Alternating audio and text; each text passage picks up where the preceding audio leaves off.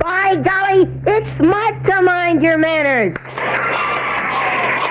Yes, boys and girls, it's time to mind your manners with Alan Ludden and his panel of typical teenagers. From the studios of WTIC in Hartford, Connecticut, the National Broadcasting Company presents a teenage discussion session designed for all boys and girls from 8 to 18. Adults are invited to sit in on the meeting, too, so gather round, because here comes the man who's in charge, that man who makes manners fun, Alan Ludden.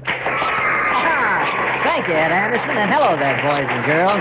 It's good to have you all with us again, and it looks like we've got a fine meeting ahead of us today. You've given your panel of typical teenagers some real problems to discuss, and they're all raring to go. So, the meeting is called to order, and the first item of business is for you to meet your panel. As usual, they will introduce themselves, so come on in, panel. E.J. Kilday, 17 years old, high school senior. Betty Ann Kelly, 17 years old, high school senior. Dick Coote, 16 years old, high school junior. Vanda Thompson, 17 years old, high school senior. Fred Smith, 15 years old, high school junior. And to speak for the boys and girls who have not yet reached the teenage, we have our old friend... Ellen Lee, 12 years old, 6th grade. Okay, panel, let's go to work. Your first problem was sent to you by a young man who lives in Edwardsville, Kansas.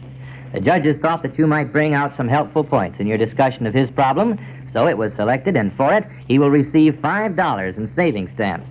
Now, this is what your friend in Edwardsville, Kansas asks. A few years ago, I got into trouble with the law, and now I have a bad reputation. Whenever something is stolen or disappears, I am accused. What can I do to make my reputation good again? All right, how can this boy improve his reputation? Let's hear first from Fred Smith. Well, I think by making a good impression all the time and always using good manners is the very best way he could do this.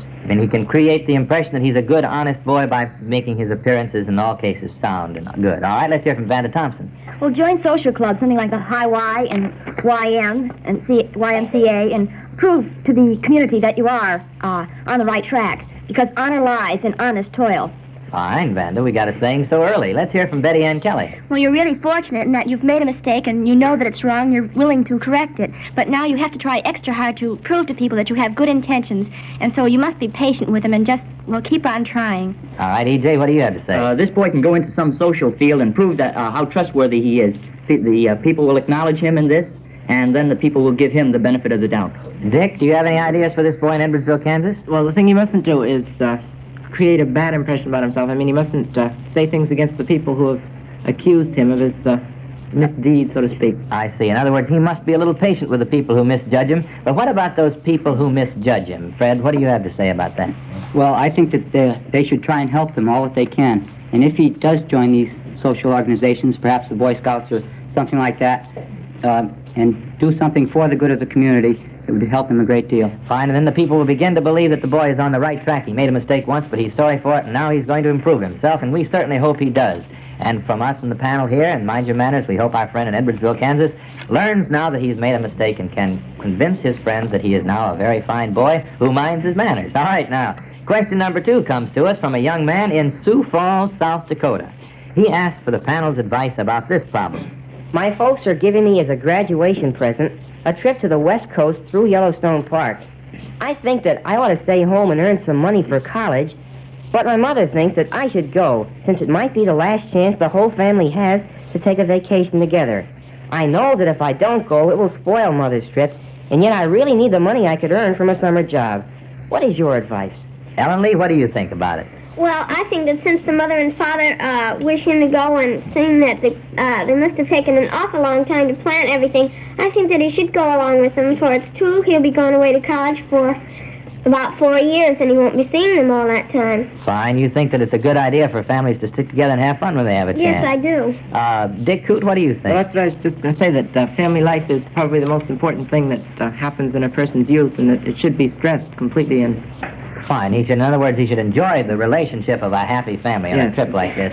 Fred Smith, what do you think? Well, I think that he definitely should go because besides having a wonderful time and having this family relationship, he would learn a great deal from it because travel is the number one way of learning. Fine. Vanda, what do you think? Well, Mother is right on that point because, after all, it may be your last time you probably will be going to college, and it'll probably be the last time you'll be able to be together. And also, I don't think you should hurt your family's feelings by refusing to go. After all, she is sacrificing the idea. She'll probably have to pay for your college career. And, I still think you should go. Good. Well, this boy wants to know, though, he wants to go, evidently, but he does feel that he ought to earn money for college. Now, He's got a choice to make. He's still going to college. Betty Ann Kelly, what do you say? Well, this vacation won't make any difference about your actually going to college, and if you're worried about the money, perhaps you can work during your college days, and, well, I wouldn't worry too much about that. After all, it's the last time you'll have with your family, and you ought to take advantage of it. If you don't, you'll be sorry. Fine. Do you have the same thing to say, E.J.? Yes, I was going to say exactly the same thing, that he could work his way through college, and also that this will be his last chance to please his mother and family before going to college. Fine. Well, then I think our panel is of one mind.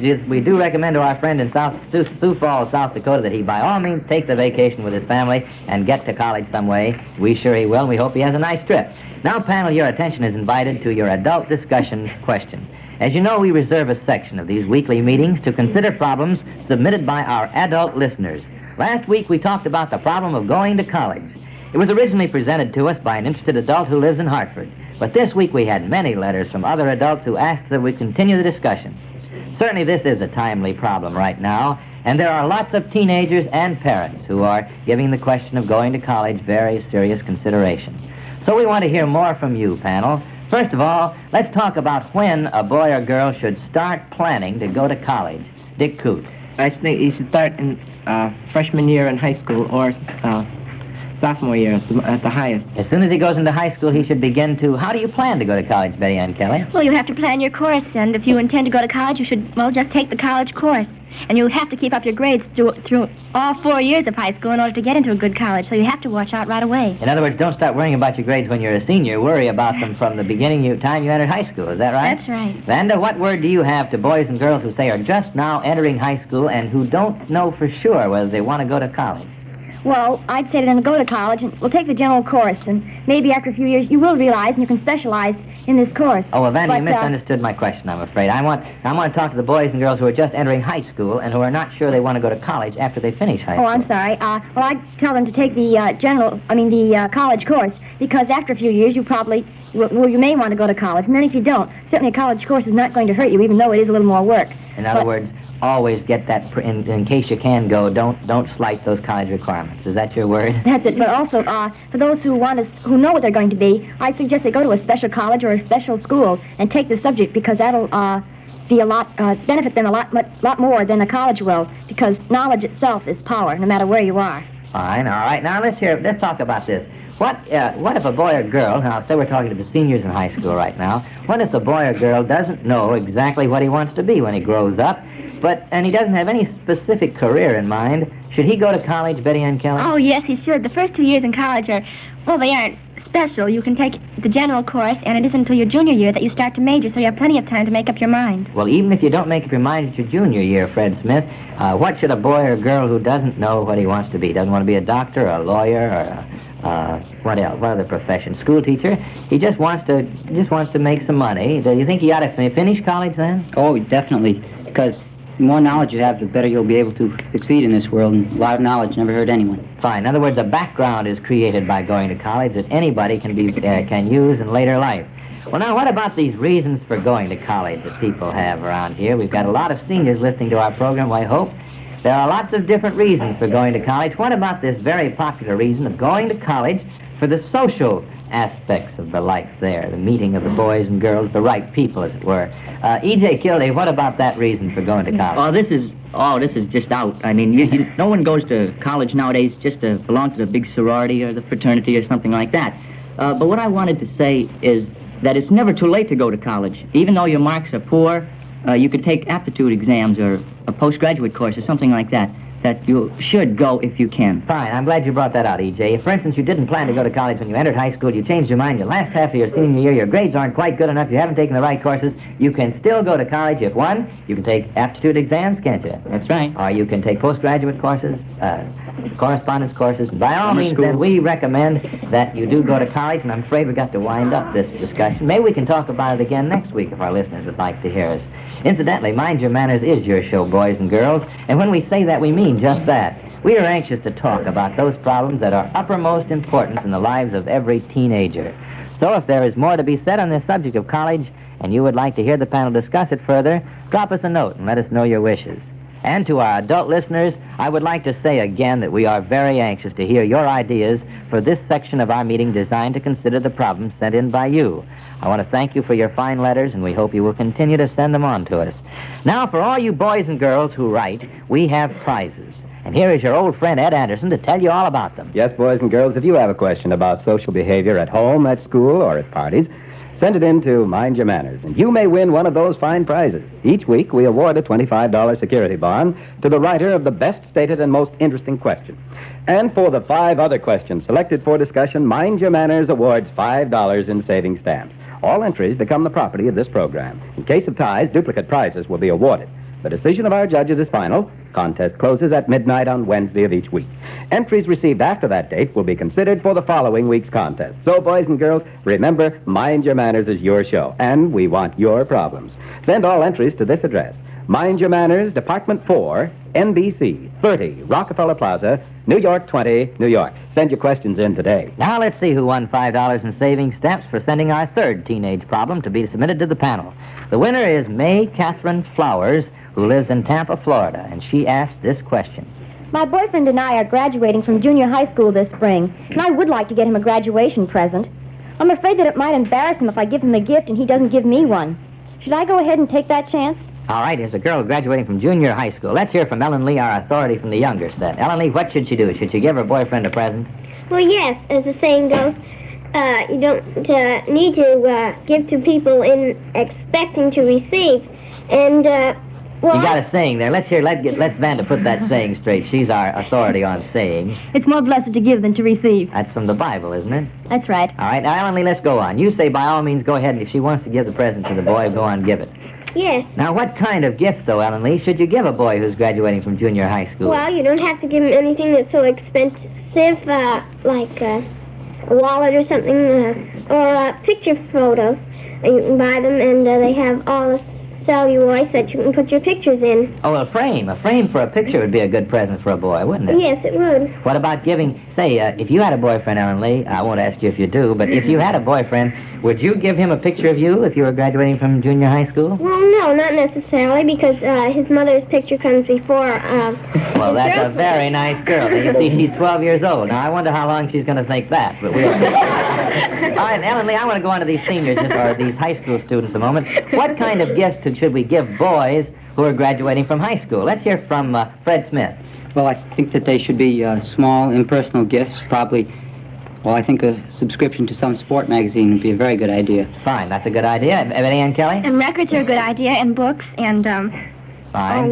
A wallet. Wallet. Anything not too expensive or not too personal. That is our recommendation, all right? We hope we helped May Catherine Flowers in Tampa, Florida, and I hope the boyfriend enjoys the gift. And now it's time to hear from our studio audience. So, how about it, audience? Are you ready for your right-wrong quiz?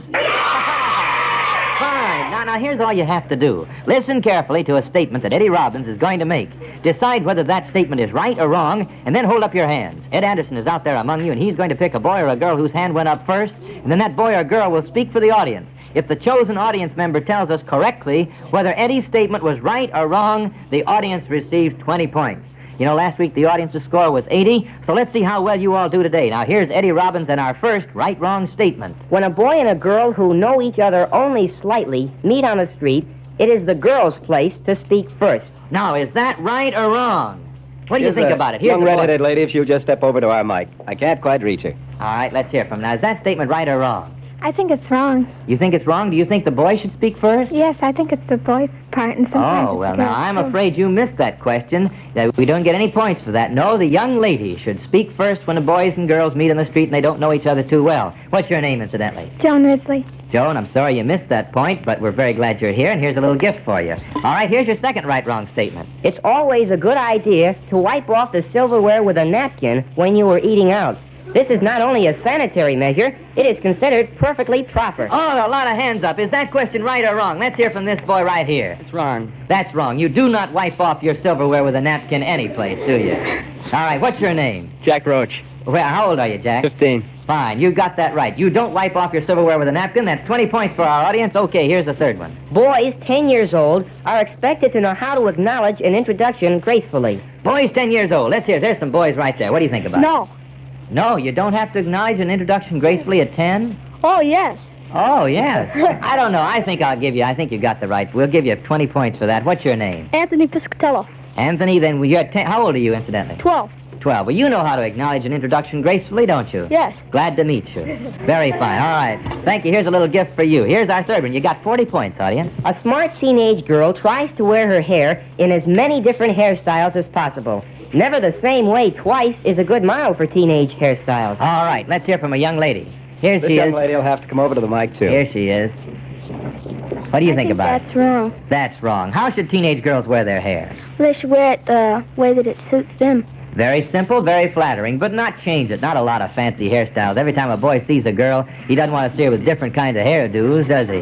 What's your name? Betty Curtis. Betty, I'm awfully glad you're here. Here's a little gift for you. Now, the audience now has 60 points. All right, here is your last one. Let's see if you can at least beat the score meet the score of last week. When a girl takes an umbrella out on a date, the boy should always carry it for her. All right, lots of hands up. What do you think about it? Here's a boy coming over to the microphone. What do you think about this matter of taking a girl who takes an umbrella out? Yes, I think it's the boy's place to carry everything a girl takes on a date. Oh, you do. Now I don't know what to. Now what about a girl? What about a girl who takes a purse, a great big purse? Does the boy have to carry that? Everything that isn't a girl's apparel, other than the purse, a boy has to carry. Oh, I see. You mean when you go out on a date? How old are you, incidentally? I'm 16. Well, when you go out on a date and a girl has a very fancy little silk umbrella, do you carry it for her? You bet your life I do. Oh, you do? Well, you're a fine gentleman, and I don't think we can in any case recommend that a boy refuse to carry a girl's umbrella. It is not necessarily true that he must, though. Girls should be expected to carry their own accoutrement, as it were. However, audience, he had such a good argument, he talked me out of it, so the audience gets 80 points. And that winds up our audience right-wrong quiz for this meeting. And your score was, as I said, 80. We hope we'll see you next week when we have a quiz then. Right now, we move back to our prize-winning questions. And for our fourth question, we're sending $5 in saving stamps to a young lady in Zachary, Louisiana. It's your turn again, panel, so let's hear what you have to say in answer to this girl's question. I am 18 years old, and my friends say that I'm very pretty. Lots of boys have asked me for dates, but my mother will not allow me to go out with boys. She says there's plenty of time for that. Lately, the boys are asking me less often, and soon I'm sure they won't ask me at all. What can I do to convince my mother she is wrong? All right, here's a problem. We've had lots of questions like this. Let's hear first from Betty Ann Kelly. Well, you'll just have to have a nice, long talk with your mother, and I hope she's listening to Mind Your Manners. But you'll have to prove to her that you can go out with boys and that you know how to conduct yourself properly. And bring in some of your girlfriends and show her that they go out with boys, and, well, they're perfectly nice girls, and that you really ought to have a chance. Do you think, Betty Ann Kelly, that a girl 18 should be allowed to go out with boys? I certainly do, because dating is the only way you'll ever get to meet boys, and when you do come to the age to be married, how are you ever going to pick the right one if you don't go out with them and get some basis of what to choose? All right, Vanda, what do you think? Well, maybe the mother is thinks she's waiting for the right boy to come along so the girl can meet him. But how is she ever going to meet this right boy if she can't go out on dates? All right, what do you think about it, Fred Smith? How old do you think, Fred? I'm going to put you on the spot here. How old do you think a girl should be when she first starts to have dates? You sure did put me on the spot. I think that it depends a great deal on the girl herself. It's probably 14 or 15. Well, you got out of that spot pretty well, Fred. And when you said it depends a lot on the girl, the situation at home, and the situation of the town in which she lives. All right, Fred, do you think that this girl should convince her mother, she's 18, do you think she should convince her mother that it's high time that she goes out with the right boys and if she conducts herself properly? Very definitely, because if she doesn't have the opportunity to go out with boys, she will not have the opportunity to gain the poise and self-confidence which she should have. All right, panel, as one body, what do you think? Should she go out at 18 with boys? Yes. All right, that's our recommendation to the young lady in Zachary, Louisiana, and we hope she convinces her mother that our recommendation is right. Now, before we move on to our fifth problem, I'd like to pause a moment and invite all of you boys and girls who are listening in right now to drop us a line.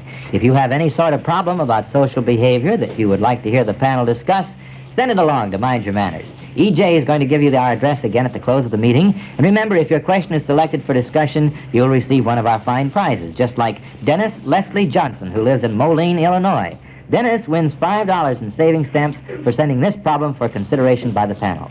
I'm 10 years old, and most of my friends have BB guns. I want one, too, but my mother says I'll have to wait until I'm 21. What should I do? All right, what about a 10-year-old boy and a BB gun, Fred Smith?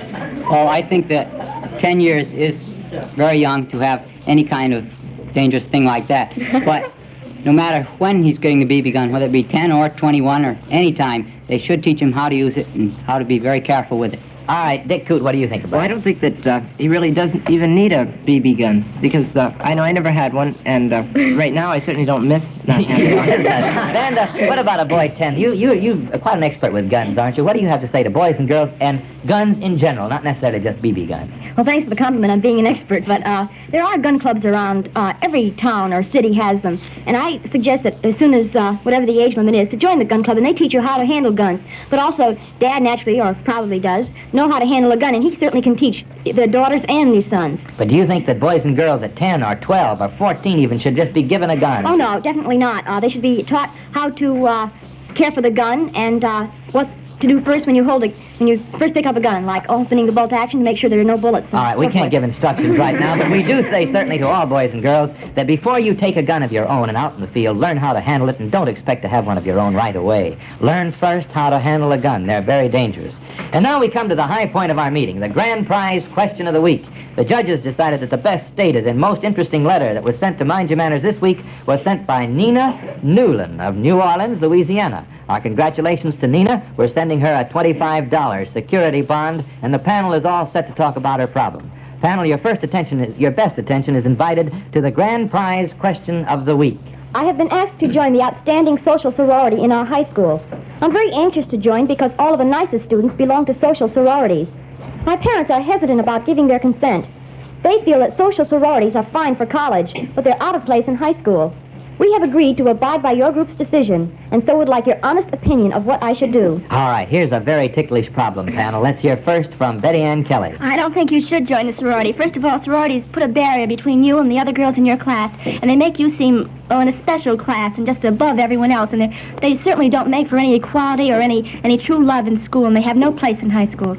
In other words, your vote is against high school sororities, Betty Ann. Certainly is. All right, let's hear from Dick Coote. What's your idea? Well, I think that you should join the sorority if, as you said, your friends are in there, or the nicest people are in the sorority, then you should... What do you mean by nicest people, though, Dick? We've got to get that defined, I think. Well, I should think that the girl would mean her best friends. In other words, people who are your best friends or you think are the nicest people. Yes. And in other words, in teenage language, nice people are those people that you enjoy. Is that what you mean? Yes. Fine, I'd like to get that defined. All right, Dick, what's your argument, though, for sororities, social sororities in high school? Well, I admit that I don't think they're necessary completely. Oh. But I do think that if there is one there, that you should join it if your friends are in it. Fine. Now, Vanda, what's your idea on this subject? Well, I believe in equality, and so therefore I don't think that sorority should be in high school, especially there, because you're put in a sort of a higher class when you do belong to the sorority. Well, let's not say higher class. Well, let's say a separate class. A separate class. All right, fine. And, well, people just... you think you're supposed to be looked up to. All right. In other words, you do think that they are apart from the large majority of the high school students. That's it. I think so your you're recommendation better. of Nina is what? That she join or not join? Not join. All right. That's 2 for, 1 against. 2 against, 1 for. Now, Ellen Lee, what do you think about it? You're 12 years old. What about high school sororities? Should Nina join or not? Well, I think it would be all right, but I mean, if it turns out to be snobbish and that they think that she's no good because she's joined there, she left all her friends out. Well, No, all her friends are in, Ellen.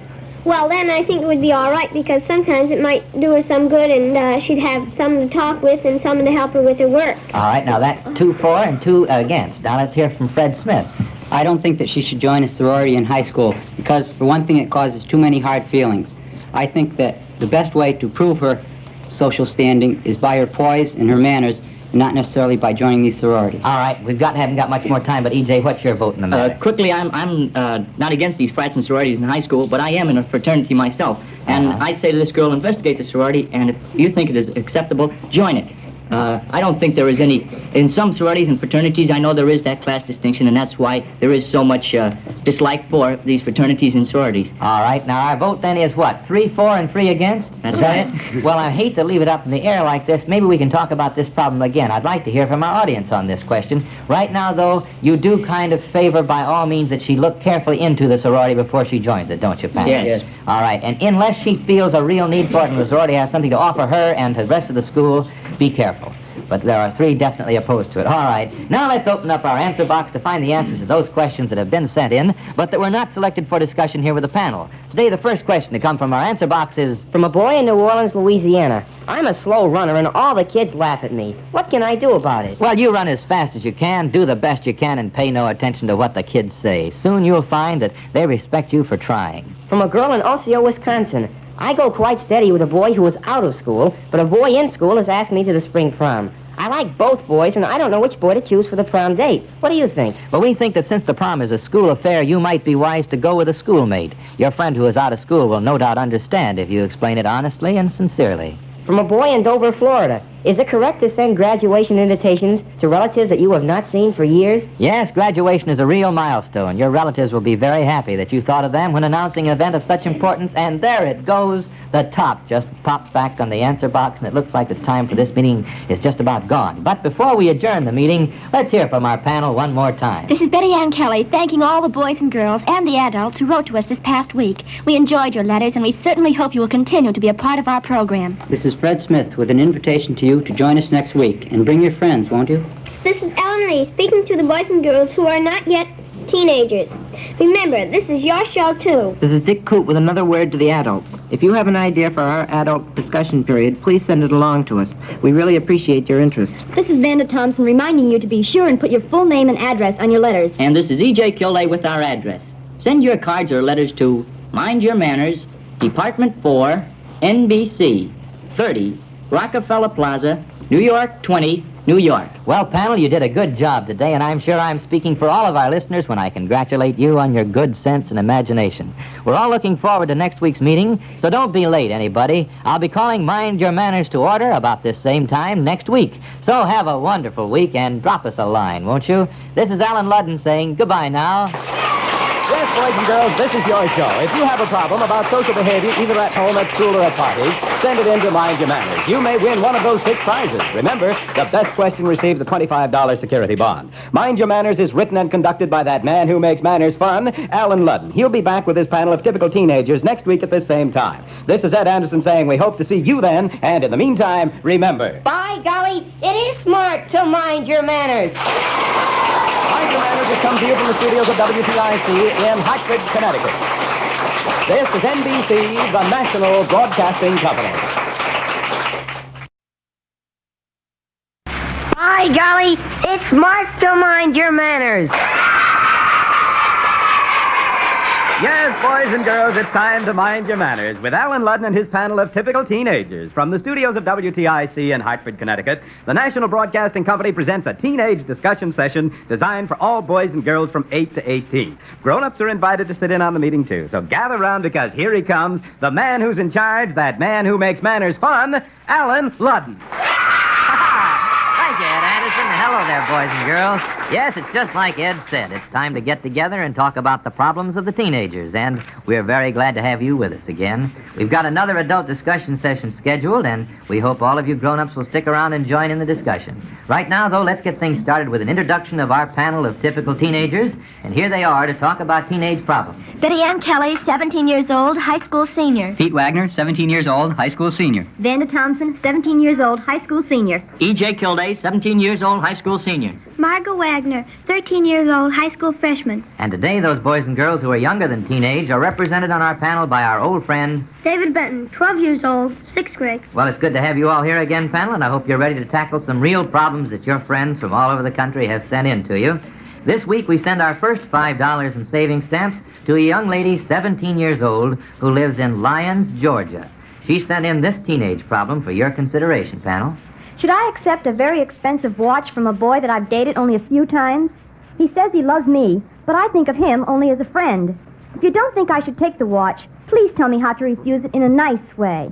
Well, it's about time for lots of girls to be getting gifts around here now. Let's hear what we're going to say to this young lady in Lyons, Georgia. What do you think about it, Betty Ann Kelly? Well, she definitely should not accept the watch, and the only way to be nice about refusing is to be honest with him and tell him that, well, you don't feel that you're old enough to be really serious with him, and any expensive gift like a watch makes you feel obligated to him, and it's such a binding gift that you just can't accept it. Vanda, what do you think? Well, the boy is in the wrong in the first place. He shouldn't give jewelry. Jewelry should be only given after you're engaged.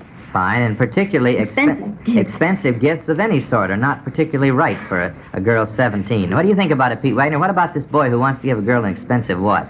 Well, I think if her boyfriend is listening in, I'd like to say a word to him that maybe in the first place he's taking too much for granted and thinking that she loves him as much as he loves her. And in the second place, a lot of girls feel insulted and obligated if they receive expensive gifts, especially before the engagement. E.J., what's your word to this Well, girl? I agree with Pete. There is too much obligation when you give expensive jewelry like this. boys shouldn't offer jewelry at all, or even any expensive item in that line. That is before they're engaged. That's right. I think that's a pretty good rule that a lot of our teenagers can just put down in their books and say that's the law. What kind of a gift would be suitable, Margot? What kind of gift would a girl like? Do you think a girl would like to get instead of an expensive watch?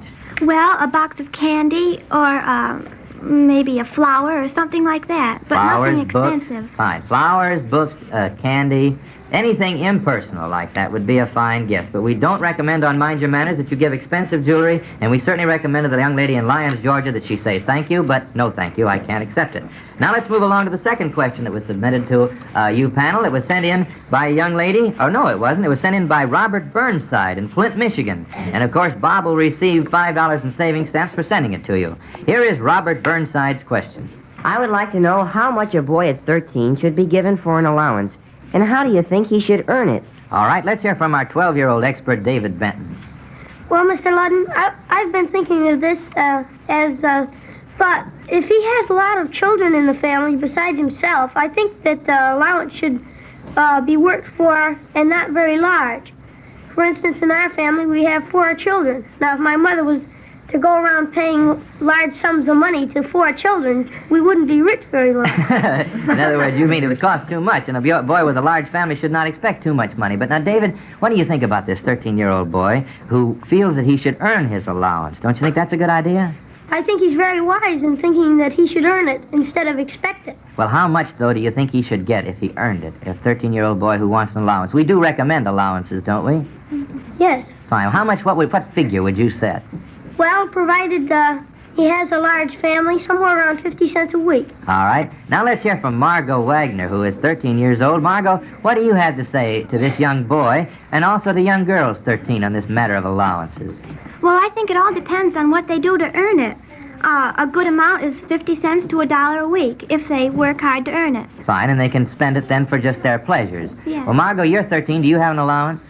Yes, I get $6 every 2 weeks, and with that I buy my own clothes and entertain myself. In other words, you have the problem of budgeting your own money that way by getting an allowance. Yes. And do you have any responsibilities that you have to discharge in order to get that $6 every 2 weeks? Well, I have to make my bed, take care of my room, and set the table. Well, panel, what do you think about it? Don't you think that's a pretty good idea? To speak to all the boys and girls all over the country that we recommend on Mind Your Manners that allowances are a good thing, but they should learn that for once and for all that they should be responsible by getting an allowance and that working for it is important and that in any case the amount should not be too much. Well, I hope that we've helped Robert Burnside in Flint, Michigan. I hope his allowance has worked out comfortably with his family, and we'd like to hear from him again. All right, you know, we're always glad to hear from our listeners, and it's a particular pleasure to learn that our weekly meetings are proving beneficial to some of our audience. This week we had a very interesting letter, and I couldn't refrain from bringing it along to the meeting today because I'd like to read part of it to you. You see, you'll see why I'm so proud of this letter when you hear what it says. It goes like this. We are a small group of mothers, 10 in number, who meet weekly to sew and discuss parental problems. This is where Mind Your Manners comes in. We've listened attentively since the program began, and you may be interested in knowing that it has become a byword in our homes, our social activities, and the children talk about it in and out of school. Mind Your Manners is a very fitting title for your program, and there is no way to guess just how much it has helped parents and children alike. We would like to hear, though, the panel discuss friction in the home. Should parents disagree with children present? Should children ever be encouraged to take sides in an argument between the parents? Well, there's more to this fine letter, but I guess we'd better get on with the discussion. Before we do, though, I would like to tell this wonderful Motherhood Circle just how much we appreciate their letter, and we certainly do hope they continue to write to us. Now, panel, let's hear what you have to say in regard to this very serious problem of friction in the home. Vanda Thompson, what do you think? Well, I don't think parents should ever disagree in front of their children. In fact, I don't think they should disagree because that gives the children a sense of insecurity. And if you have insecurity, then, well, when you grow up, you just won't be a right parent for your children. Fine. What do you think about it, David Benton? I think the first thing is to have security in the home so that the child can feel like he's got 2 good parents to fall back on. And they should agree. You think the parents should agree, and in no time should the child ever think they don't agree. But what if they do disagree, Pete? What about parents who don't agree on something? Should they argue about it in front of their children? No, they shouldn't argue in front of the children. And also, this seems to bring in the kind of parents, when you ask them to, like if you go up to your mother and ask her something, if you can go out, she'll say, go see your father. And your father will say, go see your mother. Well, I'd like to say a word to these parents. It's wrong to pass the buck like that. if you can't make the decision yourself, then it's perfectly all right to say, well, I'll tell you later after I talk it over with your father or with your mother, but don't just go passing a buck back and forth and give the children a feeling of chaos. Children are supposed to think that their parents are, well, sort of one person, and they always have the same opinion upon everything. And when parents try to make children choose sides in an argument that they have between them, well, it's just cruel, because a child can't choose between two parents that he loves when he loves both of them very much. E.J., what do you have to say? Well, not only that, when the two parents argue, it leaves the children uncertain, and not only that, it shatters his ideals of what the family really means. Margot, what do you think about this problem of parents disagreeing? Do you think that you have anything new to add to what the panel has already said? No, I can just agree with the rest of the panel. That the parents by all means should agree, and that by no means should there ever be any argument. Well, I hope our parents have been listening, and I hope that they've taken some advice from you, panel. That winds up our adult discussion period for today's meeting, but before we leave this department, may I once again invite all of the adults who are listening to write us their suggestions for subjects to be considered in this part of our meeting. We depend on you adults to give us our topics. Now, we don't have any prizes for you adults, but for the boys and girls from 8 to 18, we do have prizes, and here is Ed Anderson to tell you all about them. Yes, boys and girls, if you have a question about social behavior at home, at school, or at parties, send it in to Mind Your Manners, and you may win one of the fine prizes. Each week, we award a $25 security bond to the writer of the best stated and most interesting question. And for the 5 other questions selected for discussion, Mind Your Manners awards $5 in savings stamps. All entries become the property of this program. In case of ties, duplicate prizes will be awarded. The decision of our judges is final. Contest closes at midnight on Wednesday of each week. Entries received after that date will be considered for the following week's contest. So, boys and girls, remember, Mind Your Manners is your show, and we want your problems. Send all entries to this address. Mind Your Manners, Department 4, National Broadcasting Company, Radio City, New York 20, New York. Send your questions in today. Now let's see who won $5 in savings stamps for sending us our third teenage problem to be submitted to our panel.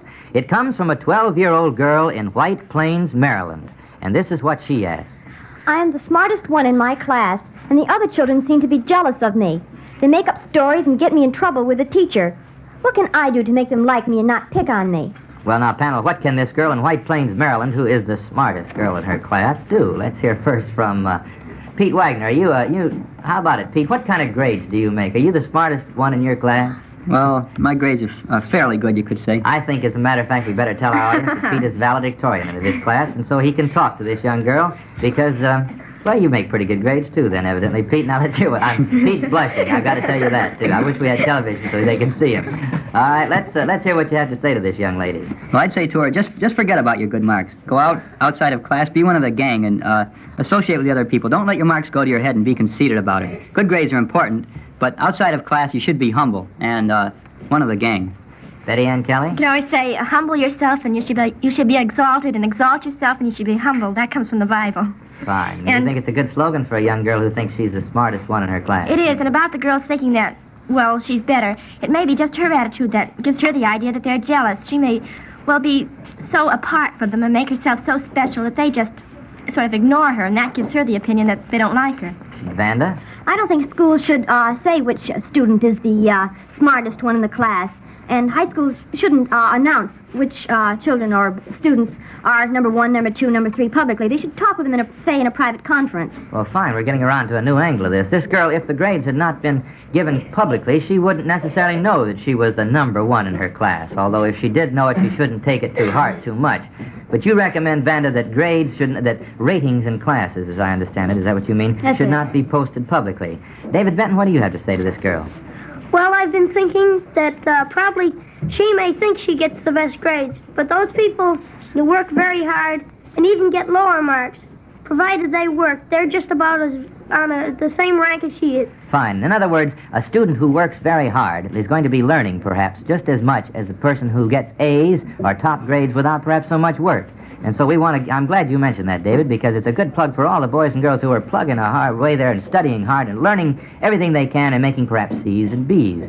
This girl who is making all A's, for instance, should not then think that she's the smartest in her class, and we hope she gets along better with her classmates after this. And now, you know what it is? It's time to hear from our studio audience. So how about it, audience? Are you ready for your audience quiz? Yeah! Fine. Now, here are the rules of your contest. They're very simple. Eddie Robbins will make a statement about some fine point of manners. That statement can be right or wrong, and it's up to you to decide which one it is. Now, you hold up your hand, and Ed Anderson will pick one of you to speak up for the audience. If you tell us correctly whether Eddie's statement is right or wrong, the audience gets 20 points. Now, last week our audience score was 80, so let's see how well you can do today. Here's Eddie Robbins with our first right or wrong statement. It spoils the pleasure of getting flowers for a girl if her date calls up to check on the color of corsage she would prefer. All right, now, what about it? Girls getting corsages. Let's hear from this young lady, right? No, I don't think it does. That statement is wrong, and you're right. That's 20 points. What's your name? Judith Blumenthal.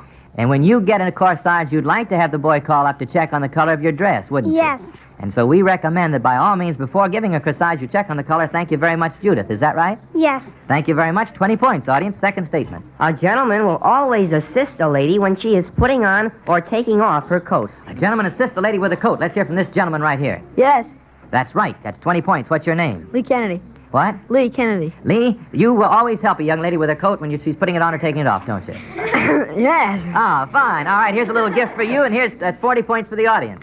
If you really want to impress people with your table manners, you should take very dainty bites, hold your silverware with 2 fingers, and act like you are not very hungry. All right, what about that kind of table manners? Are those good manners? What do you think about it, young lady? I think that you don't have to do that. You're so right. That's a wrong statement. That's 60 points for the audience. What's your name? Jean Bellevue. Fine, Jean. We recommend that table manners be very proper, but they don't have to be fancy or fussy. All right, 60 points, audience, and here's a little gift for you. When taking a date to dinner in a restaurant, a gentleman always allows the lady to give her own order to the waiter. A gentleman always allows a lady to give her own order to the waiter. What do you think about it, young man? No, I don't. No, the gentleman gives the order to the waiter. By golly, they've got 80 points. What's your name? Alex Pavlon. Fine. I want to thank you very much. Here's a little gift for you. It's perfectly true that the gentleman always takes the order from the lady, and the gentleman always gives it to the waiter. Here's your last one. If you get this right, you get 100 points. Clean fingernails are a must if you want to be well-groomed. And a well-mannered teenager is a well-groomed teenager. Oh, look at the hands that are up. I wonder who we're going to pick. Here's a young man. Yes, I think it is. That's 100 points. That's certainly true. Clean fingernails are a must if you want to be well-groomed. And if you're well-groomed, you're going to perhaps be well-mannered, but certainly a well-mannered boy is always well-groomed. What's your name? Fred Yeager. Fred, thank you very much. Are your fingernails clean? Yes, they are. They're fine. Thank you a lot, Fred. Here's a little gift for you. And audience, you made 100 points, so I think, panel, you ought to give the audience a hand. Audience, give yourself a hand. Fine. Thank you very much. I hope you'll all come back to see us next week. Hope you had a good time this week, and congratulations on your score. Right now, though, it's time to turn back to the panel, and we're anxious to hear what they have to say in answer to the question that was submitted by a young lady who lives way down in Galveston, Texas. This is her problem. Pardon me, Vanna. I'm 14 and a half years old and a sophomore in high school. Many of the boys my age use their parents' cars for dates. My girlfriends all go out with them in the cars, but my mother will not allow me to go out on a date in a car if there is no adult present. I don't know what to say when a boy asks me for a date in a car. Should I tell him to get another means of transportation? Or should I just say not to go, or should I just not go out with him? Fine. Now, here's a 14-and-a-half-year-old girl who has a problem about going out with a car. Betty Ann Kelly, what? Out in a car with a boy, that is. All right, let's hear from you, Betty Ann Kelly. Well, I think the girl ought to be congratulated in the first place because she seems to accept her mother's decision and thinks she's right. And about going out with a boy, I think if he really wants to go out with you, it won't matter that you aren't able to go in the car. And we'll just tell him the truth, that Mother is very willing that you go out with him and you'd love to go yourself, but there's just a little rule in your family that you aren't allowed to go out in a car alone with a boy unless there's an older person along. And that if it's all right with him, you'd be very glad to go on a bus or perhaps get an older person to go along with you. Fine. Pete Wagner, what would you do if a very attractive young lady said that to you? Would you still want to go out with her? I certainly would. If I thought enough of her to ask her to go out, then I wouldn't mind either walking or having one of our parents drive us to the dance. But one thing, I'd feel badly if the girl just said no because she couldn't go out in my car with me. Fine. By all means, then, you're saying to this girl in Galveston, Texas, to go out with the boys and be very frank and honest about the stipulation of your parents. Betty Ann, I think it's fine that you complimented this young lady in Galveston for so being willing to obey her mother in the matter. And I think, panel, that we're going to leave the problem right there. Do you all agree that she should go out, panel? Yes. Yes. You do agree that she should say very honestly to her date that she'd love to go if he would agree to the stipulations set by the girl's parents. Fine. Now let's go on to our fifth problem, rather. But before we do, I'd like to pause a moment and invite all of you boys and girls who are listening right now to drop us a line. If you have any sort of problem about social behavior that you would like to hear the panel discuss, send it along to Mind Your Manners.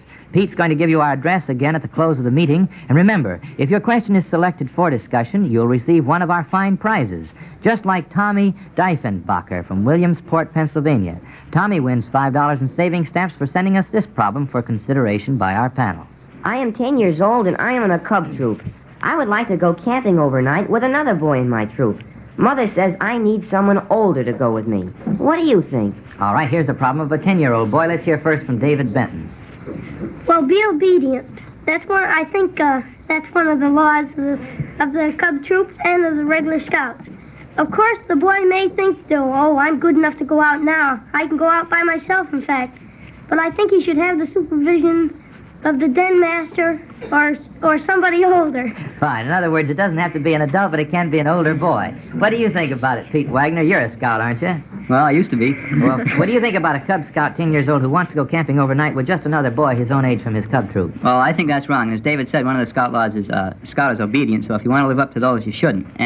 But I think camping is one of the best things for a boy of that age. But as I remember, when I was in the Cub Scouts, there's a Boy Scout for each den, and a den leader or something like that. And why don't you ask your den leader to go out with you camping, or your den leader and assistant den leader, and if you have 2 scouts and go with your friend, 2 scouts and 2 cubs, you can go out and have a swell time camping. Fine.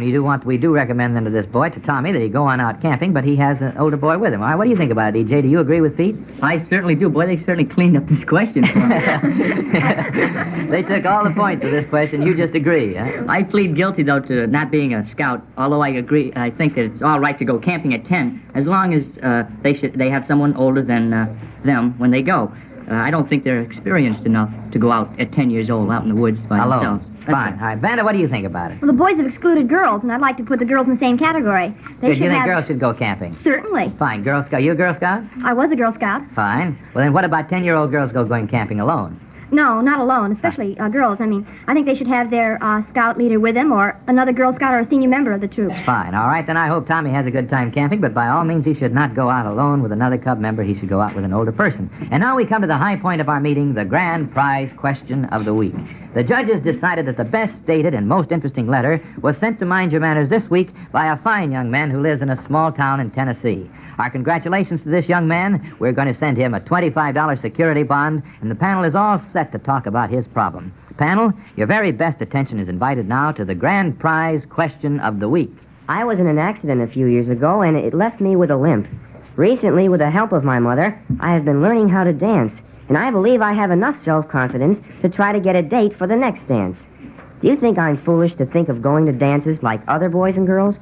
Will the girls feel funny dancing with me?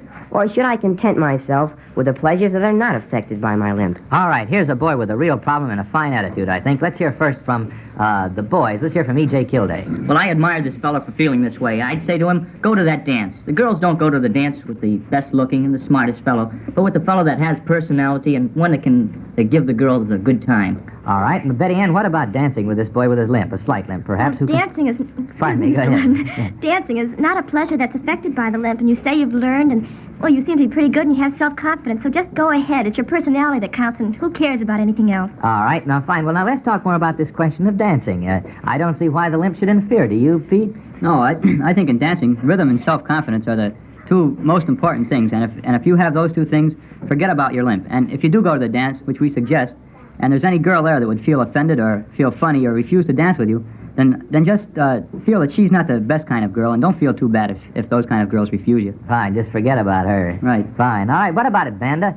Do you agree that rhythm and self-confidence are important in this matter of being a good dancer? Oh, yes, I want to praise this fellow for his self-confidence, because I think a lot of people who have had some similar handicap, well, they lack self-confidence, and they're afraid to go out and face the world. They think that they just belong in a secluded corner for people. And, well, I still want to praise him for his self-confidence and wanting to go and dance. Well, fine. We do think that he's right in wanting to go out, and there's no reason at all why he shouldn't have a good time and why the girl shouldn't have a good time dancing with him. Margot, do you dance? Well, a little. A little? Well, I'm sure that when you start dancing, Margot, let me ask Betty Ann Kelly. I think she's quite a dancer. Betty Ann, do you think that rhythm is the most important thing about dancing with a boy? A boy who has good rhythm and has self-confidence about it, is he a good dancer usually? He's a perfect dancer. Fine. Well, and I think we should recommend to this boy and to all boys and girls who feel a little insecure that they should go out and have a good time with self-confidence. Incidentally, panel, don't you agree that perhaps there are boys and girls who don't limp or who have no handicap at all who still feel insecure in going to dances? And it's, what do you have to say to them, Pete? What do you think about these boys who wonder about their first date to a dance? Well, I can't blame him. I remember my first date. I was a little insecure and not too self-confident, but don't let it stop you. If something goes wrong on the first date, don't think it's going to go wrong on every date. Fine. Just in other words, keep going and have a good time and keep your self-confidence up. All right, fine. Now let's open up our answer box. We're going to find here the answers to those questions that have been sent in, but they were not selected for discussion with our panel. Today, the first question to come from our answer box is From a girl in Detroit, Michigan. I've invited a boy to 2 of the dances given by my dancing class. He happened to have dates for both of them, and so he couldn't go with me. Now we're having another dance, and I'd like to invite him again. Should I? Or do you think he'll think I'm chasing him? Well, if he has not asked you out since you last invited him to your dance, we suggest that it might be better if you did not invite him again until he has returned the compliment or indicated his interest in you in some other way. From a girl in Sarasota, Florida. Is it proper for parents to open a daughter's mail and read it before she gets home? No, it is very bad manners for anybody to read anybody else's mail. From a girl in Clymer, New York. I'm giving a birthday party, and I'm inviting all of my Sunday school class. I'd like to ask one girl in another class, but I can't invite all of the rest in her group.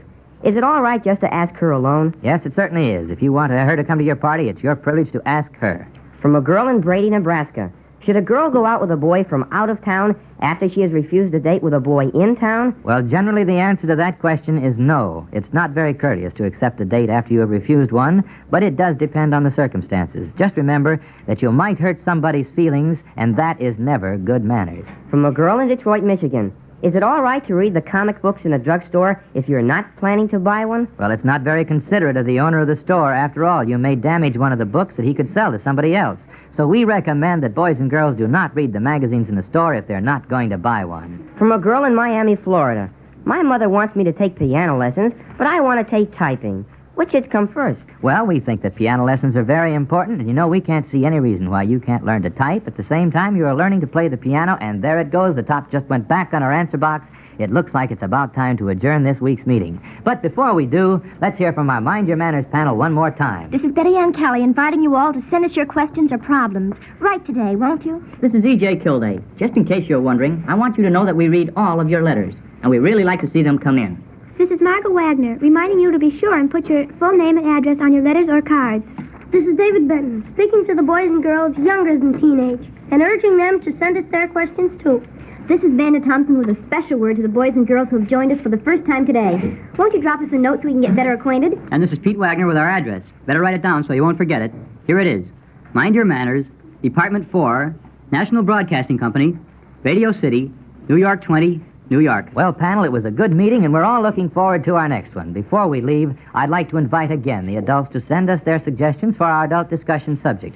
Remember, I'll be calling Mind Your Manners to order about this same time next week, and I hope you're all going to plan to join us and bring your friends. Have a wonderful week. In the meantime, drop us a line, won't you? And this is Alan Ludden saying goodbye now. Yes, boys and girls, this is your show. So if you have a problem about social behavior, either at home, at school, or at parties, send it in to Mind Your Manners. You may win one of those 6 prizes. Remember, the best question receives a $25 savings bond. Mind Your Manners is written and conducted by that man who makes manners fun, Alan Ludden. He'll be back with this panel of typical teenagers next week at the same time. This is Ed Anderson saying we hope to see you then, and in the meantime, remember... By golly, it is smart to mind your manners.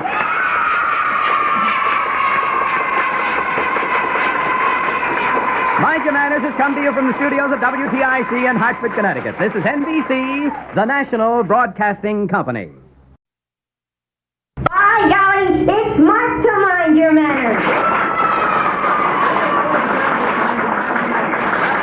Panel of typical teenagers From the studios of WTIC in Hartford, Connecticut, the National Broadcasting Company presents a teenage discussion session for boys and girls from 8 to 18. Adults are invited to sit in on the meeting, too, so gather around, because here he comes, the man who conducts the meeting, that man who makes manners fun, Alan Ludden.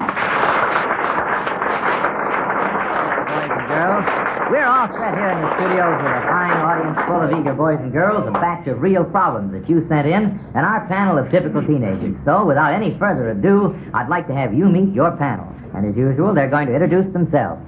E.J. Kilday, 17 years old, high school senior. Vanda Thompson, 17 years old, high school senior. Pete Wagner, 17 years old, high school senior. Betty Ann Kelly, 17 years old, high school senior. Fred Smith, 15 years old, high school junior. And as our authority from the younger set, we have our old friend. Ellen Lee, 12 years old, 6th grade. Well, panel, this past week we heard from a lot of your friends all over the country, and they sent you some very interesting problems. And we're sending the 5 boys and girls whose letters were selected for discussion $5 in savings stamps. And for the grand prize winner, we send a $25 security bond. So now let's see what your problems are today.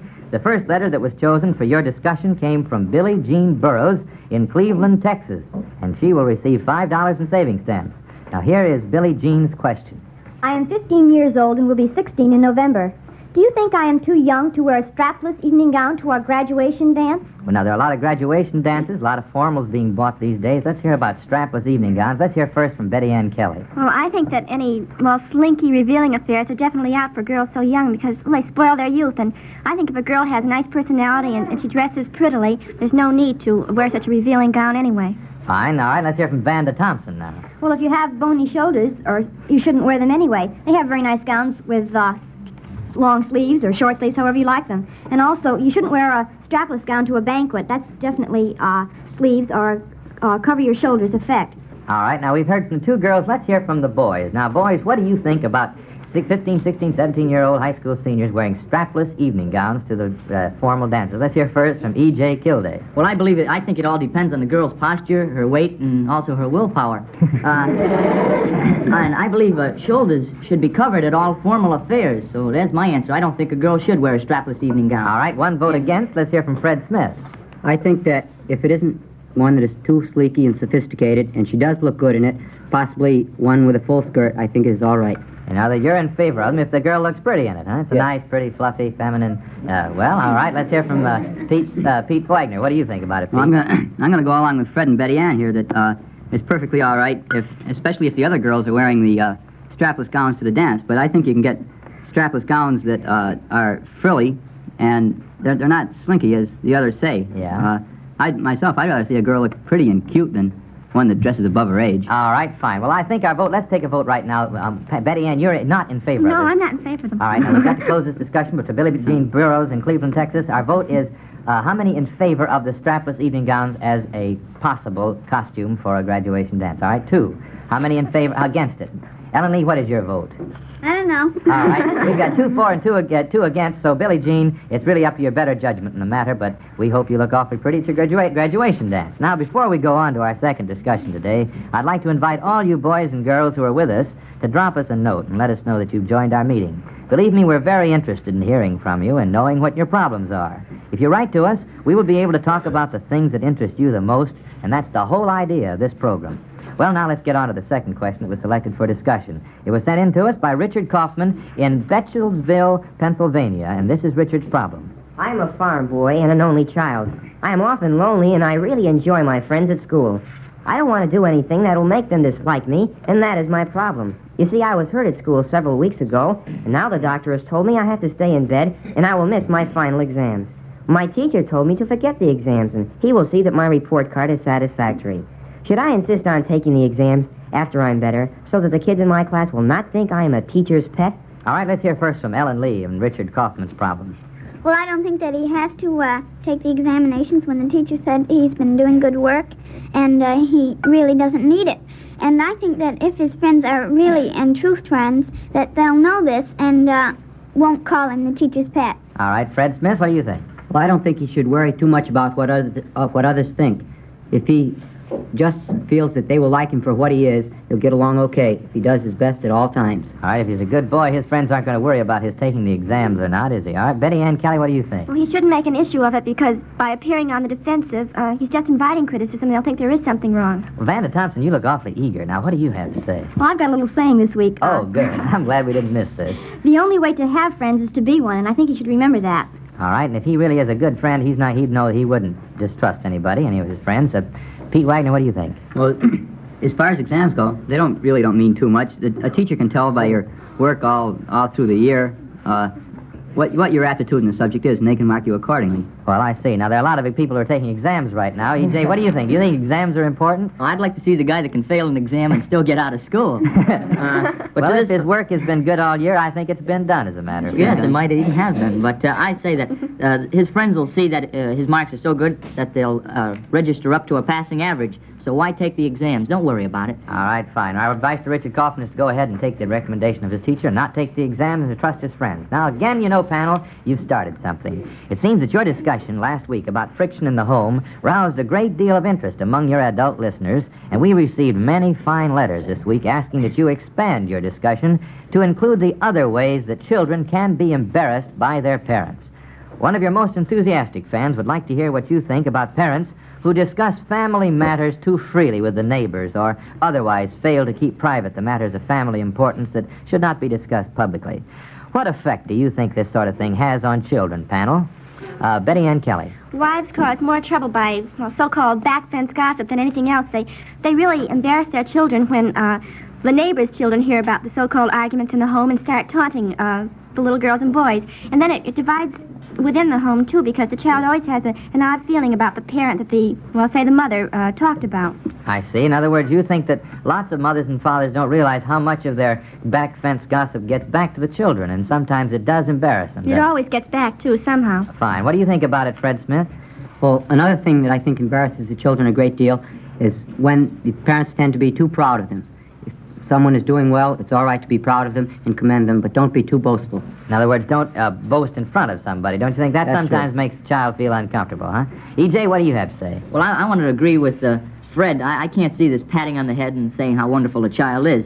The child actually wilts in this process, and it doesn't help to make his personality any better, I don't believe. Well, now, what about the reverse of that? What about the parent who... Ellen Lee, I'm going to ask this to your question. What do you think about parents who yell at their children or who fuss at their children in public? Does that ever embarrass boys and girls? Oh, yes, it does quite a lot because then there's the few of the children and playmates that are walking around.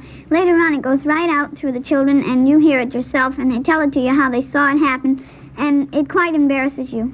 Ellen Lee, when do you suppose boys and girls start feeling this thing called embarrassment? Do you think it starts at, say, 10 or 12 or anything like that? Well, it might even start before that, around 5 or 6. The parents may not realize this, but it really does happen then. You know, the little boys and girls 5 or 6 can really be embarrassed by things that go on that the parents don't perhaps realize. Is that what you mean? Yes. Fine. Pete, what do you have to say about this problem? Well, speaking of embarrassing children, I don't think anything could be more embarrassing than these mothers that go out with their children, especially boys, around from 6th or 7th grade up and kiss them in public and and show such affection to them. And like when they go out with their friends, they tell them to keep their feet dry and don't go in deep water when they're swimming. I think that's one of the most embarrassing things they can do. You boys and girls appreciate affection, but not too public displays. No, there's always a time and a place for everything. Fine, but we do recommend certainly that all boys and girls have the feeling that their parents are very fond of them. Well, that's a very interesting discussion question. Maybe we'll hear more about it. And as we close the adult discussion period of today's meeting, I would like to say to all of our adult listeners that we are sincerely interested in hearing your ideas for subjects suited to this part of our meeting. If you have an idea that you would like to hear discussed by this panel of typical teenagers, won't you drop us a line and let us know what it is? We appreciate your letters, and they all receive our fullest attention. Now, we have no prizes for the adults, but for all you boys and girls, we do have prizes, and here is your friend Ed Anderson to tell you all about them. Yes, boys and girls, if you have a question about social behavior at home, at school, or at parties, send it in to Mind Your Manners. You may win one of the fine prizes. Each week, we award a $25 security bond to the writer of the best stated and most interesting question. And for the 5 other questions selected for discussion, Mind Your Manners awards $5 in savings stamps. All entries become the property of this program. In cases of ties, duplicate prizes will be awarded. The decision of our judges is final. Contest closes at midnight on Wednesday of each week. Entries received after that date will be considered for the following week's contest. So, boys and girls, remember, Mind Your Manners is your show, and we want your problems. Send all entries to this address. Mind Your Manners, Department 4, National Broadcasting Company, Radio City, New York 20, New York. Send your questions in today. Now let's see who won $5 in savings stamps for sending us our third teenage problem to be submitted to the panel. It comes from Loretta Hill in South Coventry, Connecticut, and this is what Loretta asks. I am a country girl, 14 years old, and I would like to earn some money this summer to help with my high school expenses. What kind of work do you suggest for girls who live in the country? I would be willing to work inside or out of doors, but it must be daytime work. All right, there are a lot of boys and girls who are getting ready to earn some money this summer with vacations so near. Pete Wagner, what do you have to say to this girl? Well, around here, of course, there's not too much problem for country girls because the tobacco farms offer employment for almost anyone. They hire a great number of girls and boys, too. All right, then you think the tobacco farms around in Connecticut here. In Connecticut, but as far as other places goes, if I lived in another place in the country, I'd go to the nearby towns and communities and see the personnel departments of plants that hire quite a bit of people, and the personnel departments usually can arrange to have somebody that comes by your house in a car pick you up and give you a ride in. All right, Betty Ann Kelly, what word do you have, this girl? Maybe she could get a job taking care of a certain youngster for a few days in the week, and that would work out very nicely, but it's hard to suggest a particular, occupation. But the best thing you can do is to tell the girl how to act when she looks for a job, and well, tell her to be polite, and remember she has to have the business-like approach and be direct in her terms and tell the employer just what she wants and what a type of work she wants to do. Fine, that's a good idea. Fred Smith, let's talk some more about that. There are a lot of boys and girls who are going to work this summer. Now, let's talk about the attitude they should take in applying for a job. Well, I agree with Betty Ann that you should be polite and very courteous and straightforward when you're applying for a job. All right, then I hope we can talk about this problem some more, but I hope the Loretta Hill in South Coventry gets a good job this summer and saves some money for school next year. And now let's hear from our studio audience. So, how about it, audience? Are you ready for your right-wrong quiz? Yeah! Fine. Now, the rules of your quiz are very simple. Eddie Robbins will make a statement about some fine point of manners. That statement can be right or it can be wrong, and it's up to you to decide which one it is. Then you hold up your hand, and Ed Anderson will pick one of you to speak up for the audience. If you tell us correctly whether the statement was right or wrong, the audience gets 20 points. You know, last week our audience made 100, so let's see how well you can do today. Get ready now, because here is Eddie Robbins and the first right or wrong statement. The proper way to eat a lettuce salad is to wrap the lettuce around your fork. It is not proper to cut lettuce with a knife. All right, now, is that right or wrong? There are lots of hands in the air. Let's hear Here's the young lady. I think it's wrong. You think it's wrong, and you're right. Buddy, in a small, informal group. All right, now, is that right or wrong? Let's hear from this young lady. That is right. That is right. It is very bad manners to leave a stranger stranded. Always introduce strangers and make them feel at home. What's your name? Nancy Rowe. Is it Nancy? Yes. Glad to have you, Nancy. You got 20 points. That's 40 for the audience, and here's a little gift for you. Here's our third one. When young, unmarried girls sign letters addressed to persons they do not know very well, it is proper to put Miss in parenthesis before their name. All right. Young, unmarried girls signing letters. All right, what do you think about it? Yes. Yes, it is perfectly proper to put Miss in parenthesis before your name if you're addressing a letter to persons you do not know very well. 60 points for the audience. What's your name? Eleanor Falmouth. You got 20 points for the audience, and here's a little gift for you. At parties, a gentleman always pays attention to his date and never leaves her alone without someone to entertain her. All right, at parties, a gentleman never leaves his date alone. Let's hear from a young... That's right. That's right. What's your name? Don Patchell. Don, you got 20 more points. The audience has 80. You're never going to leave your date alone, are you? You're always going to keep her entertained. Yeah. He says yes. All right. Thank you a lot, and here's a little gift for you. When applying lipstick in public, a girl should never remove the smudges from her teeth with tissue. That should be done in private. All right. How many of you girls wear lipstick? Let's hear from a girl here. That's right. You think that's right? Now, first of all, do you think that if you put lipstick on, you should not wipe off the lipstick when it gets on your teeth?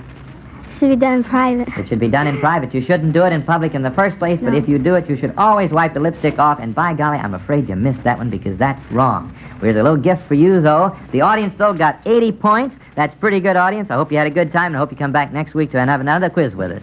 Right now, though, it's the panel's turn again, and they are faced with a problem that was sent in to them by Alvin Weber, who lives in Knoxville, Tennessee.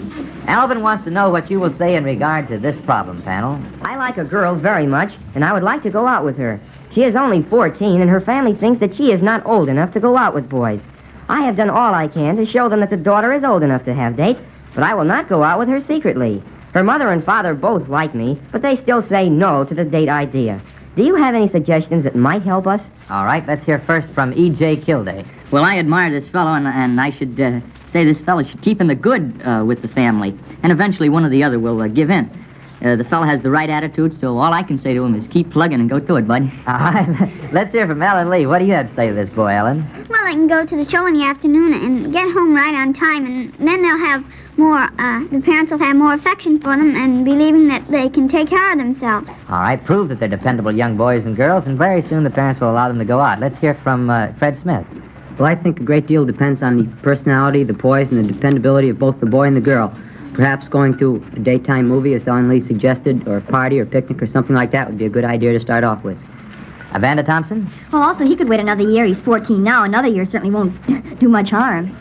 All right, then your recommendation is, it seems to me, to kind of let the boy ride as things are, huh? Betty Ann Kelly, how does this boy, though, argue with the parents? Do you think he ought to argue with the girl's parents about this matter? No, I don't think he should argue at all, because he should realize that it's the girl's responsibility to prove that she's old enough to go out on dates, and the most he can do is just to be pleasant and courteous, as he has been. I see. Pete Wagner, what is your nod to this to Alvin Weber in Knoxville, Tennessee? Well, it's entirely up to the parents of the girl, and if the girl's worth it, I should say wait for her. And, but although I do appreciate your not wanting to go out secretly, that would be one of the worst things you could do. Fine, and you think that 14 might be a little young, but as you suggested, they can perhaps have daytime dates, they can have picnics, they can go to parties together, and very soon the parents will feel that it's perfectly all right for them to go out, we hope.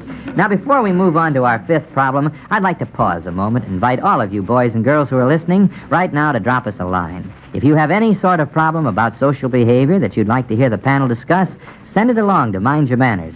Pete's going to give you our address again at the close of the meeting. Now remember, if your question is selected for discussion, you'll receive one of our fine prizes, just like Ann Wilson, who lives in Orlando, Florida. Ann wins $5 in savings stamps for sending this problem for consideration by our panel here. Recently, a boy my age moved to our neighborhood. Every time he sees me out in the yard or at the store, he smiles and says hello. He seems like a nice boy, and he's very friendly. How can I go about meeting him properly? I can't just walk up and introduce myself, can I? I don't want to appear bold and scare him off. Well, now, here's a girl who doesn't want to scare off a new boy in the neighborhood. Now, let's hear first from Betty Ann Kelly. Well, why can't you just go up and introduce yourself? As you say, he is a new boy, and he probably wants to get acquainted just as much as you do. So we'll just walk up and say, I thought it's about time we got acquainted. My name is Ann Wilson. All right, that's a good way to do it. As a matter of fact, you've even given her practically the words to do it. In other words, the propriety of the matter is actually, as a neighbor, she should be welcoming him to the neighborhood, particularly since he has done all he can do, hasn't he, That's by right. smiling. Pete, what do you think about this boy? Do you think that he should have introduced himself to Ann Wilson? No, I don't. He should leave it up to the girl who already lived in that neighborhood to introduce herself. Then a word to the girl, don't worry about scaring him off. I'll bet every time he sees you, he wishes you'd say something to him. You'd probably be tickled pink if you introduced yourself. Fine, well, but she doesn't definitely want to scare him off. Amanda, what do you think? Well, I agree with Pete on that part, too, but I was thinking of another version of this. Adults, women, men, have this problem, too. And lots of times they don't think that it's proper to introduce themselves when they're a stranger in the midst. But I think they should do the same thing that this Ann Wilson should do. In other words, self-introductions. You know, that really is a problem in manners with a lot of people. Ellen Lee, at 12 years old, do you think that young boys and girls should go up and introduce themselves to each other? Yes, how else are you going to get introduced? Fine. Sometimes you have nobody to introduce you, and you might as well do it. And Ellen Lee, do you think you'd be able to do it without feeling embarrassed about it? Yes, I think it would be perfectly all right, especially as in her position. He's a new boy, and nobody else around would know him either. So it's up to somebody to go up and introduce themselves to him or her. All right, and just go up friendly. So as Betty Ann said, my name is so-and-so. Fred Smith, what do you think about this problem? Well, I think that the adults as well as the teenagers shouldn't make too much of an issue of this problem. Just very courteously and simply go up and introduce yourself to the newcomer. You know, panel, we've really talked about this kind of problem several times before. It has to do, doesn't it, with poise. How did we define poise at one time or another in our discussions here? Do you remember that, anybody? I think we've talked about poise as being having a sense of humor and being sure of yourself to the extent that nothing is too great a problem if you treat it with ease and gracefulness. And so this is something Ann Wilson can acquire here and go up and introduce herself with poise, and I'm sure she's not going to scare the boy off. And you know, now we come to the high point of our meeting, the grand prize question of the week. The judges decided that the best stated and most interesting letter was sent to Mind Your Manners this week by a young man whose name we will not read. He lives in Hartford, Connecticut. His letter was very interesting, and his problem was one that should interest many of you. So our congratulations go to this young man. We're sending him a $25 security bond, and the panel is all set to talk about his problem. Panel, your very best attention is invited now to the grand prize question of the week. Last week, I invited a girl I have liked for a long time to my senior reception. Now I have learned that she has asked another boy to a very important affair the day after my reception. If she doesn't care enough for me to ask me to that event, why did she accept my invitation? Should I ask her for an explanation, or do you think I should retract the invitation to my reception? I do not want to be a sucker. All right, here's a boy who doesn't want to be a sucker. What about it, Fred Smith? You think he is? No, I don't think he's a sucker, and I don't think that she owes him any explanation whatsoever, because she's not obligated to him in any way. Fine. Now, what do you think about it, Betty Ann? Well, he ought to be glad that she accepted his invitation to go to the dance and just let it go at that. After all, as Fred says, she's under no obligation to him. They aren't going steady or anything like that. Vanda? Well, it's none of his business who she's going out with the following night. She's not tied down to him in any way whatsoever. All right. Now, what do you think about it, Pete Wagner? Well, if you like the girl as much as you say you do, take her by all means, and don't ask any questions about it.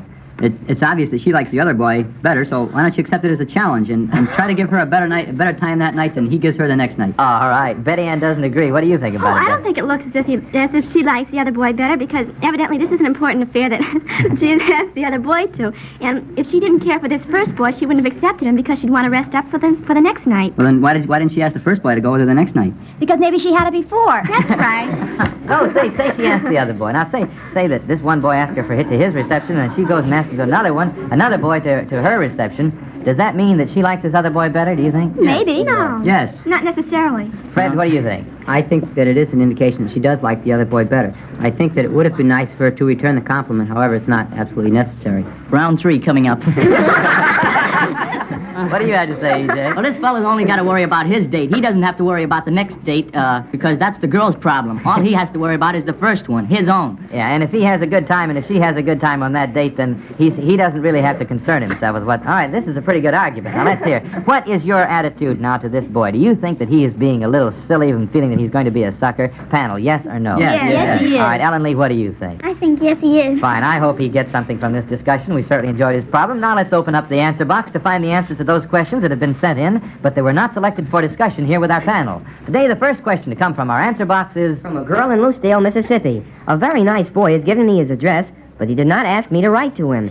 Is it polite for girls to write first? His giving you the address was a tacit invitation to write. If you would like to write to him, we suggest that you do. But keep your letter brief and impersonal. Then by all means do not write again until he answers your letter. From a girl in Chippewa Falls, Wisconsin. Is it proper to ask a boy to take my girlfriend to a wiener roast I'm giving? Yes, if you're planning to have the boys and girls paired off in couples at your party. But don't ask the boy to provide transportation if it is going to be inconvenient for him to do it. From a girl in Macon, Missouri. I like to have girls spend the night at my house, but my mother says that they make too much noise. What should I do? Well, we suggest that you prove to your mother that your friends can be quiet by keeping them entertained and controlling any unruly behavior. Then your mother will allow you to have overnight guests, we think. From a girl in Homestead, Florida. Do you think that girls in the 6th and 7th grade should go to dances once in a while if they like to dance? We think that private at-home dancing parties would be all right, but we definitely do not recommend that girls your age go to public dances. From a boy in Shively, Kentucky. Does a young boy have to take his hat off every time he goes into a house? Yes, always. It's a very good habit to learn as soon as you start wearing a hat. From a girl in Hialeah, Florida. After having 5 or 6 dates with a boy, he asked me to go steady. I told him we were too young, and he never asked me for another date. Now he doesn't speak to me when we meet in the hall. Is it still my duty to speak first? Well, no, we think this boy is being very silly, and it certainly is not your obligation to force a conversation.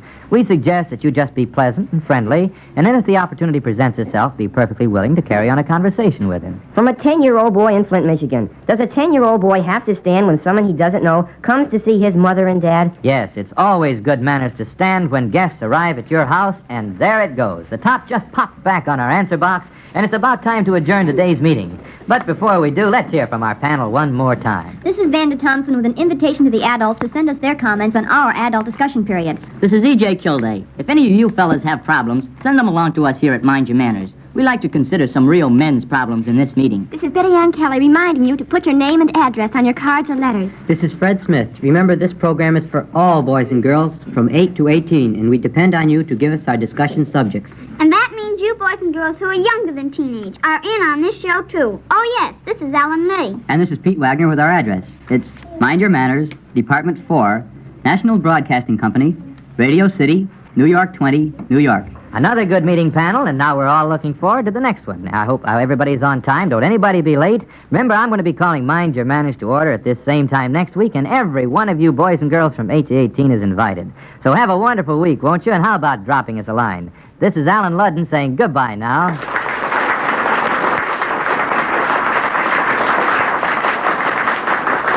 Yes, boys and girls, this is your show. So if you have a problem about social behavior, either at home, at school, or at parties, send it in to Mind Your Manners. You may win one of those 6 prizes. Remember, the best question receives a $25 savings bond. Mind Your Manners is written and conducted by that man who makes manners fun, Alan Ludden. He'll be back with this panel of typical teenagers next week at this same time. This is Ed Anderson saying we hope to see you then, and in the meantime, remember...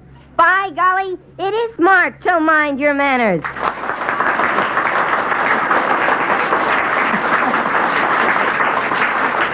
Mind Your Manners has come to you from the studios of WTIC in Hartford, Connecticut. This is NBC, the National Broadcasting Company. By golly, it's smart to mind your manners. Yes, boys and girls, it's time to Mind Your Manners with Alan Ludden and his panel of typical teenagers. From the studios of WTIC in Hartford, Connecticut, the National Broadcasting Company presents a teenage discussion session for boys and girls from 8 to 18. Adults are invited to sit in on the meeting, too. So gather round because here he comes, the man who conducts the meeting, that man who makes manners fun, Alan Ludden. Thank you, Ed Anderson, and hello there, boys and girls. It's time again for another meeting, and we're all set to get right down to business because you have sent us a lot of real teenage problems that should make this a banner session. So the meeting is called to order, and let's start things right off with the introduction of our panel of typical teenagers. Come in, panel. Betty Ann Kelly, 17 years old, high school graduate. E.J. Kilday, 17 years old, high school senior. Vanda Thompson, 18 years old, high school graduate. Pete Wagner, 17 years old, high school senior. Fred Smith, 16 years old, high school junior. And speaking for the boys and girls who have not yet reached the hallowed teenage, today we have our old friend... Ellen Lee, 12 years old, 6th grade. Well, it's good to see you all again, panel, and I hope you're ready for a real discussion today because your listeners have really been sending in some good problems. The first $5 in savings stamps goes out to a young lady in Davenport, Iowa, for sending us this fine problem. I have a date just about every weekend, and sometimes my parents double date with us. We have had a lot of fun dancing or going to the movies, and sometimes we have had picnics. What does your panel think of our going out with my parents? What do you think about this, panel? Let's hear first from Betty Ann Kelly. Well, there's nothing wrong with double dating with parents. They can be a lot of fun, and if they're youthful enough, then just go right out with them. But I think as a general rule, it isn't too good to, make steady dating with your parents because the boy might feel a little out of place, although he shouldn't really. Let's hear from a boy. Fred Smith, what do you think about Well, I agree with Betty Ann. I think that it's all right once in a while if you can go out and have fun, have a real good time, but I don't advise it all the time. E.J., do you agree? Well, I think it's fine that the parents are interested and concerned about their children and that they go out with them. But I wouldn't like the girls or even my own parents to go out with us all the time. Spend some time on your own. Oh, well, now, what about the parents in this matter? Ben, do you have any instructions or advice for the parents in regard to this problem of dating with their girls, daughters? Pardon me. Excuse me. Yes, I do. It's nice to have your parents go out with you, and it is a lot of fun, but for heaven's sakes, parents, don't go out jitterbugging and try to dress like your children do, or I should say teenagers, teenagers do, and try to act younger. Act your own age, and you can still have a lot of fun. Fine. Well, now, Ellen Lee, what do you think about it? You're 12 years old. When you start dating, would you like to go out with your parents? You think you might have fun? Well, sometimes you might, but I wouldn't like them to make a habit of it. And I don't think the parents should go out with the children just to spy on them. Oh, no. Well, we don't think that's at all is the case. Pete, what do you think about it? Would you like to go out with a girl who has some very fun parents, interesting people, and say you go out dancing, you go to movies, or to a picnic? Do you think a boy can have fun with a girl if he's out with her parents? Sure they can. He could have a swell time with the parents, as the rest of the panel have said, but I'd like to put in my vote not to carry it too far. But I'd like to say a word to the boys that really don't think that it's the right thing to do to go out with a girl's parents. It's all right, and you're missing a lot of fun sometimes if your girlfriend has nice parents, and you can have fun with them. Sure, parents aren't so bad. They're very nice people sometimes, and sometimes they can be a lot of fun, and I'm glad we got around to this subject. Incidentally, we've always talked about it here in this meeting, that it's fun to have fellowship in the family, and certainly this is one way you can encourage it. Now, you know, before we go on to our second discussion, I'd like to invite all you boys and girls who are with us today to drop us a note and let us know that you've joined our meeting. Believe me, we're very interested in hearing from you and knowing what your problems are. And if you write to us, we'll be able to talk about the things that interest you the most, and that's the whole idea of our program. Now, let's get on to the second question that was selected for discussion. It was sent in to us by Jack Hollis in Funiac Springs, Florida. And here is what Jack asked. My problem is that I like a girl that is much older than I am. I'm 14 and she is 17. You think I should go with someone else, although I really like this older girl better than any other? All right, Pete, what do you say to this boy? I think it's perfectly all right to go out with her. Age makes no difference in dating, is my opinion. I think if you can go out with her without getting an inferiority complex, and you feel at ease when you go out with her or her friends, by all means, go out. All right, let's hear from E.J. Kildare. Well, I should say that it's all right to go out with this girl if she appreciates your company, but don't get too serious, for there's going to be an awful lot of more girls in your life in your own age category, so why not start looking for them now? All right, Fred Smith, what's your vote? I think that the personality, maturity, and poise of the couple is a great deal more important than the actual age. Fine. There's a lot more to this business of having fun than just worrying about how many years. And you mentioned that word poise. Betty Ann, what is this business of poise? What do you think about it? Do you think that the poise enters into this question of the boy going with a 17-year-old girl, a 14-year-old Well, it certainly does, boy? because he shouldn't make a problem out of it and just take things as they come. And, well, as E.J. said, I believe, if the girl's content, just go out with her and have fun. But as a rule, I don't approve of younger boys going out with older girls because girls are, well, they're more settled at a younger age, and I don't see how they can have too much fun together. Well, Vanda, do you agree? No, boys can be older than their age. That they can be. I'm glad And to hear maybe, that. the girl may be a little younger than her age, and we get along very nicely together. Fine. But in other words, we've said before, and let's say it again, Ellen Lee, our idea for teenagers and for boys and girls 12 years old and 10 years old playing together, having fun, is not to worry about things, to have fun. Is that what we said before? That's right. Okay, I'm glad to bring you in on that, Ellen Lee. You know, last week, we turned our adult discussion question period over to our senior panel members to discuss what graduation in 1948 means to them. In the meantime, Betty Ann and Vanda have graduated, and they are now full-fledged graduates. But Pete and E.J. still have the big day ahead of them, and I think we'd better start our discussion off today with their ideas. So, Pete, how about picking up that discussion where we left it last week and letting us hear your ideas on what it means to graduate? Well, Mr. Ludden, a lot of people, I find, look at graduation as the end of a period for preparation for their life's work. I don't go along with these people. Commencement to me means just a second step in my road to education. My first step being graduation from 8th grade. My next step being graduation from college, and when my final step comes, I don't know, probably never. Well, in other words, you're always going to keep preparing, but this is just a step on the ladder. Well, now, E.J., how do you feel about it? Do you think that graduation from high school simply means that you move on to the next step, or is there really a break there? Well, I think there is a break. My graduation is my realization of my going out and face the wide and wicked world, as they say. Then, too, it's the seriousness of high school. Why, if you talked on this subject for 8 days, you couldn't make a student realize how important this education is. You know, E.J., it sounds like to me you're talking not to the graduates so much as to the boys and girls who are still in high school. Is that right? I am. I'd really like to impress on some student the importance of this education. Would you like to have had somebody impress it on you about 3 years ago? I certainly would have, but I doubt if it would have made much difference because a student has to realize it for himself and really learn from experience. But as you graduate from high school, all of a sudden you realize then, as I'm summing up what you said, that high school is a pretty important phase in your life, and you wish a little bit, I think, that you'd made more of it. Is that it? That's right. I would have liked to improve my marks a great deal. All right. Now, Betty Ann, you've graduated. How does it feel to be out in this wide, wicked world, as E.J. says? Oh, it doesn't seem very wicked. Well, that's fine. We're glad to have you out here, believe me. Well, what do you think about it, though? Do you feel any different now that you're out of school, formal education and such? No, I don't feel a bit different.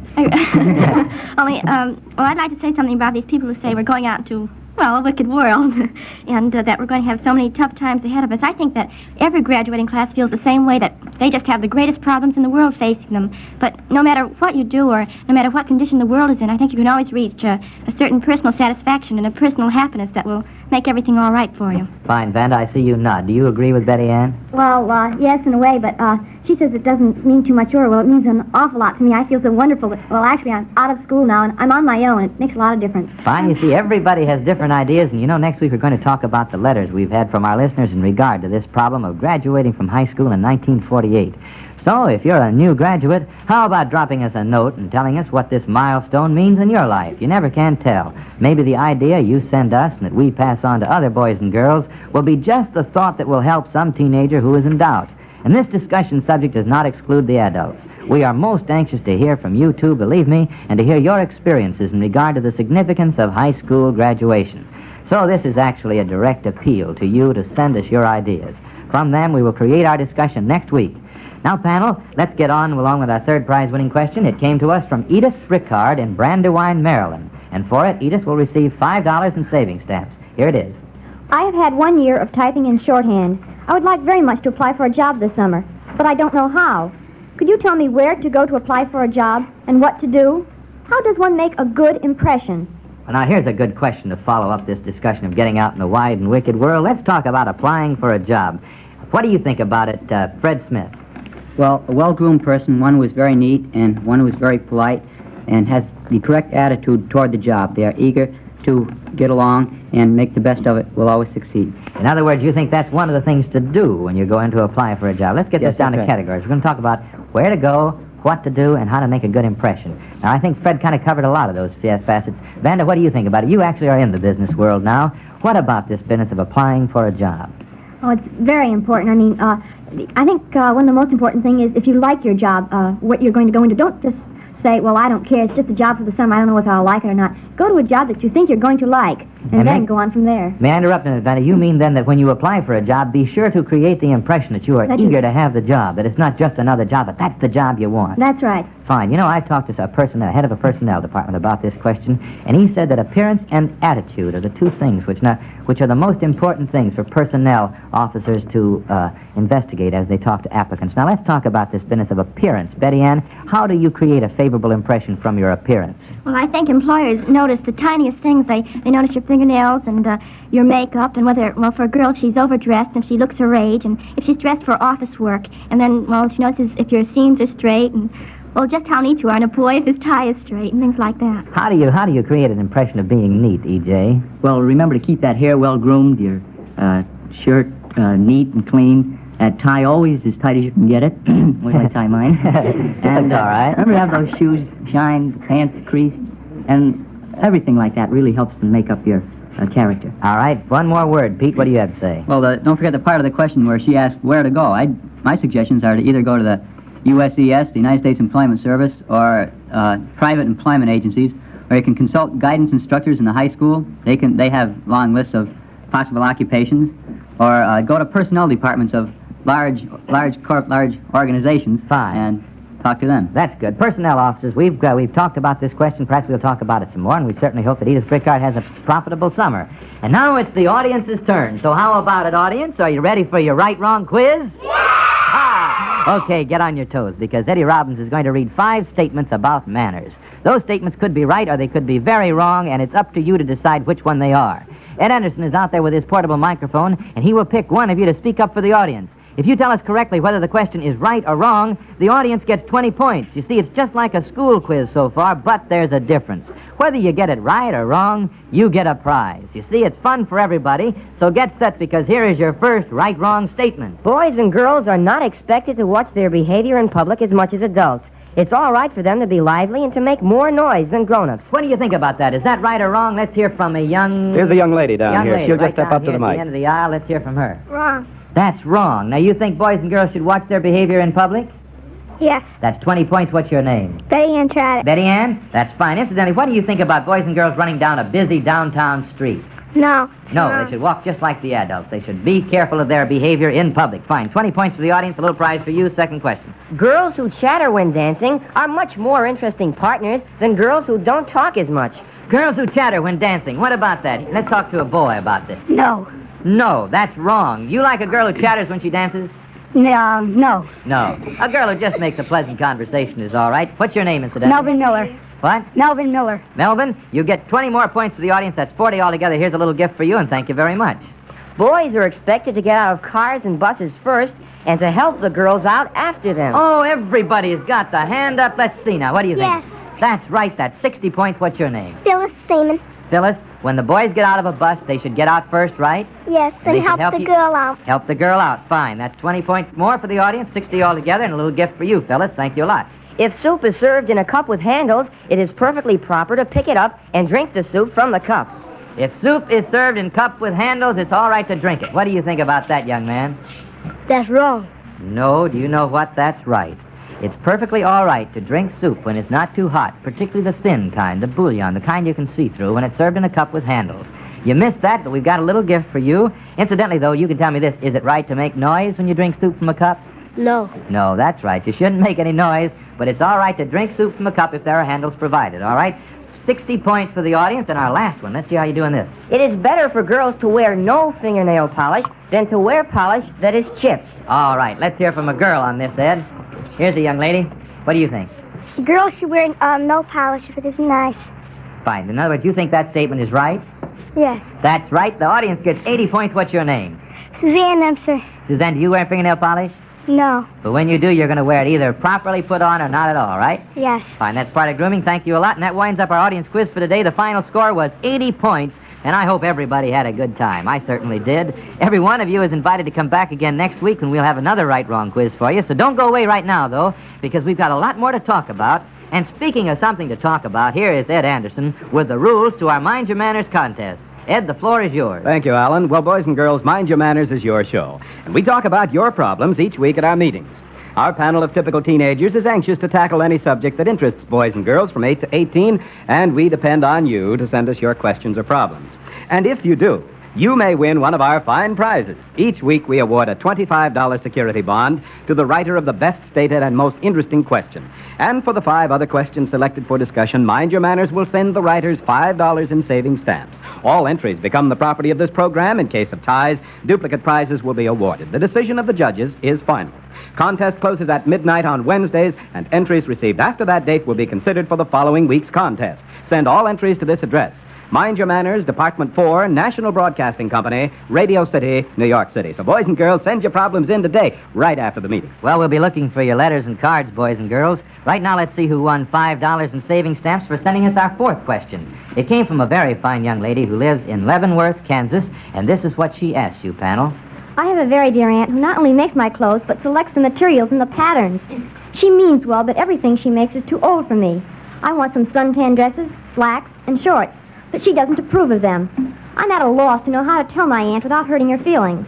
All right, let's hear first from Ellen Lee. What do you think about this, Ellen Lee? Well, she could make some of the clothes that she likes and wear them and to show the aunt that it's perfectly all right, and sometimes it's a little better to wear clothes your own age than to wear clothes too old for you. Fine, let's hear from Betty Ann Kelly. Well, perhaps the girl could impress upon her family, her mother and father, that, well, she just doesn't like these clothes, and they could talk to the aunt. And then I think maybe she'd realize that the clothes she's making are too old, and although she might not try sundresses, she could at least try regular teenage street dresses. Fine, Vanda? And this is where tact comes in. You can't just go and tell the aunt that, well, I don't want these clothes, they're too old for me. The parents are going to have to do it in such a way that it's not going to hurt her feelings.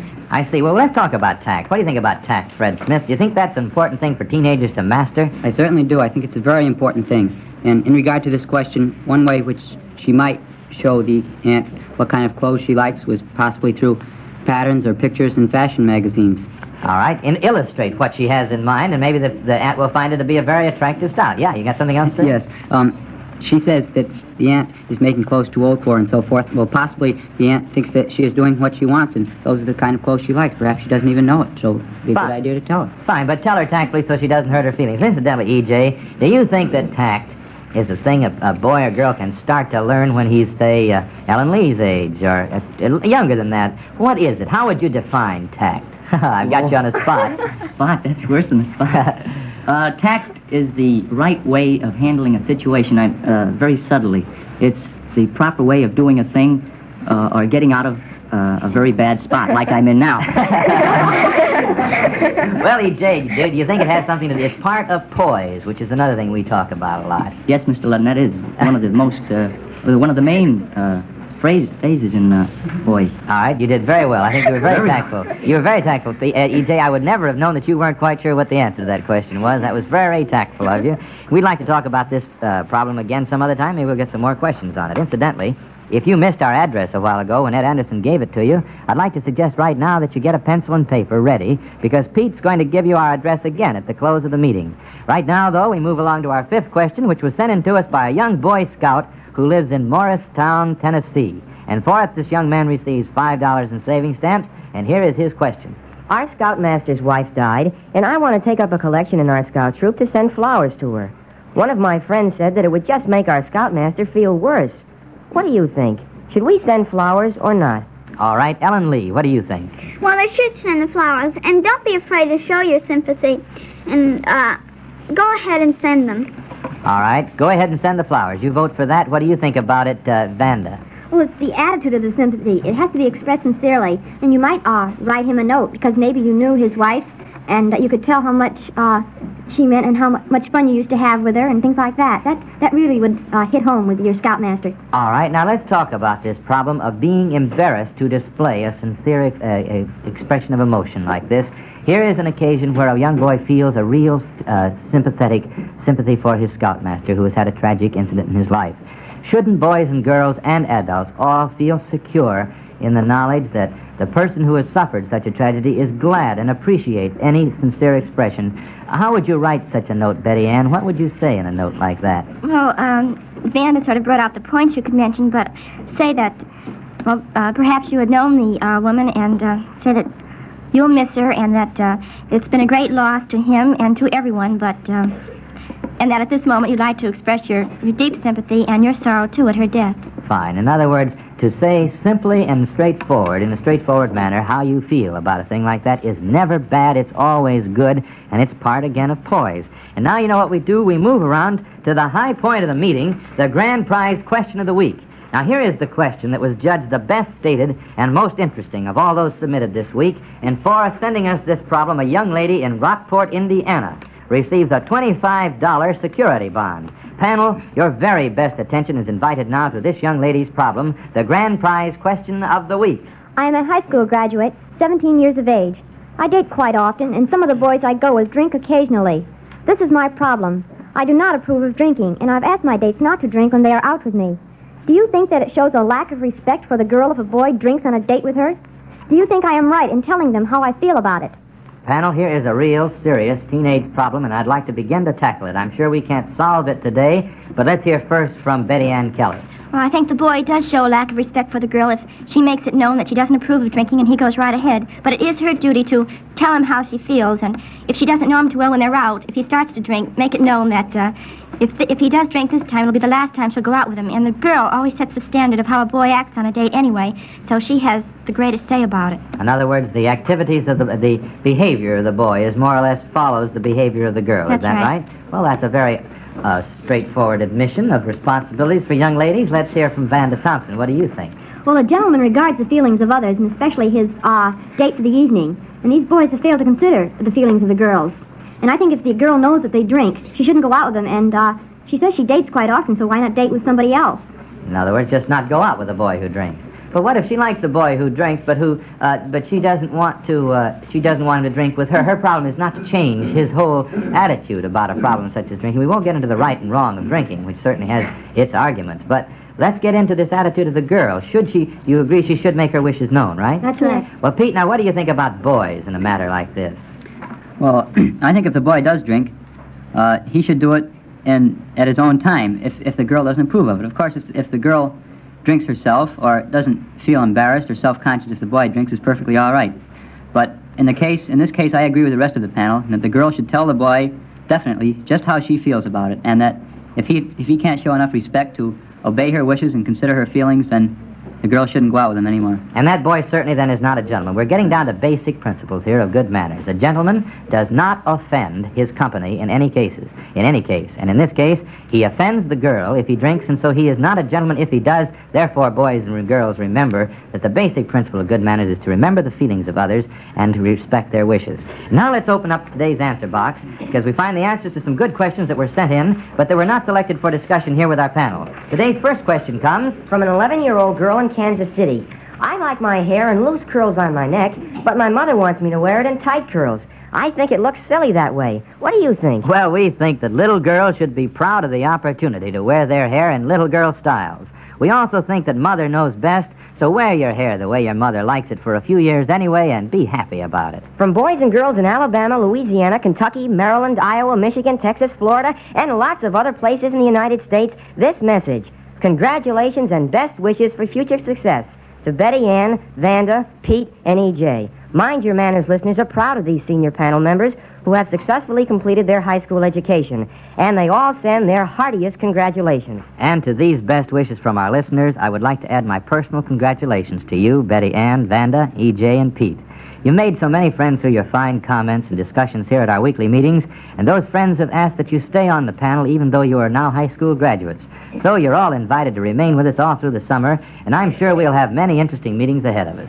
Thank you. That's nice. Thank you, Speaking Miss for all of us seniors, I would like to thank our listeners for their many cards and letters about our graduation. It has made us very happy and proud to know that you thought of us. Well, thank you, Betty Ann. And now, while we're about this business of congratulations, let's send a great big congratulatory wish to all high school seniors all over the country.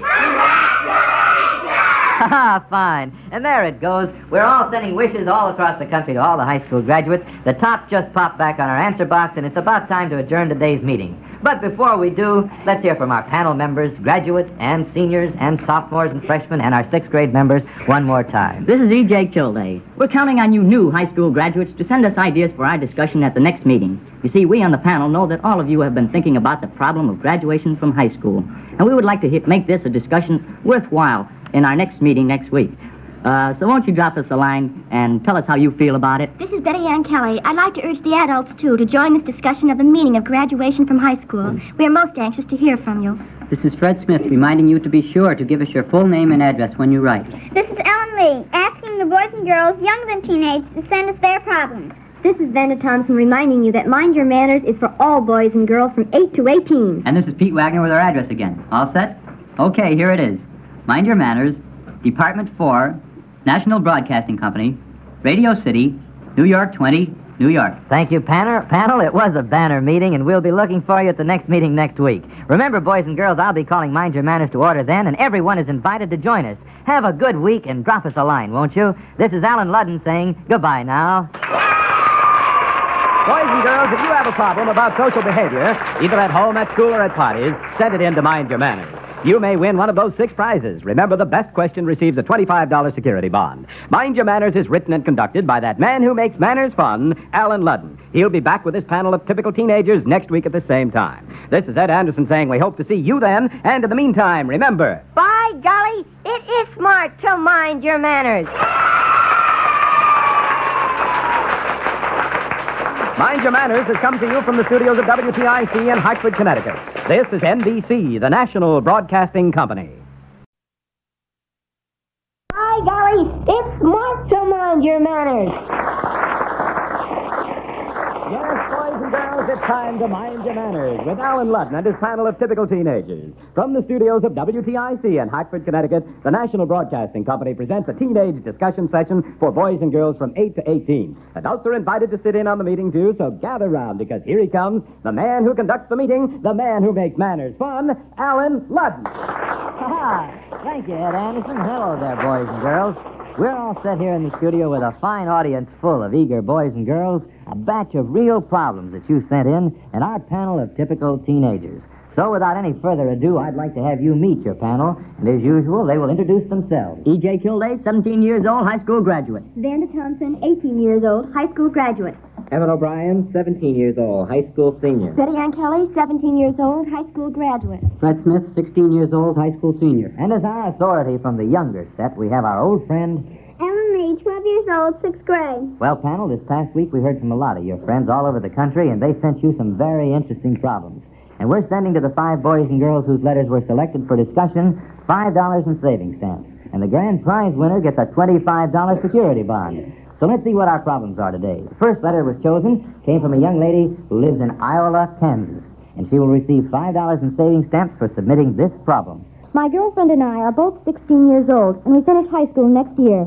We both plan to enter nurses' training, but we also have a burning desire to see the United States. We would like to tour the country after we finish high school and before we go to a school of nursing. You see, we could earn money for the trip since we both have had experience as waitresses. Our families are trying to convince us that it would be better to postpone our proposed cross-country journey until after we have completed our training as nurses. What does your panel recommend? All right, panel, what do you think? Betty Ann Keller. Well, as much as we girls hate to admit it, there are certain things that, well, girls just shouldn't do. And in my opinion, 16 is too young to go traipsing around the country, particularly with one other girl. You have to surmount a lot of public opinion, and, well, I think the journey's just too hard on you. Yes, they're too young at 16. Yes, I think they are. So your recommendation is that they go first to nurses training, right? That's right. And then if they still want to do it, go later. Fine. Vanda, what do you think? Well, Betty Ann, you're right there, and I hope they don't think that we're a bunch of stuffed shirts. We're really trying to make them realize that they should wait until they're, well, say 21 or so. Then it's really better for them there because they'll have lost some of their independence they have. And at that time, they may be able to join the nurses' training and tour the country then. Fine. What do you think about it, Emmett O'Brien? Well, morals haven't changed since they were in the old days. So people call us old-fashioned, but we're really not. And it's hard enough for boys going around the country. And girls, I don't think, could be able to do it. In other words, you think the girls should be a little old-fashioned about that sort of thing. Fine. E.J., what do you think about Well, it? I think it's fine that these girls are thinking of going on this trip, but at 16, I don't think anyone, male or female, is capable of making it. I think they haven't had such experience and will be at a loss without a chaperone. Fine. You suggest that if they go, they by all means have a chaperone. Yes. And what do you mean they're capable of making it? You mean they... I don't think they'll know what to do, where to go, or how to do it. And, they might be so lost they won't have a very good time. That's right. Fred Smith, what do you think about it? I agree with E.J. on that. I do think that it's a fine ambition to want to travel all over the country, but I also think that they are too young and should wait till after they have gone through the nursing school. I've got an idea for these young ladies. If they get to be nurses, they could join the Army Nurses Corps, and then they could travel all over the world, and they might find a lot more exciting experiences in store for them there, and it would fit in more with the, shall we say, as Emmett suggested, the propriety of our present society. How about that, E.J.? My words are about as big as yours. Oh, wonderful. All right, before we go on to our second discussion today, I'd like to invite all you boys and girls who joined us for the first time to drop us a note and let us know you've joined our meeting. Believe me, we're very interested in hearing from you and knowing what your problems are. If you write to us, we'll be able to talk about the things that interest you the most, and that's the whole idea of our program.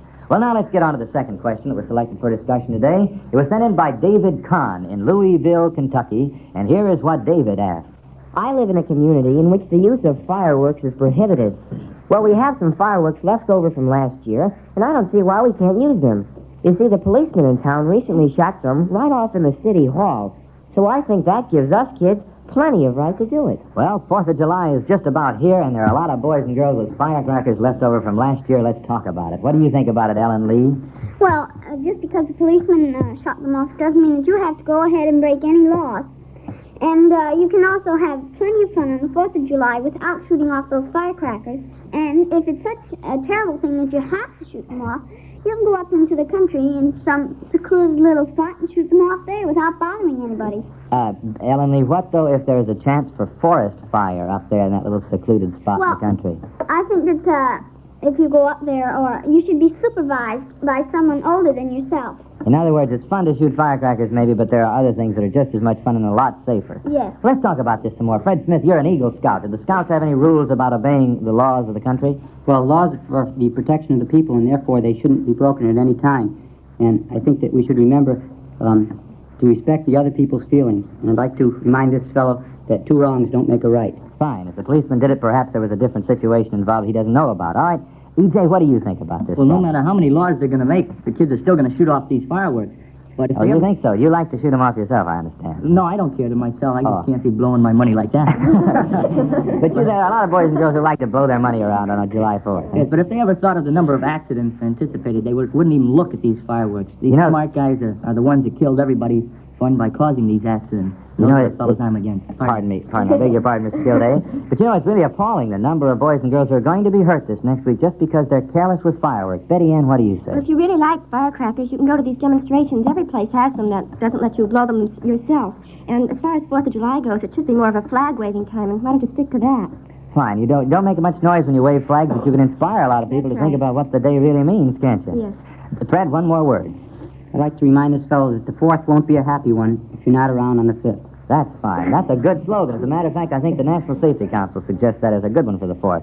Now, this week we've gone back to our custom of turning part of these weekly meetings over to problems that have been submitted by adults. Today we're going to consider a serious one sent to us by a group of mothers in Hamden, Massachusetts. They had a meeting and decided that perhaps you, panel, could advise them wisely, and so they present this situation for your discussion. Here's part of their letter. All of our children have chores to do every day, but regardless of the fact that they know their schedules, they either wait until the last minute to do those jobs, or we mothers have to hound them all day until they're done. Now, does the panel think that it is better for us to make the children do their chores, or should we just give up, do the jobs ourselves, and hope that someday the children will learn to accept responsibilities for their assigned work? Well, panel, what do you think? Vanda Thompson. By all means, parents, don't give up. Let the kids do it. They'll, may take a little while doing it, but I think they'll really do it the last minute. In fact, if I'm not mistaken, she said, parents said they do it the last minute. But isn't that better than not doing it at all? And perhaps you could teach these children early in life that you have to give them responsibility at an early age, say 4 or 5, and then they'll really be responsible at this age that they are at now, and they won't be so flippant about it. Well, Lee, you're younger. What do you think about it? Do you think 12-year-old is too young to start having some responsibility? Oh, no, if you don't start responsibility early, you won't learn it later. Fine. And you think that the mothers and fathers should let their children have jobs to do and then and expect them to do it? Yes, I do. What do you think, Betty Ann, about this business of making the child do it? Now, that's awfully hard on these parents. You know that? Well, I think it's awfully hard, but it's worth it. You're not doing a child any favor by spoiling him, and he'll find the effects of it when he gets older in college. He won't know how to act, and he won't know how to take care of his clothes and his things. You ought to teach him some responsibility when he's young, and he'll be a responsible teenager. Well, in other words, how do you teach them that sort of thing, Emmett O'Brien? Well, I think you should put them on a schedule, because as you grow older, you'll need a scheduled life. And when you're working, you'll have to be on a schedule, and it'll be very helpful. In other words, it never hurts to start young. No, it doesn't. All right, Fred Smith, what do you have to add to this? These mothers up in Hamden, Massachusetts, now, they really need your advice. What should they do? Well, I think the parent is actually obligated to the children to help them develop this responsibility. This responsibility they will need in later life, and I think that the children will thank them for it later. Fine, although they may fuss about it a little bit now. If they are taught the responsibility of doing a job and getting it done on time, then they'll appreciate it later, all right? You know, as we close the adult discussion period of today's meeting, I would like to say to all of our adult listeners that we are sincerely interested in hearing your ideas for subjects suited to this part of our meeting. If you have a problem that you would like to hear discussed by this panel of typical teenagers, won't you drop us a line and let us know what it is? We appreciate your letters, and they all receive our fullest attention. We have no prizes for the adults, but for all you boys and girls, we do have prizes, and here is your friend Ed Anderson to tell you all about them. Yes, boys and girls, if you have a question about social behavior at home, at school, or at parties, send it in to Mind Your Manners, and you may win one of the fine prizes. Each week we award a $25 security bond to the writer of the best stated and most interesting question. And for the 5 other questions selected for discussion, Mind Your Manners awards $5 in savings stamps. All entries become the property of this program. In case of ties, duplicate prizes will be awarded. The decision of our judges is final. Contest closes at midnight on Wednesday of each week. Entries received after that date will be considered for the following week's contest. So, boys and girls, remember, Mind Your Manners is your show, and we want your problems. Send all entries to this address. Mind Your Manners, Department 4, National Broadcasting Company, Radio City, New York 20, New York. Send your questions in today. Now let's see who won $5 in savings stamps for sending us our third teenage problem to be submitted to our panel. It comes from Mercedes Richardson in Orlando, Florida. And this is what Mercedes asks. My boyfriend smokes. He smokes on dates with me, at my house, and when we are out in public. I am not sure that it is good manners for him to do this. So my question is, when and where should teenagers smoke?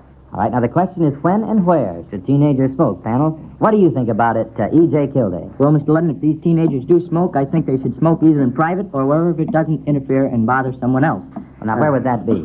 Well, I mean, they could ask in a party or something, do you mind, or something to that effect. If, for instance, if they're around people who don't smoke particularly. That's right, because it can be very annoying to some. All right, Fred Smith, what's your idea? I think that this fellow should remember the old story of Mind Your Manners, remember the feeling of others. Ah, that's a plug for our, more or less, it's getting to be our motto, it looks like. Betty Ann, what's your idea? And you can always obey the no smoking signs. Well, in other words, it's very bad manners for anybody to smoke where the signs say no smoking. They're usually there for very good reasons, aren't they? Yes, they are. Vanda, what word do you have to these teenage boys who smoke and don't exactly know how to they want to smoke, but They're not sure it's right, and after this meeting, I'm sure they're going to wonder even more. So let's put the words into a teenage boy who smokes, whose parents approve of it, and he is out on a date with a girl for the first time who doesn't smoke. What should he do?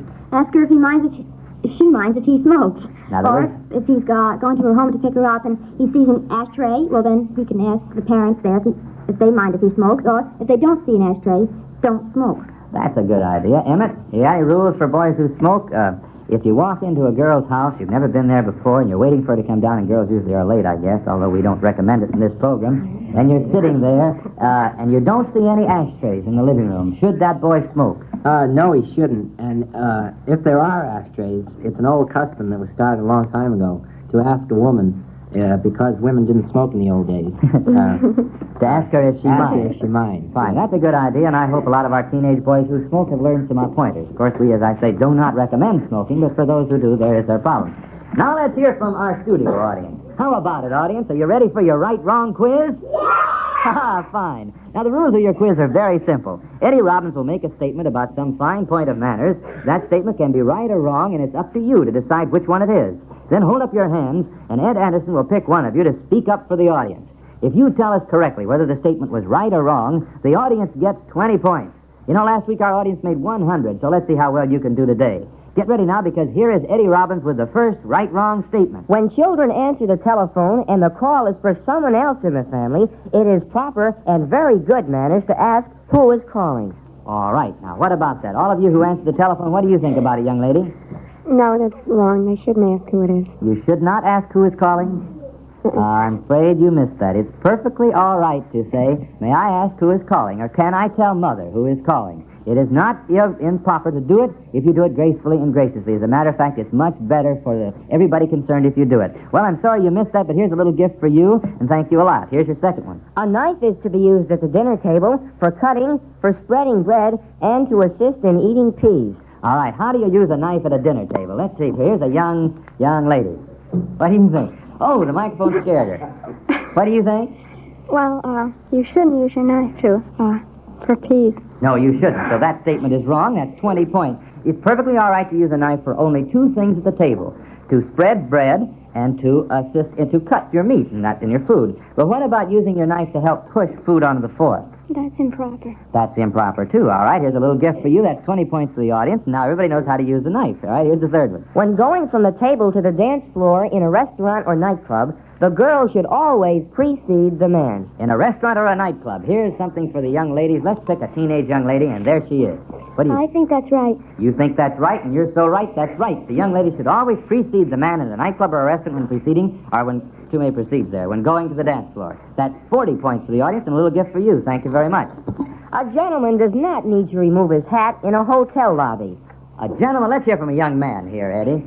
A gentleman does not need to remove his hat. What do you think about it? Well, I think it'd be perfectly proper for him to remove his hat in a hotel lobby, but I'm not sure whether he should or not. I mean, I think it'd be perfectly proper for him if It he never did. is wrong to do it, but the question is, does he have to from the point of manners? I don't think he would have to, no. I'm going to give you a right, because he doesn't have to. Thank you very much. What's your name, incidentally? John Mowbray. John, glad to have you here. Here's a little gift for you. Thank you a lot. When finger bowls are served at dinner parties, the proper thing to do is to dip a corner of the napkin in the water, wipe the face and hands, and use the dry portion of the napkin to remove the dampness. All right, what about finger bowls? What's the right thing to do? What do you think about it, young lady? I don't think that's right. You're so right, that's wrong. You do not dip the napkin in the finger bowl. You dip your fingers in the finger bowl. You dry your hands on the napkin. What's your name? Joan Nolan. Joan, thank you very much. Here's a little gift for you. Glad you're here. All right, audience, your score was 80. That's pretty good. I hope you had a good time. I did, and you're all invited to come back next week. And now it's the panel's turn again, and they are faced with a problem sent to them by a young man in Fort Scott, Kansas. He wants to know what you will say in regard to this problem, panel. I am a farm boy, 14 years old. I always help with the harvesting, but during the summer there is a lot of time and I have nothing to do. I would like to help the neighbors with some work, but my father does not want me to do it. Well, Mother approves, but I hate to go ahead and work against my father's wishes. What does your panel suggest? Ellen Lee, what do you think about this problem? Well, don't go against your father's wishes. You'll always find something to do. There will be plenty of work to do around the house, and then there'll be plenty of fun in it during the summer for you also. All right. In other words, you say that he stay at home and do as his father wishes. Yes. All right. Now, what do you think about it, Emmett O'Brien? Well, why don't you sit down with your mother and father and discuss about this question? And also, if you can't find anything to do, why don't you take out a few books and start reading? Because remember, readers make us the fullest man. Oh, we got That's Francis Bacon. Oh, well, that's pretty good. We got a new saying member here, Vanda. Vanda usually gives us our sayings. Betty Ann Kelly, what do you think about it? I agree with Emmett. You should never work if your father disapproves of it. But why don't you find out your father's reasons for his disapproval, and I think you'll come to some sort of understanding. I see. How would they do that, though, Fred Smith? How would he find out his father's reasons? Well, he should just talk it over with his parents. And I'd like to ask one more thing. Since when has there been nothing to do on a farm? Well, he wants to go out perhaps and earn some money. Now, is that a bad idea, E.J.? Well, no, unless the other fellows come over to his farm and want another job in return. Of course, he can ask his father what's to be done and what's not to be done, and then ask him why not. That's about the only thing left to do. In other words, to sit down and talk it out, find out the reasons, and by all means, though, do not go against one of the parents' wishes in a case like this. There must be a very good reason for it. Well, I hope that helps out the young man, and I hope he learns to read it, because that makes us a fullest man. Is that right, Emmett? Yes, that's right. Oh, I did pretty well with all those fifths there. All right. Before we go on to our fifth problem, I'd like to pause a moment and invite all of you boys and girls who are listening in right now to drop us a line. If you have any sort of problem about social behavior that you would like to hear the panel discuss, send it along to Mind Your Manners. Fred will give you our address again at the close of the meeting. Remember, if your question is selected for discussion, you will receive one of our fine prizes, just like Gary Anderson in Sioux Falls, South Dakota. Gary wins $5 in savings stamps for sending us this problem for the consideration of our panel. While attending a picnic with my mother and two of her lady friends, one of my school teachers came up to our table and talked a few seconds. Should I have introduced my mother to the teacher and then let her introduce her friends? Or was it my duty to introduce everybody at the table to my teacher? All right, E.J. Kildee, we've got a problem of introductions here. What do you have to say? Well, if he knew everyone at the table by name, well, he could introduce everyone. But if he didn't know everyone's name, well, introduce the teacher to the mother and let the mother carry the ball from there on. All right, what if the mother, though, didn't carry the ball? Say if the mother neglected or forgot, as some people often do, should he then have allowed the teacher to stand there and talk to him without the other people at the tables knowing? Betty Ann Kelly. No, you should always try or make an attempt to introduce them all, or perhaps remind your mother, because it's never good to let one person stand there and not know who to talk to. And Fred Smith? Making introductions should be a habit, and people shouldn't make so much fuss about them. There's really nothing to it. All right, there's nothing to making introductions, Vanda. Let's talk about that. Well, to be able to introduce is a milestone to social success. Oh, Vanda came right back with a success. Did you make that up? Yes. I thought you did. All right, now this business of introductions, though, is one of our primary manners problems, and as Fred has suggested, if you learn how to do it, it's going to make everybody happier. Let's talk about this business of the strangers walking up to a group and standing there talking to one person and not knowing the other people. Panel, is that ever a good thing to allow to happen, Emmett? No, it isn't. They do it in the North, but in the South they don't. Everybody's introduced, and they're very friendly, but in the North they don't. In the North they don't sometimes, and we don't think it's a good idea. We think that you should always make sure that everybody in the group knows everybody else, and it's part of gracious manners, and thank you a lot. Now, here we come to the high point of the meeting, the grand prize question of the week. This week, the judges decided that the best stated and most interesting letter sent into Mind Your Manners was written by Juanita Childers in Louisburg, North Carolina. Our congratulations to Juanita. We're sending her a $25 security bond, and the panel is all set to talk about her problem. So, panel, your very best attention is invited to the grand prize question of the week. I am the daughter of a minister, and I have a problem that is shared by many ministers' families, I'm sure. Often I am invited by my friends to go places and to do things that I personally think are all right. And may I add, I am old enough to know right from wrong. I usually refuse to go with my friends, however, because I feel that I must watch my actions very carefully. You see, I am worried about what people will think if they see a minister's daughter having too good a time in public. What does your panel think of my cautious behavior? All right, panel, what do you think about it, Emmett O'Brien? Well, I don't think there's any law in any of the rule books that says you can't have fun just because you're a minister's daughter, as long as you don't become boisterous and too conspicuous in public. Fine. Betty Ann Kelly? I think everyone has the obligation to act in a certain way. They shouldn't be boisterous, and they should be modest, and they should just act nice. And this applies to Juanita as well as anyone else, and I don't think she has too much of a problem there. All right. What do you think about it, Ellen Lee? What do you think about ministers' daughters and ministers' sons? Do they have to act different than other boys and girls? No, they can have just as much fun as anyone else without overdoing it. All right. What do you mean by overdoing it? Vanda, let's talk about Ellen's statement of overdoing having fun. When do you overdo having fun? Oh, going to a picnic and you sort of get out of hand and start throwing balls all around the beach and at people and running through their picnic tables and things like that. Sometimes we're doing it. Sometimes some very nice boys and girls just get a little excited on picnics. That's the trouble. Well, this is picnic time. Let's talk about manners on picnics. I think, actually, this is one of Juanita's problems. Juanita, say, is going to a picnic out in the public park with some very nice boys and girls, but she's afraid that they're going to get just a little too enthusiastic, and perhaps then she'd better not go with them because she wouldn't want to embarrass her father in his position. Now, what about that, E.J. Kildare? Well, that's all right if she can either go with someone that's a little calmer and go off to the side there. But, you know, to this girl, I think it's wonderful that some girls will watch their activities like this. But if anyone acts like a lady and gentleman, they won't have to watch their actions. All right, and if she's a lady and all the way through, then she will never be worried. Is That's that right. Betty Ann? Well, I'd like to say that as much as we think it might not be, Juanita really has a problem due to public opinion because many people will try to pick on her and find out things that she's doing. So she really has an added responsibility to retain her father's reputation as well as her own. Well, do you think, though, that ministers' daughters and ministers' sons should be expected to behave any differently than any other well-mannered young man or woman? No, they shouldn't. In reality, they shouldn't. Yeah, actually, they shouldn't, but you think sometimes they do. Fred, what do you think? I disagree with Betty Ann. I don't think that there is any great problem. Why should there be a separate set of morals for a minister's daughter or son? There isn't, but I'm just saying that due to public opinion, there are people who will think that there should be a certain set. And I disagree with them heartily, but there isn't too much we can do about it. Well, then let's talk to the people who have the wrong idea. They ought to get the right idea. Yeah, they should expect no more from the minister's daughters or sons. Fred? Why shouldn't she go out and have fun? She should. Okay. All right, we all agree she should go out and have fun, but in having fun, she should remember, and the boys and girls she's out with should remember that they should never, in any case, get so enthusiastic that they interfere with other people's fun.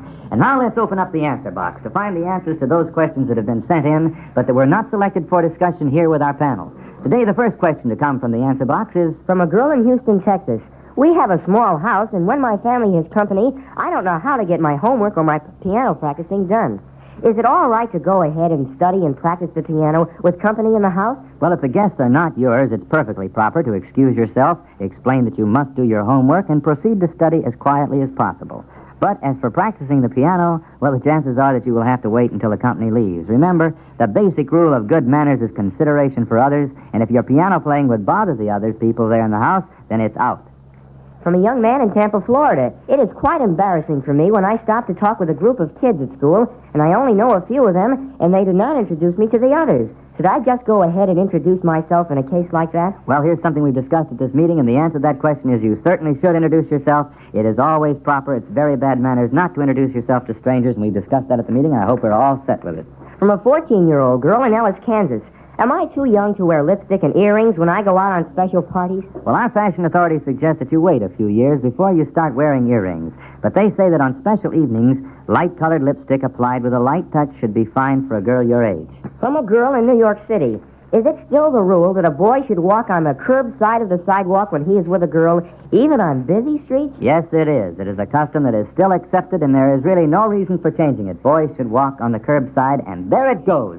The top just popped back on our answer box, and it's just about time to adjourn today's meeting. But before we do, let's hear from our panel one more time. This is Vanda Thompson with an invitation to the adults to send us their ideas for our adult discussion period. This is E.J. Kildare. If any one of you fellas have problems, send them along to us here at Mind Your Manners. We like to consider some real men's problems at this meeting, too. This is Betty Ann Kelly inviting all the boys and girls who joined our audience for the first time today to write us a special note so that we can get acquainted. This is Emmett O'Brien. Remember, this program is for all boys and girls from 8 to 18, and we depend on you to give us our discussion subjects. And that means you boys and girls who are younger than teenage are in on the show, too. Oh, yes, this is Ellen Lee. And this is Fred Smith with our address. Ready? Here it is. Mind Your Manners, Department 4, National Broadcasting Company, Radio City, New York 20, New York. Well, it was another good meeting, panel, and right now we're all looking forward to our next one. Incidentally, I'd like to invite every one of you who's listening to be on time. I'll be calling Mind Your Manners to order at this same time next week, and you're all invited. So have a wonderful week, and drop us a line, won't you? This is Alan Ludden saying goodbye now. Boys and girls, this is your show. So if you have a problem about social behavior, either at home, at school, or at parties, send it in to Mind Your Manners. You may win one of those 6 prizes. Remember, the best question receives a $25 savings bond. Mind Your Manners is written and conducted by that man who makes manners fun, Alan Ludden. He'll be back with his panel of typical teenagers next week at the same time. This is Ed Anderson saying we hope to see you then. And in the meantime, remember... By golly, it is smart, so mind your manners. Mind Your Manners has come to you from the studios of WTIC in Hartford, Connecticut. This is NBC, the National Broadcasting Company. It's March to mind your manners. Yes, boys and girls, it's time to mind your manners with Alan Ludden and his panel of typical teenagers. From the studios of WTIC in Hartford, Connecticut, the National Broadcasting Company presents a teenage discussion session for boys and girls from 8 to 18. Adults are invited to sit in on the meeting, too, so gather round because here he comes, the man who conducts the meeting, that man who makes manners fun, Alan Ludden. Thank you, Ed Anderson, and hello there, boys and girls. We're all set here in the studio with a fine audience full of eager boys and girls, a batch of real problems that you sent in, and our panel of typical teenagers. So, without any further ado, I'd like to have you meet your panel, and as usual, they will introduce themselves. This is Roy Peterson, 17 years old, high school senior. Pat Utley, 16 years old, high school senior. Evan O'Brien, 17 years old, high school senior. Sheila Gunning, 17 years old, high school senior. Dick Coote, 17 years old, high school senior. And as our authority from the younger set, we have our old friend. Ellen Lee, 12 years old, 7th grade. Well, panel, this past week, your friends all over the country sent you some very interesting problems, so let's go to work.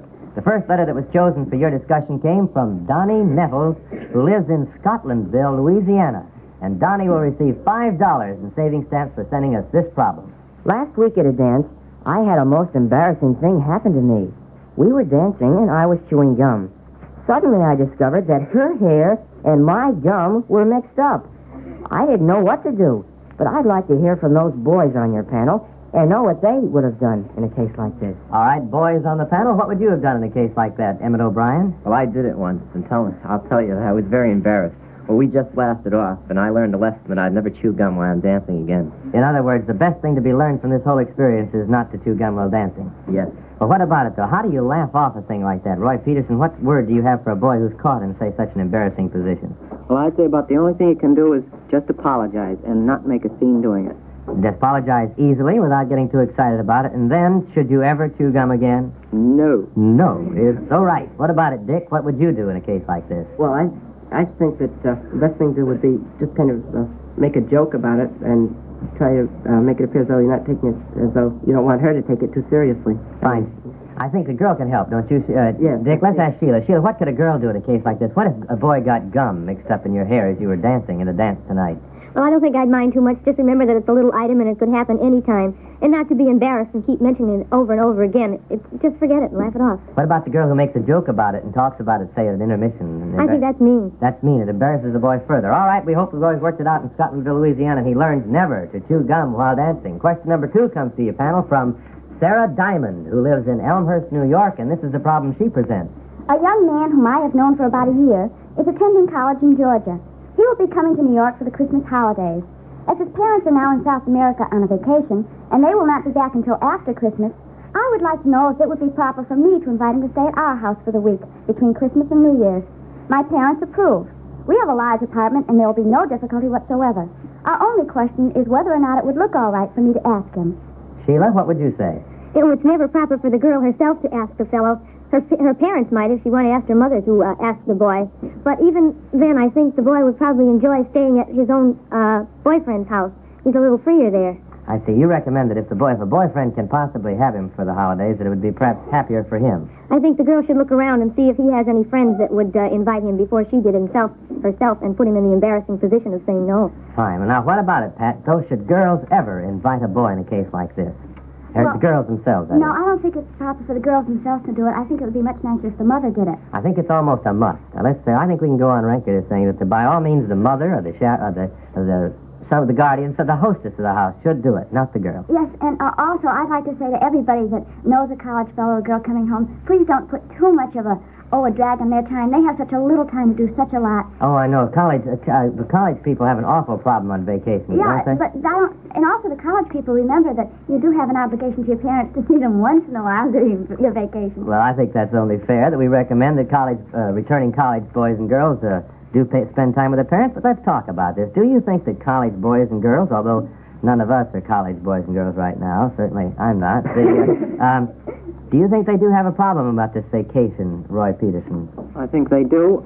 The people coming back from college, they have a few ideas and a few things they want to do during the vacation, and it seems when they get home, oftentimes the parents and friends have it all planned out for them. I think before any plans are made, they should try to get together and set some dates where the boy is going to do something he wants, and he's going to do something that the parents and friends want. Fine, and nobody's feelings are going to get hurt. That's a good idea, don't you think?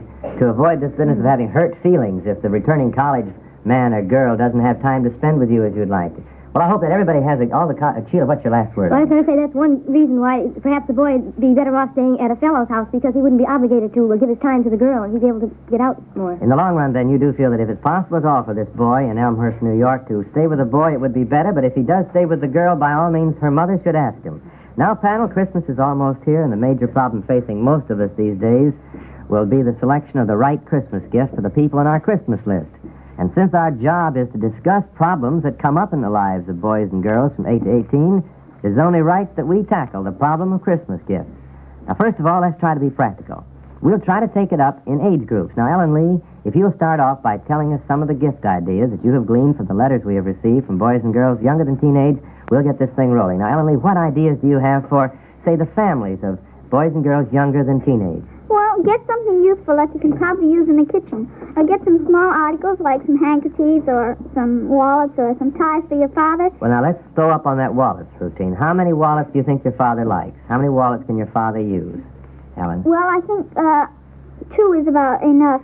Well, I think that I'd be pretty safe in saying that 1 is enough. You lose things if you change. A man doesn't change wallets just as the girls change purses, you see. They don't have to match. They just have to have everything in it. Now, but you mentioned something about little things for the kitchen, little gadgets for the kitchen. Is that a good idea for boys and girls younger than teenage? Yes, because they wouldn't be too hard to buy, and all your family would like them. And it would probably be something that your mother or father wouldn't think of getting.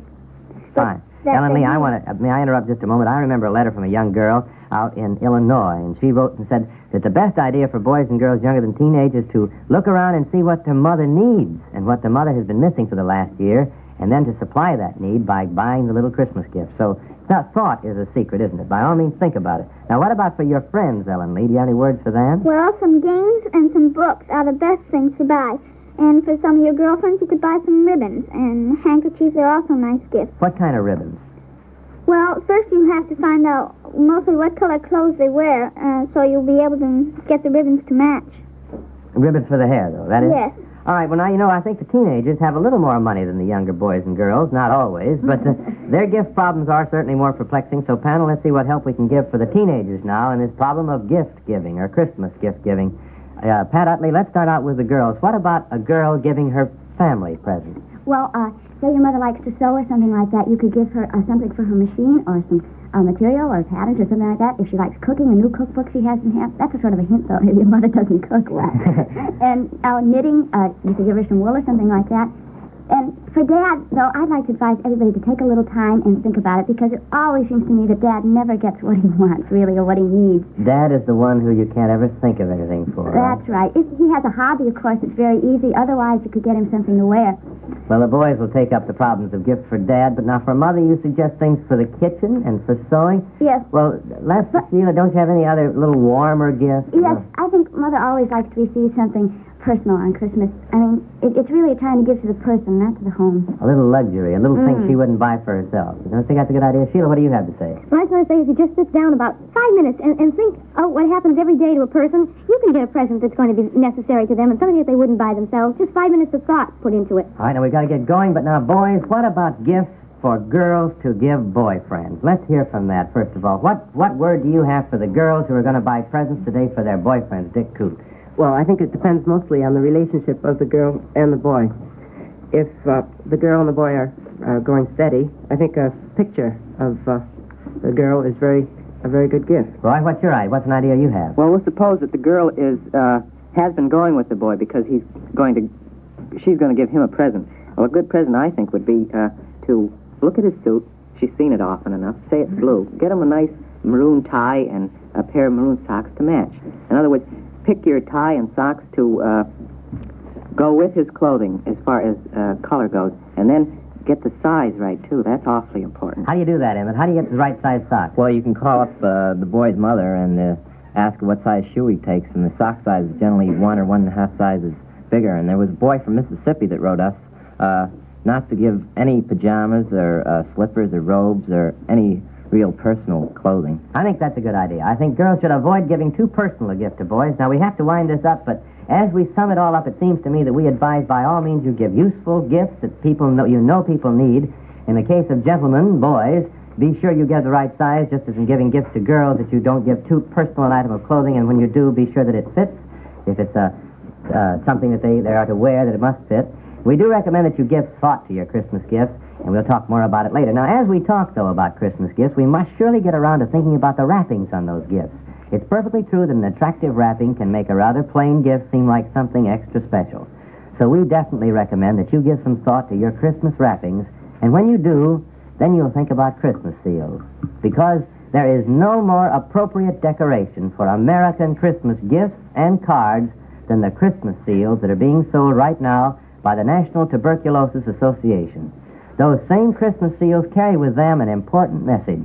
You know, they say that you have helped the fight against the deadly menace of TB. This next year, tuberculosis will claim 50,000 victims. But it is possible to stop this disease, and the National Tuberculosis Association, with its 3,000 affiliated groups, is going to do it with your help. So remember, it's part of America's Christmas tradition to buy and to use Christmas seals. Now, before we get on to our prize questions, I want to announce our subject for the adult discussion period next week. So many parents and teenagers have asked us to consider the problem of young people and alcoholic beverages. We have decided to discuss it next week in this period. I'm mentioning it this week so that you, our audience, will have your chance to submit ideas for our discussion. And we will be able then to report more accurately your attitudes at our next meeting. Now we turn again to those problems sent in by boys and girls from 8 to 18. Question number 3 comes from Donald Pace in Washington, D.C. And for it, Donald receives $5 in savings stamps, and here is his question. I am 11 years of age and a stranger in this country. My teachers have been very kind to me and have done much to help me feel at home here. Mother would like for me to take to school Christmas gifts for my teachers. I am not sure if this is a custom here, and I do not wish to appear as though I am looking for favors. As I am too shy to ask my classmates' advice, I thought the panel could advise me. Ellen, what advice do you have for Donald? Well, it's perfectly all right to get your teacher a gift, but make it impersonal and inexpensive. All right, then it is a custom in this country, right? Oh, yes. And now, do you think, panel, I want to ask one more question in this regard. Do you think, though, that American boys and girls older than, say, 12 years old should make it a custom to give gifts to their teachers? Emmett O'Brien. No, I don't think so. And if you are going to give a gift, why not give it to a worthy cause? All right, what do you suggest, panel, about if you feel like you must express some gratitude to your teacher, going together and giving one gift as a group?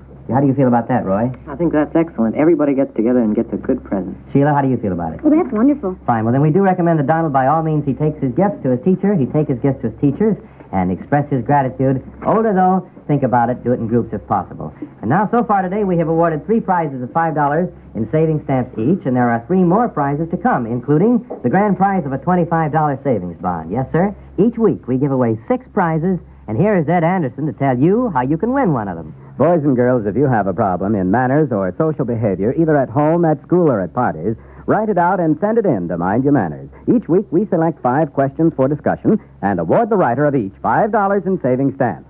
For the best stated and most interesting question, we award a $25 savings bond. All entries become the property of this program. In case of ties, duplicate prizes will be awarded. The decision of the judges is final. Contest closes at midnight on Wednesday of each week. Entries received after that date are considered for the following week's contest. So send your problems in to Mind Your Manners at this address. Mind Your Manners, Department 4, National Broadcasting Company, Radio City, New York 20, New York. Send your entry today. And now it's time to hear from our studio audience. So how about it, audience? Are you ready for your right-wrong quiz? Fine. Now, Eddie Robbins is going to read 5 statements about manners. Each statement is either right or wrong, and it's up to you to tell us which one it is. When you make up your mind, hold up your hand, and Ed Anderson will pick one of you to speak up for the audience. If you're selected, you'll get a fine gift. So get on your toes now and tell us whether these statements are right or wrong. An important rule of good table manners is to remember to swallow all of the food in your mouth before speaking and drinking. How about that? Is that right or wrong? Young lady. Yes, That's yes. What do you mean? Yes, it's right, or yes, it's wrong? right. Right. It's right. You're so right. You should always swallow your food before drinking or speaking. What's your name? Nancy Rathburn. Thank you, Nancy. Here's a little gift for you. Here's your second one, audience. When nothing else is handy, it is perfectly proper to push food onto your fork with your fingers. Now, is that right or wrong? No, No. No. Is that right or wrong? it's wrong. It's wrong. What should you push your food onto your fork with? A knife or a fork. A knife or a fork? Is it a good idea to use a knife as a pusher? In America, Well, a spoon. American eating custom. What? Spoon. Spoon? A spoon is a pusher. Do you recommend that, really? What about trying to manage without a pusher? And if you have to, what about a small piece of bread? Don't you think that'd be a good idea? I guess it would. I feel like I kind of led you into that, but you don't recommend by all means using your fingers, do you? No, it isn't proper. It is not proper. What's your name? Jack Mastrian. Thank you, Jack. Here's a gift for you, and here's your third one, audience. When cake or cookies are served from a large serving plate, you should always remember to put them on your plate before eating them. All right, now think about that. Is that right or wrong, young man with a striped sweatshirt on? Right. Right. You're so right. Why is it right? You don't remember it. I knew it. Here's it. The story is this. When you get cake or cookies served to you at a party, you should take them and put them on your plate. Not, in other words, take them right off the plate they're served to you on and then eat them. You should put them down on your plate and then eat them later. Do you get the idea? Yes. What's your name? Howard Lewinsky. Thank you, Howard. You got that right, and here's a gift for you, and thanks a lot. Now, here's the next one, audience. At parties, sandwiches and fruit should be cut up with a knife and eaten with a fork. All right, what about that now? Is that right or wrong? Is that right or wrong? Here is a young... She'll have to come over to our mic, Alan. She'll just step up here. Fine. Wrong. That's wrong. You don't have to cut up sandwiches, do you? No. What about fruit? Do you have to cut up an apple before you eat it? I don't know. You don't know. Well, I don't think you do. I think you just eat an apple. That's the easiest way to do it. What's your name? Naomi Factor. Naomi, is that right? Yes. Thank you, Naomi. Here's a gift for you. Here's your fifth one, audience. Hostesses at a dinner party should always make a point of eating as slowly as the slowest guest. Now, think about that. Is that right or wrong? Is there a Girl Scout out there? You've got a Girl Scout right there. Let's talk to a Girl Scout. Oh, no, that's a young little girl right there. What about that? I think it's, wrong. No, I don't. Let's try a Girl Scout right there, right behind There's you. one right over in the center, Alan. Well, If I there's could one get right her. on the side there, too. A little Girl yes. Scout right there. I want to talk to them. We've got a lot of Girl Scouts today. Now, what Right. about hostesses? Should they eat as slow as the slowest eater? Yes. Yes, they should. They should never leave one eating alone, and we think that's right. So thank you a lot. What's your name? Dottie Lind. Thank you, Dottie. That's a gift for you. And that does it for today, audience. But we've got another quiz scheduled for our next meeting, and you are all invited to come back and join in the fun next week. Now, let's go back to the panel and hear what they have to say in answer to the fourth question that was sent in to them by June Howie in Rosemer, Quebec, Canada. What do you think about expensive Christmas gifts for boy or girlfriends?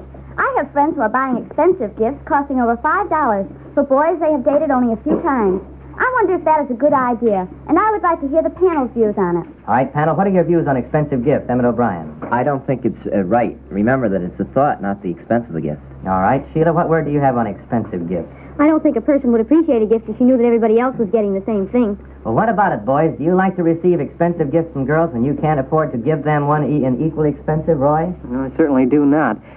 In fact, I quite envy the girl that can spend $5 on every boy she's gone out with. Well, do you think that it's a good idea for a girl to do that? No, it makes the boy feel obligated as if he has to outdo her in a way. Fine. I don't think it's a good idea. Do you, Dick? I don't want to express my opinion, but I feel kind of strongly about that one. What do you think? Well, no, I think that the boy and the girl should give about equally expensive presents, but just something that will be appreciated more than the cost. Fine. When the boy is put in a spot, can we make that point clearly that the boy is put in a spot when the girl gives him an expensive gift, Pat? Well, instead of giving every boy he's been out with a Christmas gift, why, just send them a Christmas card. It's really the thought at Christmas time. All right, then we recommend cards. All right, audience, we recommend that the gift not be too expensive. I don't mean audience, I mean panel. You're still going to work now, and your question number 5 comes to you from Alice Jones in Fort Jarvis, New York. And, of course, Alice will receive $5 in saving stamps for submitting it, and here is her problem. When a girl asks a fellow from another school to her school dance, how should she manage the tickets? And what about other arrangements like transportation, flowers, and so forth? I would appreciate your help, as I am in a quandary. Sheila, can you help out Alice Jones in Fort Jarvis, New York? Well, if you're going to bring a fella to your school dance, it's certainly up to you to get the tickets, because after all, you are inviting him. And you might leave the flowers up to him, though.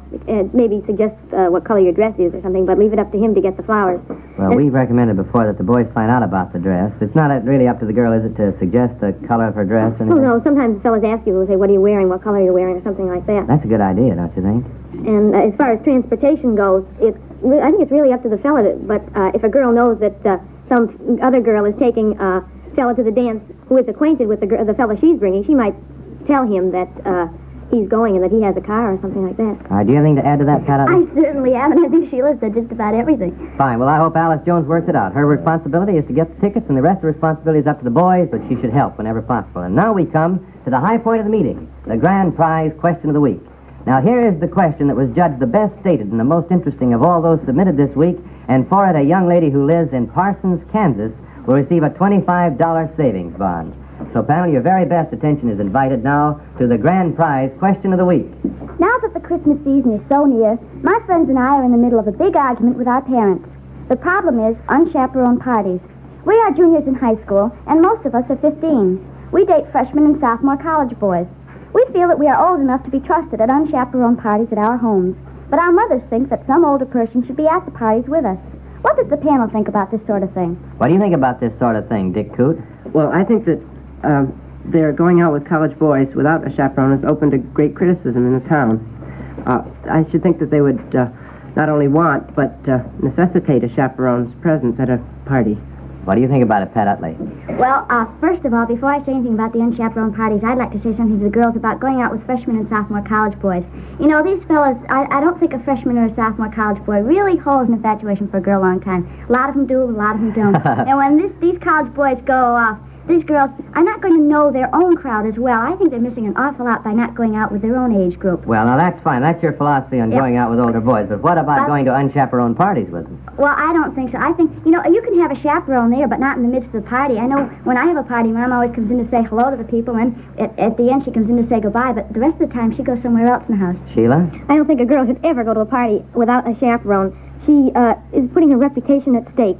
In other words, she should not only want, but insist on a chaperone if she's going particularly with college boys and she is only a freshman or sophomore in high school, or junior in high school. Incidentally, Ellen Lee, what about chaperones at parties? Do you think they spoil the fun even at your age? No, they can join in just the same and join in and have just the same fun as you can. After all, they are human beings themselves. Chaperones are pretty nice people. In other words, don't be afraid of chaperones. Do you mind going to a party with a chaperone, Ellen Lee? No, I've never been to one. You never been to a party with a chaperone? No. Well, now, you know that you've had parents at your parties, haven't you? Yes, but the parents have been in the room with me, and they've helped mostly. Well, those are chaperones, then. See, that's the same thing as a chaperone. Emmett, what word do you have on chaperones? Well, they're very important. I like to tell these girls to remember that they're still 15, and they have to have a chaperone, especially when they're going out with boys so much older. What about dances, incidentally? Let's talk to the boys and chaperones. When you go to a dance, a formal dance, and there is a whole line of chaperones. Say, now, Christmas parties are coming up, you see, and you're going to a dance, and there's a line of 4 or 5 chaperones. What should boys do, Emmett?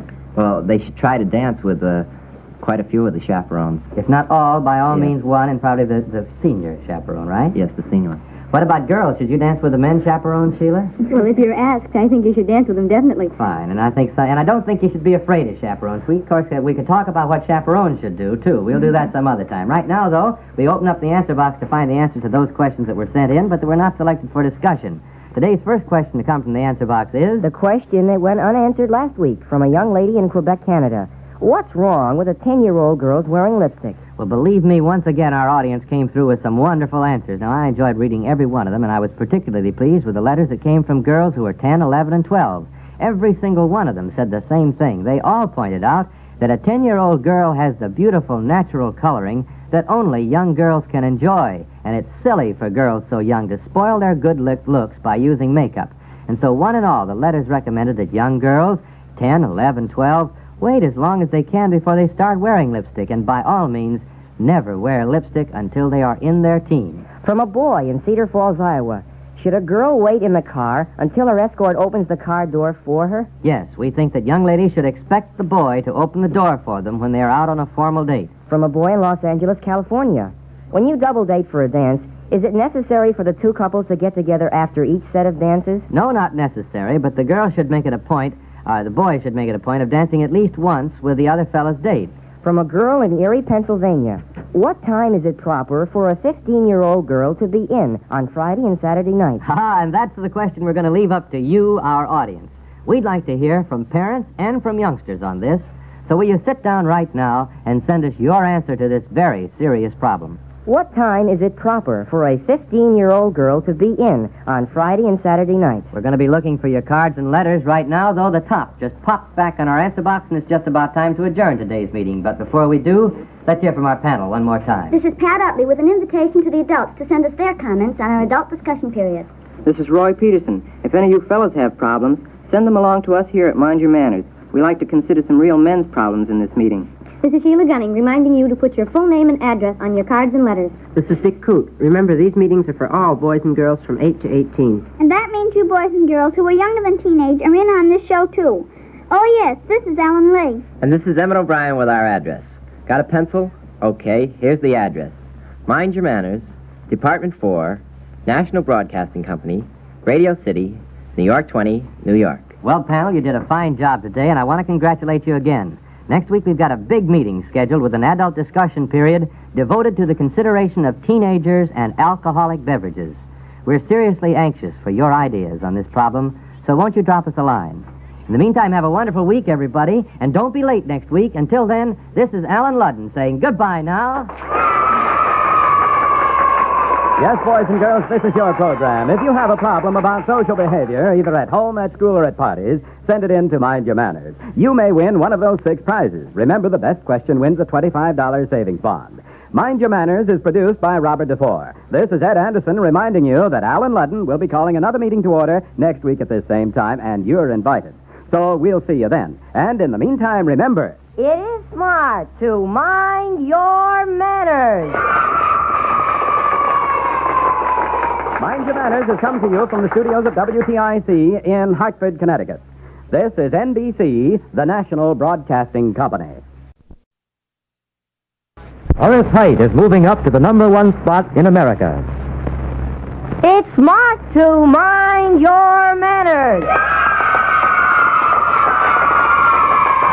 Yes, boys and girls, it's time to Mind Your Manners with Alan Ludden and his panel of typical teenagers. From the studios of WTIC in Hartford, Connecticut, the National Broadcasting Company presents a teenage discussion session for boys and girls from 8 to 18. Adults are invited to sit in on the meeting, too, so gather round, because here he comes, the man who conducts the meeting, that man who makes manners fun, Alan Ludden.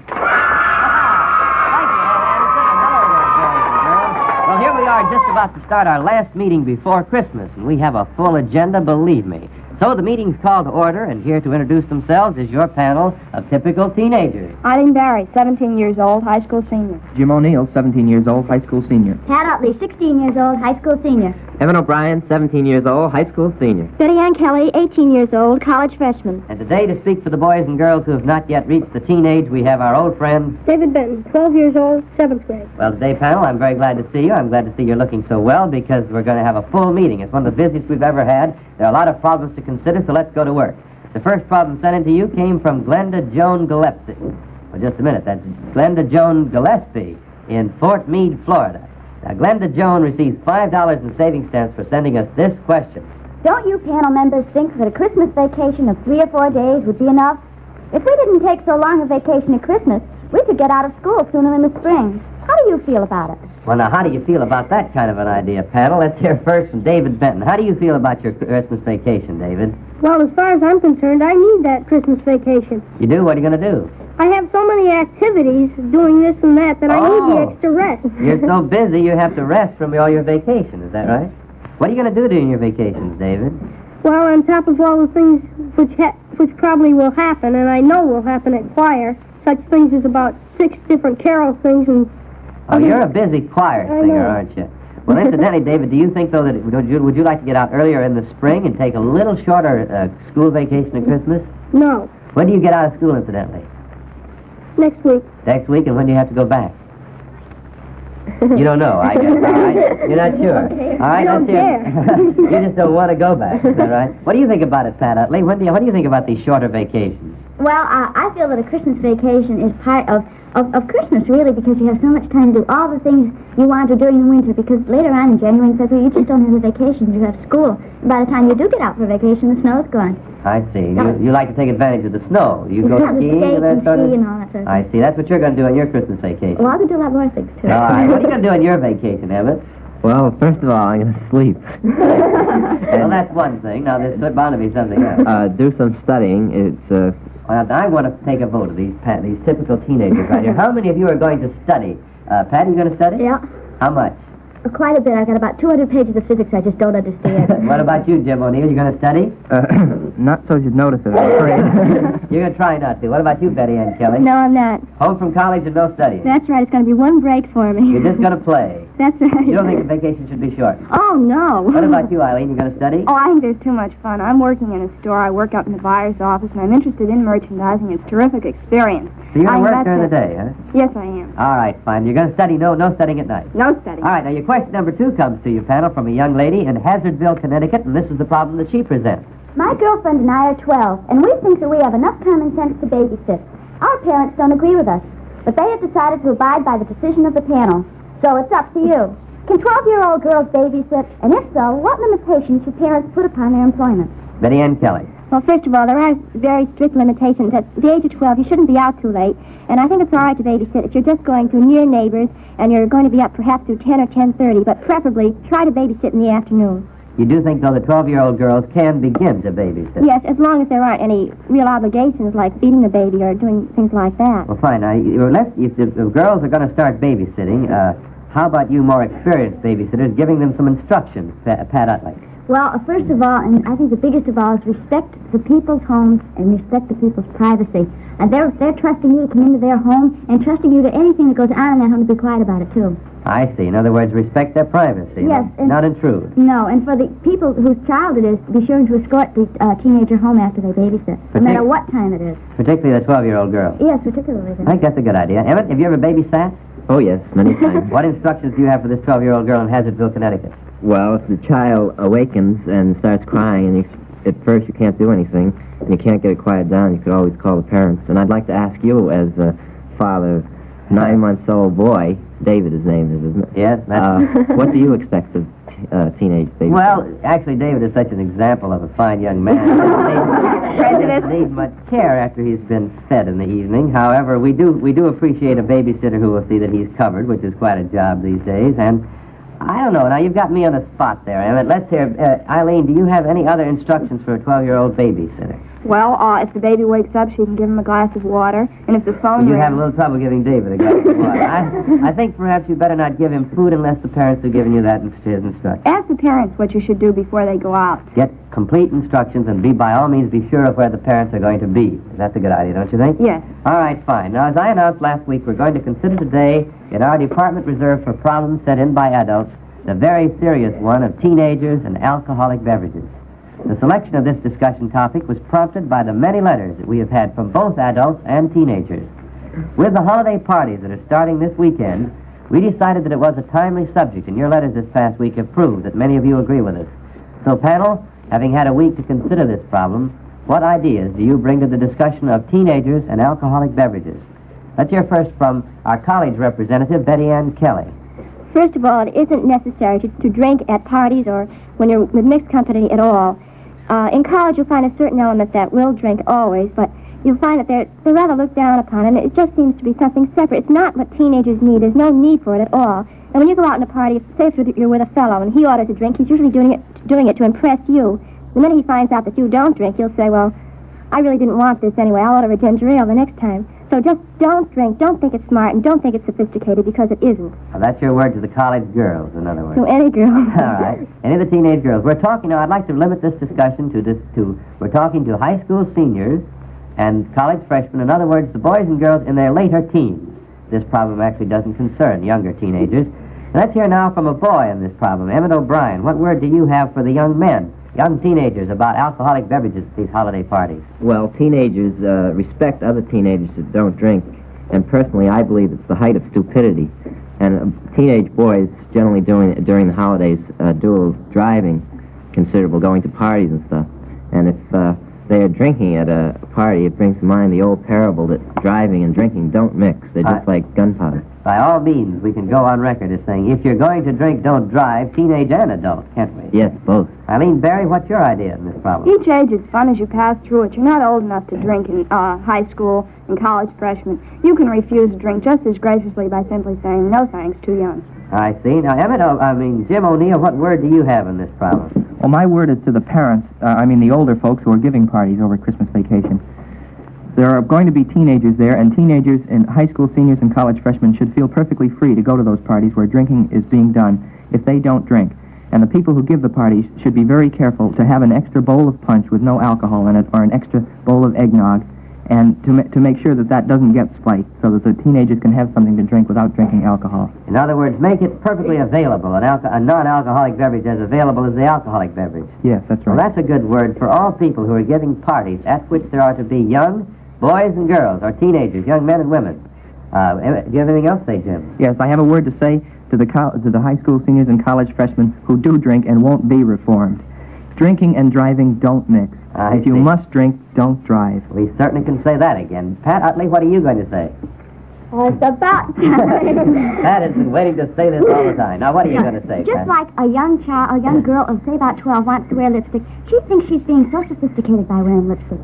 And that's just what teenagers and drinking, just as the attitude teenagers have toward drinking. They think they're being so sophisticated and so much older, and they're really not. If those people, when they're inebriated, could see how their appearance, they're not sophisticated. They're simply very childish, because a sophisticated person is never out of place or anything like that. Actually, a sophisticated person is always comfortable and always acts his age. Is that right?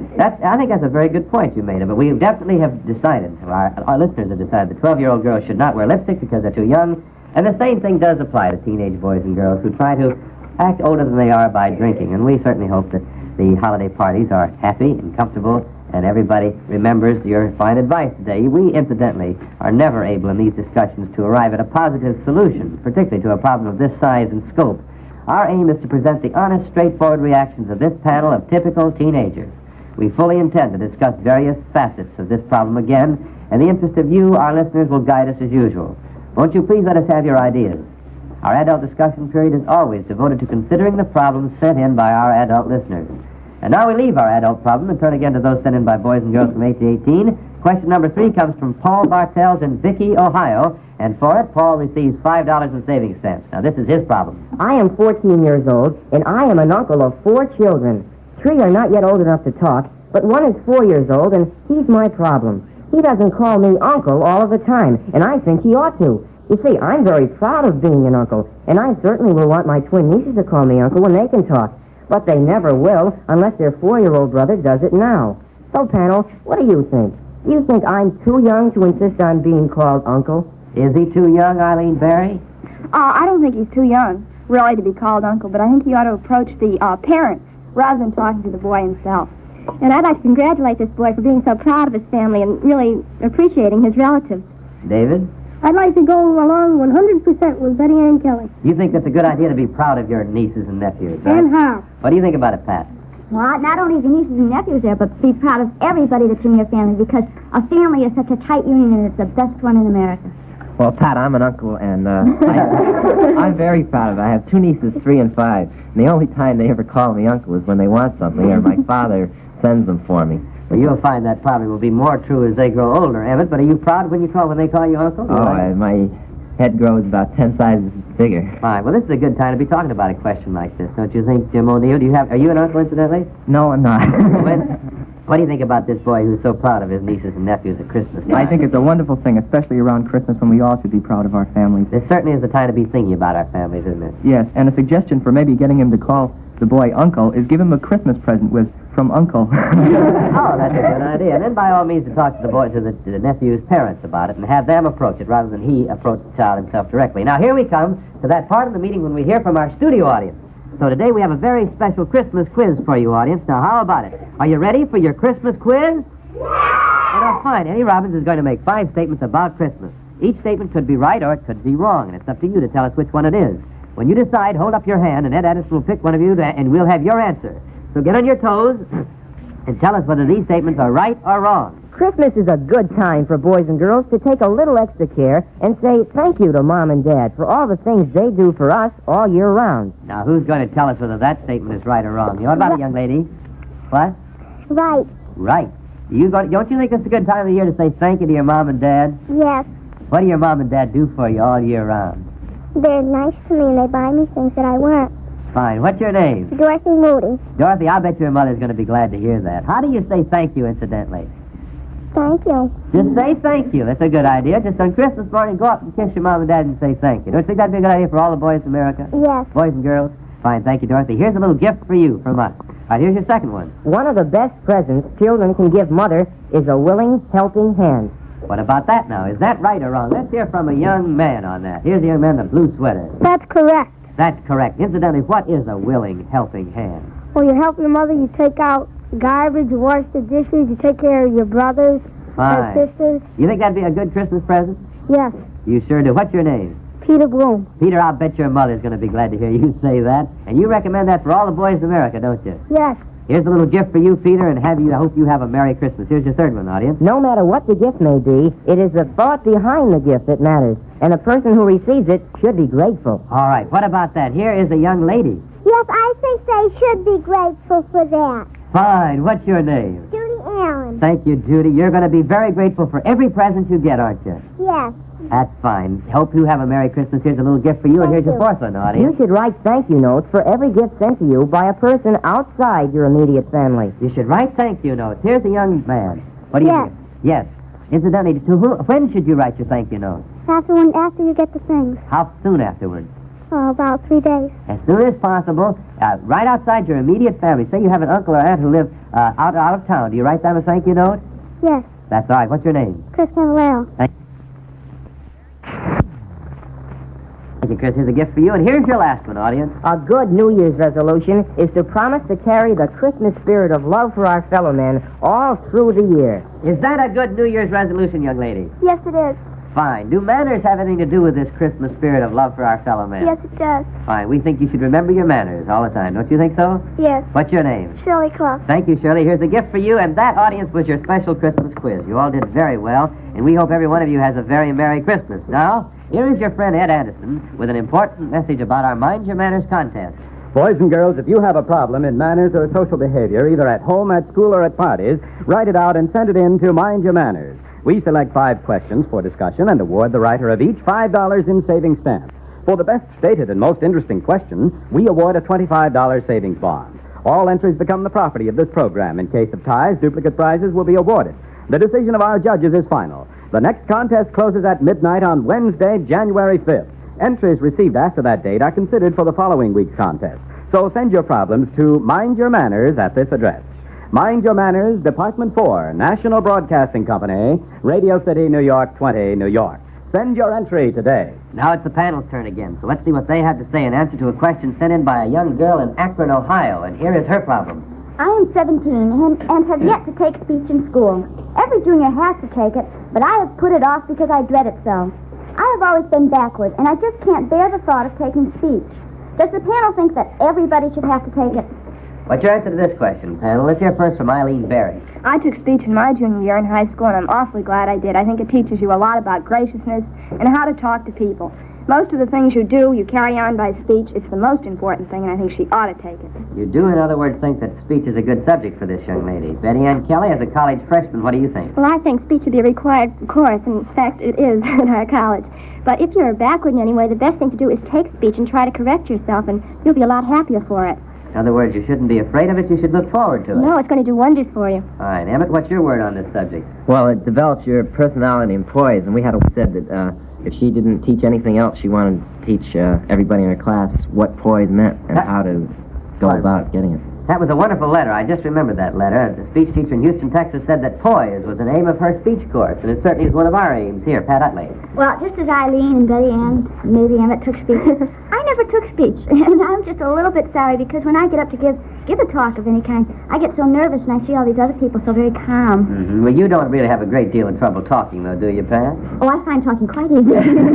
Jim, what about it? Last word. Do you think this young lady in Akron, Ohio should look forward to taking speech? I think speech is one of the most important courses. It's going to be wonderful in later life to be able to get on your feet and give a little talk without embarrassment or halting syllables. Fine. Well, we certainly hope that she does take her course and that she gets something out of it. Now, question number 5 comes to you, panel, from Peggy Rooney in Brooklyn, New York. And, of course, Peggy will receive $5 in savings stamps for submitting it, and here is her problem. Last year when we trimmed the house for Christmas, Mother would not allow us to put up mistletoe. She said it was bad luck. Well, we are 17 and we want to have it this year. I think Mother is all wrong. Mistletoe adds a lot to the Christmas spirit. Besides being very useful, it is very pretty, and we want some in the house. Could the panel please put Mother straight on how modern teenagers feel about mistletoe? David, you're not a teenager, but we're getting into the Christmas spirit now here. What do you think about mistletoe, incidentally, as a piece of decoration, David Benton? I think it goes along with most of the Christmas spirit. And you think Peggy Rooney's mother should let her have it, right? Sure. All right. What do you think about it, Eileen? I think it'd be more fun if she just had it at the door, like as you come into the living room, and people were sort of surprised, at the doorway, and overtook. It'd be a lot of fun, and everyone could sit around and watch as the girl comes in, someone rush up and kiss her. Oh, I see. Is that what Peggy Rooney means by the fact that mistletoe is sometimes useful? Well, she said useful, and I imagine that's what she means. All right. What do you think about it, Betty Ann? Well, I've never heard of it being bad luck, but as Eileen says, it's all right if it's a surprise, but let's not be too obvious about it. What do you think about girls who wear mistletoe in their hair, Pat Utley? Well, I've seen it, and they're just a little bit... Oh, Betty Ann said too obvious. Well, it kind of takes the fun out of it, doesn't it? Sure, because everything, just like a joke, after you hear it over and over again, it gets worn out. So you think that mistletoe should be kind of discreetly placed in how many spots around the house? One. Emmett, your hands up. What are you going to say there? Well, I'd like to find the girl that wears mistletoe in her hair. What do you we think, won't go Jim? into that now. What do you think about it, Jim? I think it's pretty and Christmassy, and it sets the holiday mood for parties. And after all, it's more blessed to give than to receive, so I think the girls should give the boys a little kiss now and then. Well, that puts you on record right now. We won't expand that idea any further, but we do hope that Peggy Rooney has a Merry Christmas and that she has at least one or two pieces of mistletoe in her house. We don't think it will hurt. And now we come to the high point of our meeting, the grand prize question of the week. Now, here's the question that was judged the best stated and the most interesting of all those submitted this week, and for it, a young lady in Los Angeles, California, will receive a $25 savings bond. So, panel, your very best attention now is invited to this grand prize question of the week. I have several boyfriends, and I've managed to get a gift for each of them. But I'm in a quandary about how best to deliver them. On Christmas Eve, I won't have a date, because I think that's the night to spend with the family. I don't know all the boys' families, and I hesitate going to their houses. So I come to the panel. How and when do you suggest I get my gifts to the boys? Jim O'Neill. I think she should deliver the questions either the day before Christmas or Christmas. Oh, yeah. Yeah, you deliver the gifts when? The presents when? The day before Christmas? I beg your pardon, Jim. I couldn't let you go by with that. I do it all the time. I wanted to catch you on. Deliver the presents either the day before Christmas or Christmas Day. I think it's fine that she wants to spend Christmas Eve with her family. She has the real Christmas spirit. That's a good idea. What do you think about it, Betty Ann Kelly? Well, I agree with Jim. I think that Christmas Eve is a time for everyone's family, and you ought to stay home or go to church and wait to give the presents either Christmas Day or the day before.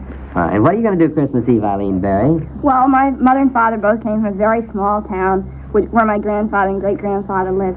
Practically all the town comes in Christmas Eve, and we just have a big old family time. The whole family's there, and half the town's there, too. Fine. You're going to have a family Christmas Eve. David Benton, what are you going to do Christmas Eve? Christmas, I'm busy as I told you. Oh, you're going to be singing, aren't you? Fine. I'm going to be singing in the morning, in the afternoon, and at night. Well, that's a wonderful way to spend your Christmas Eve. Emmett O'Brien, what are your plans for Christmas Eve? Well, I'm going to sit around and trim the tree and talk, joke, sing carols. Where? Home. At home? You're going to stay home Christmas Eve? Oh, sure. I always stay home, and then we go to church, and we come back, and we glass and go to bed, and get up early in the morning. And open your presents? Yeah. Fine. Well, we certainly hope that the young lady out in Hollywood, California, delivers her gifts on time. Incidentally, Pat Utley, are you going to deliver all your gifts to your boyfriends on Christmas Eve or the day before, or when are you going to do it? That's a very personal question, but I want to know the answer. Well, I want to surprise them, so I'm not going to tell you. Maybe they think I'm not going to give them any presents, but you know what I do on Christmas Eve? What? I think I do the novelest thing of us all. Well, everybody just comes in. It's mad in our house on Christmas Eve, and there are so many older people, and Daddy loves to have a party where everybody is gay, so eventually Pat decides that there's no place for her at the party, and she goes up to bed around 10 o'clock or 9:30. Well, maybe you can come over and babysit with David. I'd love to. Well, that's a good idea. Now, we do recommend, incidentally, what do you think about the young lady who does not want to deliver gifts on Christmas Eve in the late evening? Do you think that's a good idea when the families are together? Betty Ann Kelly? I don't think she should go into their family, no. And do it earlier in the evening, Yes. by all means. Right, that's our last word on that subject. And now we open up the answer box to find the answers to those questions that were sent in, but they're not selected for discussion. Now, today's first question comes from the answer box is... The question that was left to the radio members last week from a girl in Erie, Pennsylvania. What time is it proper for a 15-year-old girl to be in on Friday and Saturday nights? Well, here's a real controversial question. We had a wide range of answers for this one, but the majority of you agreed that 15-year-old girls should make very sure that they are properly chaperoned and that the occasion is sufficiently special to justify staying out later than 10:30 any night. We had many excellent letters from girls a little bit older who pointed out that 15-year-old girls will be happy later if they wait a couple of years before making a practice of keeping late hours even on weekends. And they said never stay out late without the full permission of your parents. Remember, it's all part of your responsibility as a member of your family. Incidentally, we'll talk about this question some more if you want to present it as a discussion question. From a girl in Las Cruces, New Mexico. What can a girl do to help out her boyfriend, who simply cannot afford a corsage for each of the Christmas dances? But she can make it very clear to him before the dance that her dress is such that flowers will not look good on it. Or she can tell him that she has arranged for her own flowers to wear in her hair. In any case, the thoughtful girl will think of the boy's pride and watch her tact. It is a wise and considerate girl, however, who realizes that boys have to strain sometimes to provide the flowers for each of the holiday dances. From a girl in Houston, Texas. Is it proper to ask a friend to pay back some money she has borrowed if you need it badly yourself? Well, it certainly is proper, but it's a difficult problem in tact. If, however, the loan is an old one and the person in your debt seems to have forgotten it, then by all means suggest politely that you would appreciate repayment. From a boy in Houston, Texas.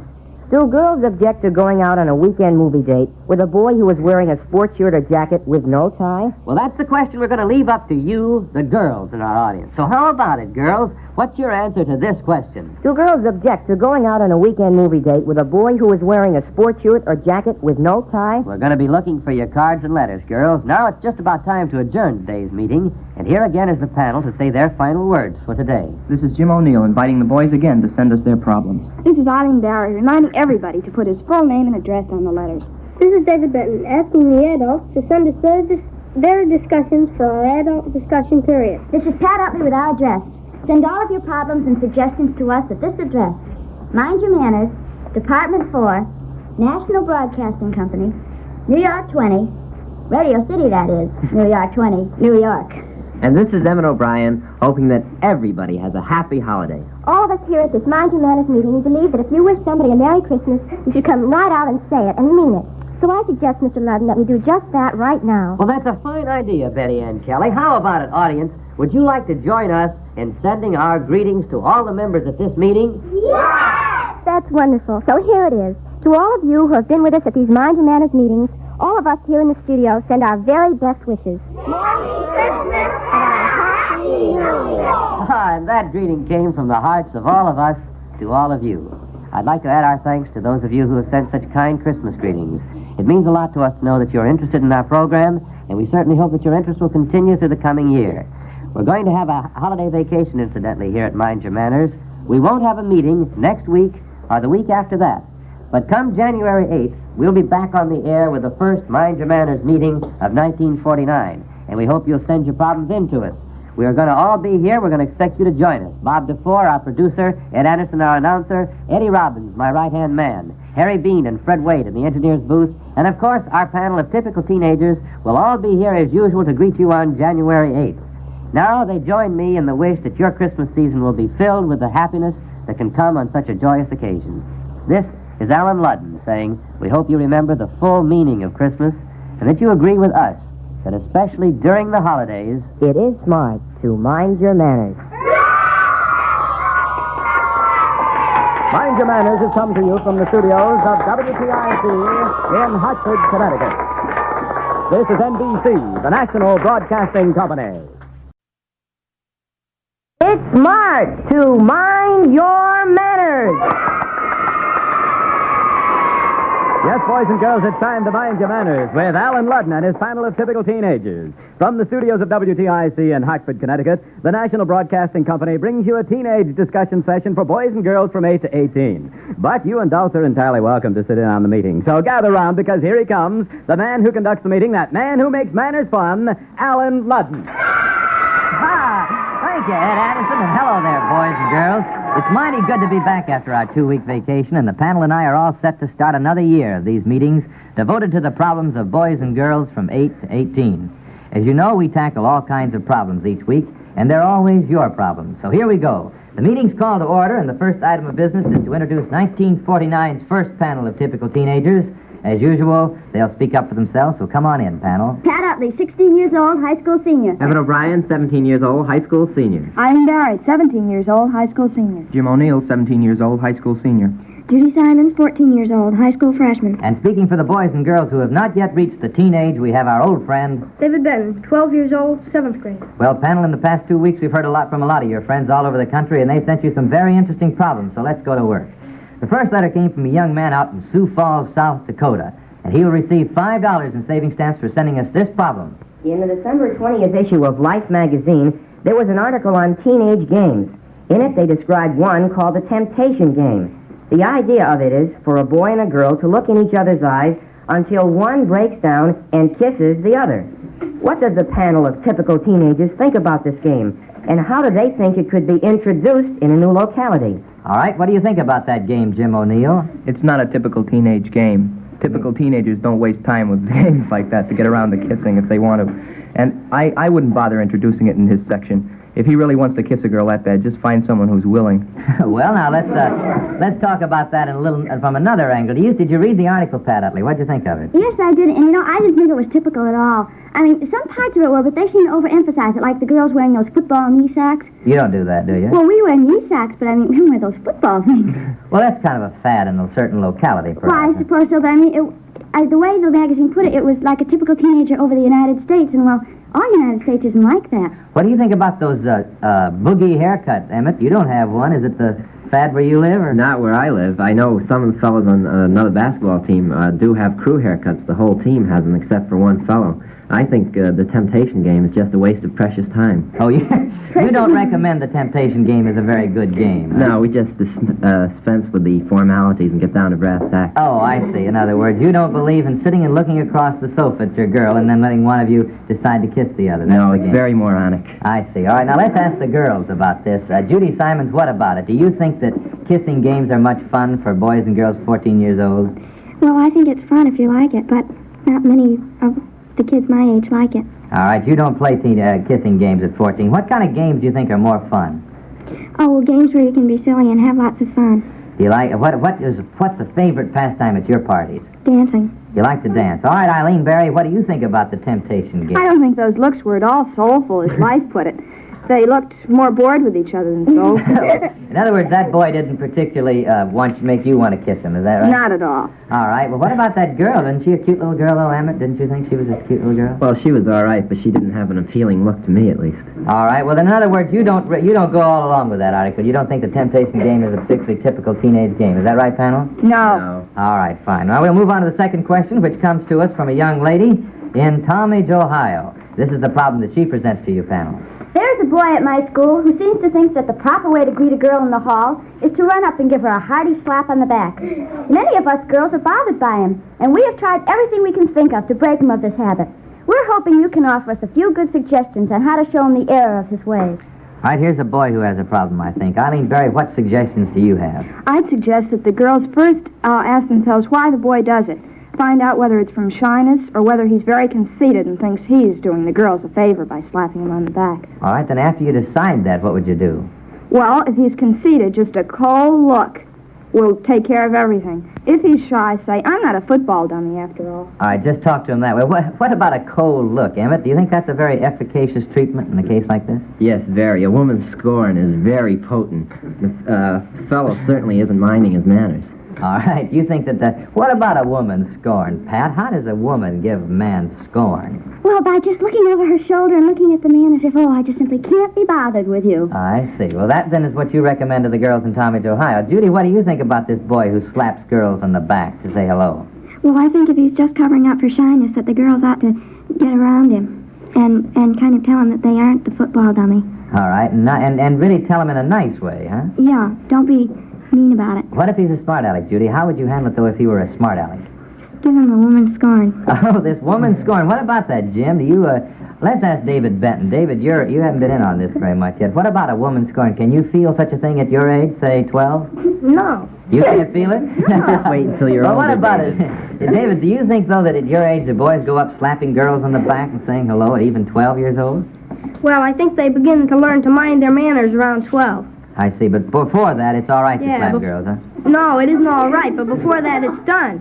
Oh, it's done, huh? Well, how do they start learning? What is it that makes them start learning, you suppose? Well, I think most of the girls get around to where they say, well, I've had enough of this. And they want to be started to be treated like ladies, huh? Mhm. Is there a lady, Pat, what's your last statement on this? Drag him over to the radio some Saturday morning, sit him down and say, listen to Mind Your Manners. They'll tell you. All right, and if they don't hear it Saturday morning, they can hear it some other time. You know, sometimes these meetings are held at various times. You know Sure, that? any old time that comes out of the air. Fine. Anytime Mind Your Manners on the air, listen to it. We'd like that a lot. Okay. You know, last year we started considering one problem each week that had been submitted by our adult members, and they resulted in such fine discussions that we're going to keep this department in the meetings during 1949. To start off the year with a real problem that may not be solved in this one meeting, we selected a letter from a mother in New Orleans, Louisiana. Panel, this mother would like to hear you talk about the question of public dancing places. Do you think that young teenagers in high school should be allowed to go either in parties or couples to public nightclubs where liquor is sold?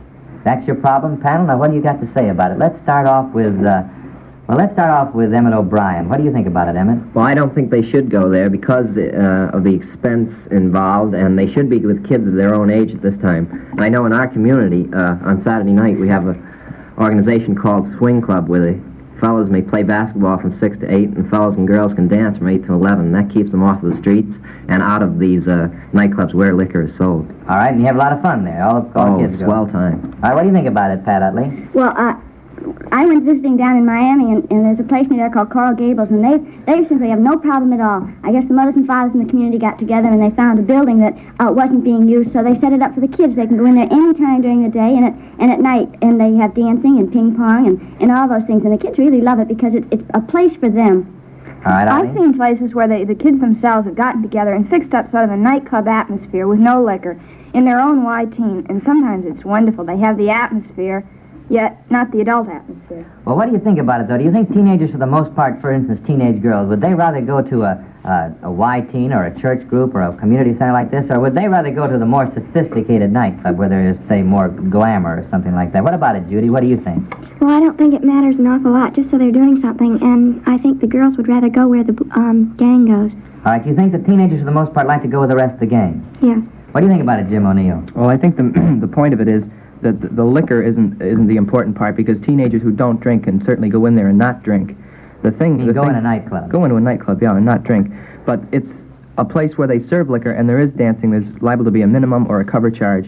And I don't think the girls should expect the boys to take them to such an expensive place. If they must dance, they can always go to someone's house if there's nowhere else to go and play records.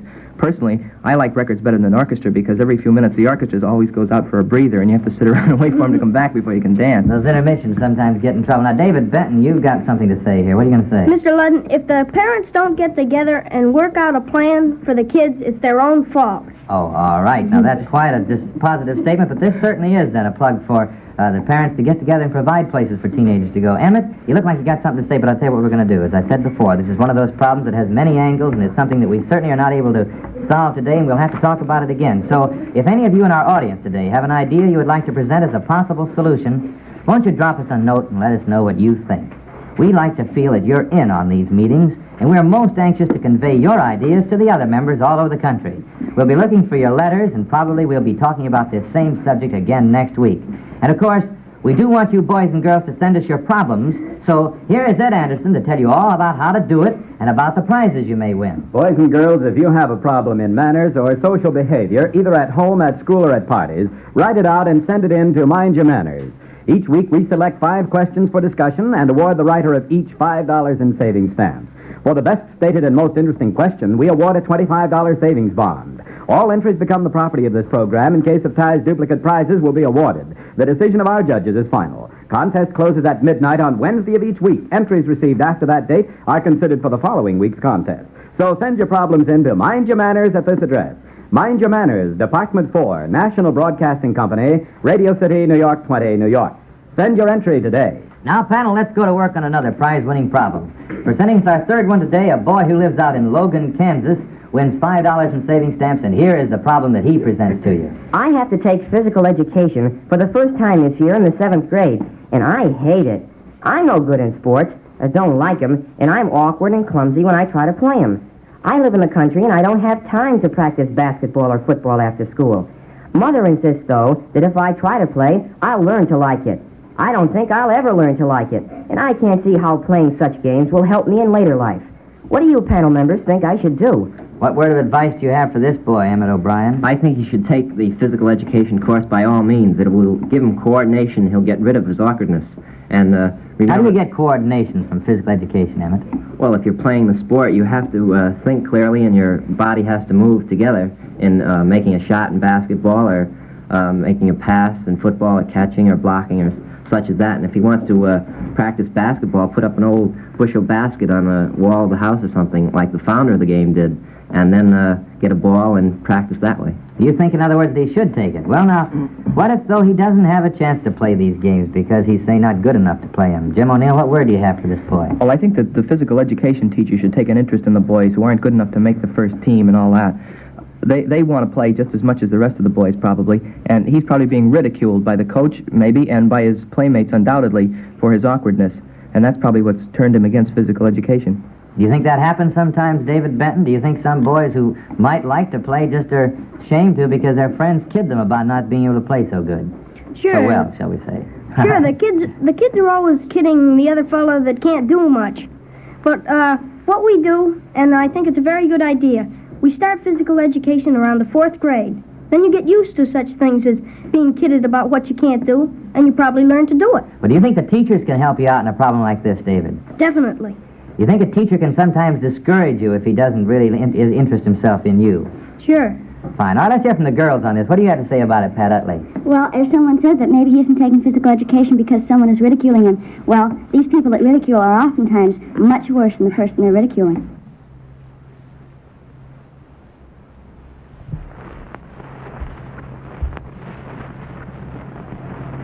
I see, but what about this boy who just doesn't like it? Well, I didn't like it when girls take physical education, too. And I didn't like it when I first started out, but the teacher was very nice. I think it's mainly the teacher's point of view in class, that in any class, that develops the person's attitude toward the class. You do think it's important, Judy? Do you like physical education? Not particularly. Not particularly? No. Well, what are you going to do about it, though? Do you think it's important for boys and girls to take it? Yes, I think they need the recreation, and they've been working hard in school all day. Eileen, what do you think? I think they're learning to work with other people. That's the most important thing in life. And if he learns to take kidding, he'll be glad he has it in later life, too. And you do all agree that the teachers can do a great deal for boys and girls who don't like it, can't Yes, they do. All right, fine. I hope all the teachers are listening and all the boys and girls who kid other boys during physical education. And now, it's time to hear from our studio audience. How about it, audience? Are you ready for your right-wrong quiz? Fine. Now, Eddie Robbins is going to read 5 statements about manners in the home. And it's going to be up to you to tell us whether these statements are right or wrong. If Ed Anderson selects you to speak up for the audience, you'll get a prize. So on your toes now and tell us if these statements are right or wrong. No matter what you were doing, you should always come to the table when Mother says, dinner is ready. Is that right or wrong? Lots of hands. What about it, young lady? Right. Right. What about Dad? Do you think he should come to the table when Mother says dinner's ready? Yes. It applies to the whole family, doesn't it? Yes, it does. When you're a mother, you're going to want him to do that? Yes, I do. What's your name? Betsy Sisbauer. Thank you, Betsy. And here's a little gift for you, and here's your second one, audience. On busy school day mornings, there is no time for idle chatter, and such silly little things as good morning or pleasant expressions are a waste of time. All right, is that right or wrong? Is that right or young lady? Wrong. Wrong. You, I think good morning's important in the morning, isn't it? Yes. You're never too busy to be pleasant in the morning, are you, at home? No. Fine. What's your name? Joe Nielsen. Thank you, Joe. Here's a gift for you. Younger brothers and sisters are much too young for teenagers to bother introducing them to their friends when they come to the house. All right, what about that? Is that right or wrong, young man? Right. Right? You're a younger brother. You got an older sister or brother? No. No. How old are you? 9 years old. Well, do you think you're too young to be introduced to your teenage friends? Your brother, if you had a brother and sister and they brought some teenagers to the house, you too young to be introduced to them? Yes. You are. Anybody else here tonight that thinks he's too young? You think what about this young lady right here? You too young? I think that I'm too young to be introduced to all the other, your brothers and sisters. You do, well... and things, because then if you like them, you're always picking on them, and then your brothers and sisters get jealous. I see.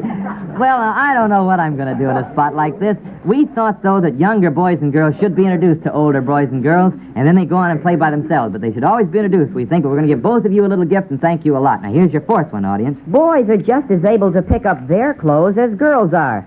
All right, what about that, boys? That's right. That's right. Boys should pick up their clothes just as much as girls. What's your name? Alonzo Coleman. Okay, Alonzo, here's a gift for you, and thank you a lot. Boys of any age are expected to stand up when a lady enters the room. Is that right or wrong? Here's a Girl Scout. Right. No, it's a boy. All right, that's right. You think... You think that the boy should stand up when a lady enters the room. That's so right. Even when somebody outside the family. When you're at home with your group, though, it's all right to sit down if it's just your brother or your sister coming in the room. Or sister, rather. But by all means, little boys, no matter what age, should remember when a lady enters the room, he should stand up. All right, thank you a lot. What's your name? Herbert Kaplan. Thank you, Herbert. Here's a gift for you, and that does it for today, audience. We've got another right-wrong quiz all set for next week, though, and you're all invited to come back and join in the fun. Now it's the panel's turn. They're faced with a problem that was sent in by Wendy Winters, who lives out in Chicago, Illinois, and here it is. I'm 13, and my hobby is reading. I just love stories and romance. I spend my entire allowance on books and magazines. My mother objects and is always lecturing me on the type of reading I choose. She calls it trash. She says that when she was a girl, she read such books as the Elsie Dinsmore books and Five Little Peppers and How They Grew and Little Women. I say those books were read back in the dark ages, not in this century. I think Mother is old-fashioned, and she just doesn't understand that a girl of 13 today is older by far in years and experience than a girl of 13 in the days of her youth. Do you think I'm impudent, as Mother says I am, or am I right? Well, is she impudent or is she right, Eileen Barry? I think she's impudent to say that. But I think Little Women is one of the best books that was ever written. Louisa May Alcott has written Joe's Boys, Under the Lilacs, Little Men, and several other books, and they're all wonderful in any century and any age. Fine. Well, your English teacher ought to be happy to hear you talk like that, Eileen. What about it, Judy? Do you think that this girl is right in saying that her mother wasn't as experienced at age 13 as she is? Well, I think that the mother probably was a little less mature, but I think that those books still hold good. You think that the girls these days at 13 are a little more sophisticated than they used to be, right? Yes. All right, what do you think about those books, Pat Utley? What shall this girl do? Well, she says she likes love stories and romance. Well, golly, Louisa May Alcott and her Little Women, that's a good romance. And the Elsie Dinsmore books are romantic. And, golly, she could find so many good books that are romantic if she likes that type of work. And she says she spends her entire allowance on love stories. And there's so many good books that she could buy. Honestly, I get so mad because I like good books. All right, and you can go to the library and it doesn't cost you anything to get good books. No. If you're going to read as a habit, why not read good things and get a lot out of it, don't you think? Sure. I'd like to hear from boys and girls on this question. If you're going to be reading a lot of times, read good things and you'll get a lot more out of it. Now we go on to question number 5, which comes to us from a young man by the name of Jack Hennigan, who lives in Corpus Christi, Texas. And, of course, Jack will receive $5 in savings stamps for sending it to us, and here is his problem. I'm 17, and I have a problem that confronts many boys my age. How old do you have to be before your father lets you have the car for dates and games? All right, do you think this is a problem that confronts many boys at 17, Emmett O'Brien? Yes, I do. Has it ever confronted you? Yes, it has, and it still is. Well, maybe your dad's listening. I hope so. All right, what are you going to do? How old do you have to be to get your father's car? Well, when you're old enough to assume the responsibility that goes along with it, and if you do get your license, you should be allowed to take the car because you must understand the responsibility in passing the test. You think then as soon as the boy is able to drive sufficiently to pass the legal limits, he should have the car? With some discretion, yes. Whenever he wants it? No, when his parents aren't using it, or if he tells his father in time enough in advance so he can make other plans. What do you think about it, Jim O'Neill? Well, I think that's a good plan. When a boy has his license, he must understand the rules of the road and the rules that govern the insurance on the car and so forth. So I think he should have the car when he has his license. You think, though, that the family should stay home whenever he wants to use the car? Oh, well, no. I mean, that's a little out of the question, but I don't think they should deny him the car just because he's too young. He has a license. After all, they let him have a license. All right. But I think that teenagers should be taught to drive when they're in the early teens and be allowed to get their license as soon as possible as the law requires. Well, look, this fellow's gotten his license, and he's driven once before the person that's giving him his license. Now, the father has seen probably the fellow drive 2 or 3 times, and it's the way he handles the car, the idea of the car he has. Maybe he treats it as, golly, just another toy he has to play with. Oh, that's a good idea, Pat. In other words, if you want your dad to let you have the car, by all means, respect it. Treat it right, and don't forget you pay for the gas. All right, out of your allowance. Out of your allowance. All right, out of money you make. All right, that should begin to solve the problem for the boy in Corpus Christi, Texas. Maybe they're going to have some fathers and sons who are listening who might have some ideas for us. And now we come to the high point of our meeting. Here is the grand prize question of the week. It's the question that was judged the best stated and most interesting of all those submitted this week, and it was sent in to us by John Naum, who is 12 years old and who lives out in Akron, Ohio. And for it, of course, John will receive a $25 savings bond. So, panel, your very best attention now is invited to this grand prize question of the week. I am 12 years old. My friends have get-togethers where they play cards and ping-pong and other games. Lately, they've started to play for pennies. I'm wondering if that is right, and I'd like to hear what the panel thinks. Well, it's the first time we've ever had a question on gambling. Now, let's see what we're going to say about it. Let's talk to Judy, what are you going to say first? Well, I don't think it's right to play for money because even if you play for matches and bottle tops and stuff like that, when you get older, the bottle top can take the place of a dollar can take the place of a bottle top. And you think perhaps beginning to gamble so young is a bad habit to get into, right? Definitely. What do you think about it, Eileen? It's good sportsmanship to just play for the fun of it, the fun of the game. Don't make it money. What do you think about playing ping pong, for instance, David, of Benton, for a penny a game? Do you think doesn't that make the game any more fun to you? No. No time is the time to start gambling. Oh, you definitely are opposed to it. All right. That is the word from our expert, David Benton. What do you think about it, Emmett O'Brien? Well, in high school sports, you play for the fun of it in the competition. You don't play for the money. And like Eileen said, it can build up later on in life. Like playing ping pong for pennies, you can play golf for $5 a hole. All right, and that isn't a very good habit, particularly if you don't have a lot of $5, is it? That isn't fooling. What do you think about it, Pat Utley? Well, I'm not going to say I condemn this fellow for playing for pennies because everything is all right until you misuse it. Well, not everything, but I mean, things are all right until you misuse them. It's like smoking. It's not a bad thing in itself. It's the way people use it, the way kids use it. So I think this fellow, until he has gotten an idea of the right way of gambling, shouldn't even start because, I don't know, he'll probably get into the wrong way of gambling, and as everybody else said, it can be costly. And if you go in excess, it can be a very disastrous habit, can't it? Yes. All right, we certainly do recommend that they don't play games for gambling, but do you recommend that kids at 13 play such games as card games? Do you think you can play cards at 13? How about can you play bridge, Jim O'Neill? Yeah, I love to play bridge. Okay, when did you start playing it? Oh, about a year and a half ago. Oh, when you were very much older than this boy then, huh? Well, yeah, not too much. When you were 16. Well, you do recommend, though, that card games can be fun, but they forget the pennies. Is that right?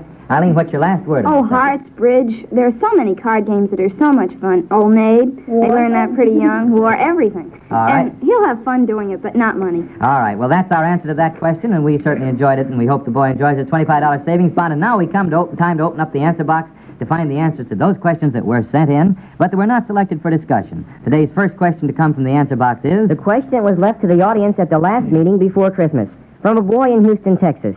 Do girls object to going out on a weekend movie date with a boy who was wearing a sport shirt or jacket with no tie? We asked the girls at that meeting to answer this question for the boy in Houston, Texas, and they certainly obliged with some fine letters. It may interest all of you boys to know that every single one of the girls said that they thought a boy looks more dressed up with a tie on than without one. There were some girls, however, who thought that ties were necessary only for more formal dates and that a tieless sport shirt was permissible for a movie date. If, however, we have to arrive at one answer, I think it's safe to say that girls consider it much more flattering if a boy dresses up with a tie for his date. The girls all indicated that they felt the boy was making a little more effort in their behalf, and they always liked that. So, the verdict is, boys, ties for dates. From a girl in Kansas City. Is it proper to eat pie with a spoon? No, a dessert fork is preferred, and if that is not served, then a salad or dinner fork is much better than a spoon. From a girl in Los Angeles, California. Do boys prefer girls who wear hats on informal movie dates, or would the fellas rather take a girl out who is not quite so dressed up? Uh-oh, that, boys, is your question. The girls came through with some fine answers about the tie problem, so here is your chance, boys, to speak up. We'll be looking for your letters, fellas, and then we'll pass the word on to the girls next week, and that puts the top back on the answer box this week, which means it's just about the time to adjourn today's meeting. But before we do, let's hear from our panel of typical teenagers one more time. This is Eileen Barry saying thanks to all of you who sent us such wonderful holiday greetings. This is Jim O'Neill speaking to the boys and urging them to let us hear from them. We'd really like to know what you think about that problem of girls and hats. This is Judy Simons inviting the adults to send us their ideas for the adult discussion period. This is David Benton, putting in a plug for the boys and girls younger than teenage, and inviting them to send us their problems. This is Pat Utley reminding everybody that we need to know your full name and address, so don't forget to put them on your cards and letters. And this is Emmett O'Brien with our address. Got a pencil handy? Okay, here it is. Mind Your Manners, Department 4, National Broadcasting Company, Radio City, New York 20, New York. Well, panel, you started this new year off with a very fine meeting, and I think we can count on about 50 more of such meetings in 1949. So let's all make a date, everybody, for this week at this time, each week at this time. I'll be looking for you next week. In the meantime, we are here all hope you have a wonderful time. Right now, this is Alan Ludden saying goodbye now. Yes, boys and girls, this is your program. If you have a problem about social behavior, either at home, at school, or at parties, send it in to Mind Your Manners. You may win one of the 6 prizes. Remember, the best question wins a $25 savings bond. Mind Your Manners is produced by Robert DeFore. This is Ed Anderson reminding you that Alan Ludden will be calling another meeting to order next week at the same time. And you're invited. So we'll see you then. And in the meantime, remember... It is smart to mind your manners. Mind Your Manners has come to you from the studios of WTIC in Hartford, Connecticut. And here's a reminder for all of you. Your wonderful Sunday on NBC has everything, including Ozzie and Harriet. Yes, the adventures of Ozzie and Harriet provide plenty of warm human comedy. What happens to Ozzie and Harriet might happen to you. So be sure to hear the adventures of Ozzie and Harriet, a great feature of your wonderful Sunday on most of these NBC stations. This is NBC, the National Broadcasting Company. It's smart to mind your manners. Yes, boys and girls, it's time to mind your manners with Alan Ludden and his panel of typical teenagers. From the studios of WTIC in Hartford, Connecticut, the National Broadcasting Company brings you a teenage discussion session for boys and girls from 8 to 18. But you adults are entirely welcome to sit in on the meeting, so gather round because here he comes, the man who conducts the meeting, that man who makes manners fun, Alan Ludden. Thank you, Ed Anderson, and hello there, boys and girls. Well, it's time for another of our discussion sessions about the problems of boys and girls from 8 to 18, and we're mighty glad to have you all with us today. It looks like we've got a big meeting, so let's get started. Right now, the meeting's called to order, and as usual, the first item of business is for you to meet your panel. Here they are now to introduce themselves, so come in, panel. Dick Coote, 17 years old, high school senior. Pat Utley, 16 years old, high school senior. Sheila Gunning, 17 years old, high school senior. Dick Unsworth, 18 years old, high school junior. Arnold Greenberg, 15 years old, high school sophomore. Ellen Lee, 12 years old, 7th grade. Well, panel, again this week you heard from your friends all across the country, and again they sent you some interesting problems. So let's go to work. The first letter came from a young man who lives in Atlanta, Georgia, and he will receive $5 in savings stamps for sending us this problem. I just don't know what to say or do when I'm around girls. I try to talk about things they're interested in, but I think I sound foolish. I'm afraid they think I'm trying to show off when I talk about school and football and what I do in it. So I thought I'd write to you and see if any of those fellas on the panel can give a guy like me some hints that might help me out. Well, what about it, fellas? Can you give this guy some hints that might help him out? Arnold Greenberg, what are you going to say to this boy in Atlanta, Georgia? Well, I think if the boy puts himself at ease and just forgets any worries he has, just let himself relax and act natural as if he were among a bunch of fellows, I'm sure then conversation will pour freely and he won't be at loss for any topic of conversation. You think the girls would like it if he'd feel at ease, is that? Surely, that's the best thing. Well, both the girls have their hands up, but before we hear from them, I want to hear from more of these fellas. Dick Coote, what do you think is the secret of a shy boy, say, who feels a little ill at ease around young ladies? Well, if the boy is at ease with his mother at home, then he should use that as sort of a basis, the same type of conversation, and with that he could be at ease with any other friends. All right, consider the girls no stranger to him than his mother is, for instance. Is that your idea? Well, yes, he'd get the woman's point of view from his mother and just use that on the girls, too. Fine. What about it, Dick Unsworth? What's your word to this boy? Well, if you're a good listener, you don't have to talk all the time, and you don't have to be the one that's on the floor and have something to say. If you listen to what other people say, they'll like you just as much for it as if you have something to say. Also, you're just in the beginning stages. It'll come to you after a while. Relax. Be yourself. Okay, then that's a good idea. How about that, girls? Do you like boys who are good listeners, Sheila Gunning? It's wonderful for a boy to be a good listener if he's interested in what the girl has to say as well as in what he has to say. And sometimes girls do have something to say, don't Most of the time they do. But I wondered if the boy ever thought that the girl might be uneasy, too. Sometimes girls feel a little bit awkward, and if he has a little confidence in himself and just feels at ease, he can make out all right, I think. Well, I guess everybody's hitting on this business of being at ease. That must be the secret of it. Pat Utley, what's your word? I guess it must be, but if he doesn't want to talk, he could always get the girl to talk. Ask her questions, and pretty soon you'll find that you can't stop her talking. But when you do talk about generalities. Now, you say you don't want to talk about football. Well, don't talk about a formation that you do or how you played in last Saturday's game, but talk about, how the nation's teams are doing and how all that stuff. I mean, Talk. Get the girls talking. Now, you see, I have no trouble at all getting Pat Utley to talk, so it goes right along. All right, fine. I hope the young man in Atlanta, Georgia, feels a little more at ease with the girls and takes some helpful advice from this panel here. Now, our question number 2 comes from a young lady who lives out in Kansas City, Missouri, and this is the problem that she presents to you, panel. I'm 18 years old, and I want to know if I'm slow or just plain. My girlfriends say that I must pet to be popular. Do you teenagers think that's true? These friends argue that it is expected of a girl these days. And unless a boy tries to kiss you on every date, you just can't be sure at all if you're attractive.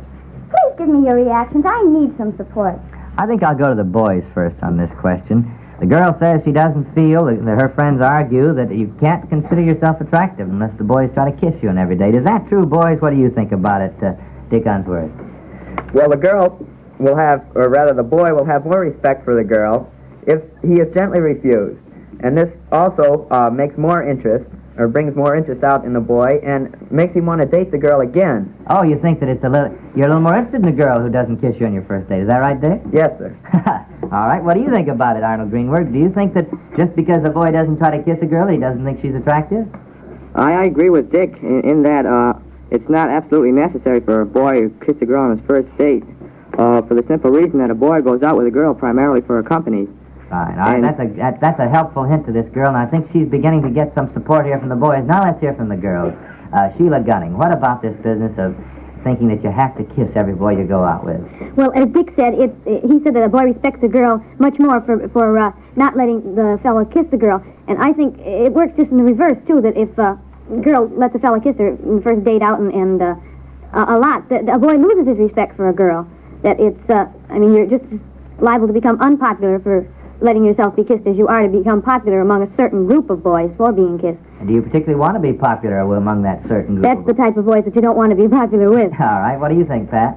Well, this girl says she can't be sure if she's attractive or not. You know, there are different kinds of attractiveness, and this girl may have the kind that all the fellas want. The attractiveness of a girl that's just a good young kid. I mean, she's a wholesome American girl. She's not a girl that the fellas take out just to have a lot of fun. All right. I think that's a very good point. You can tell whether you're attractive pretty well by how many friends you have, don't you think? Boys and girls.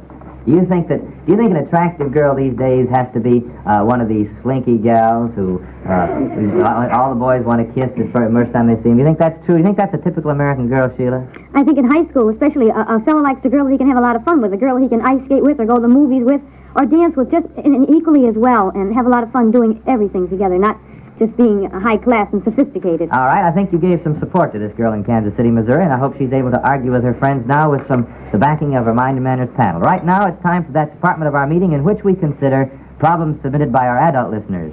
Last week, we talked about the advisability of teenagers going to public nightclubs where liquor is sold. It was another of those discussions that presented more angles than we were able to take up in one meeting, so we've carried it over into this meeting. In the past week panel, you had letters from many interested parents. Then they want you to tell them how you suggest fair-minded parents decide whether or not a public nightclub is proper for their teenage daughters and sons. And what are some of the valid reasons for telling a teenager that he or she cannot go to such a place? Also, how do you suggest that parents present their reasons? Well, there are your questions from the adults panel. Now, what are your answers? First of all, Dick Coote. Well, the best way for fair-minded parents to decide whether or not a nightclub is proper is to go there beforehand and just see what it's like. All right, that's a good idea. In other words, go investigate it.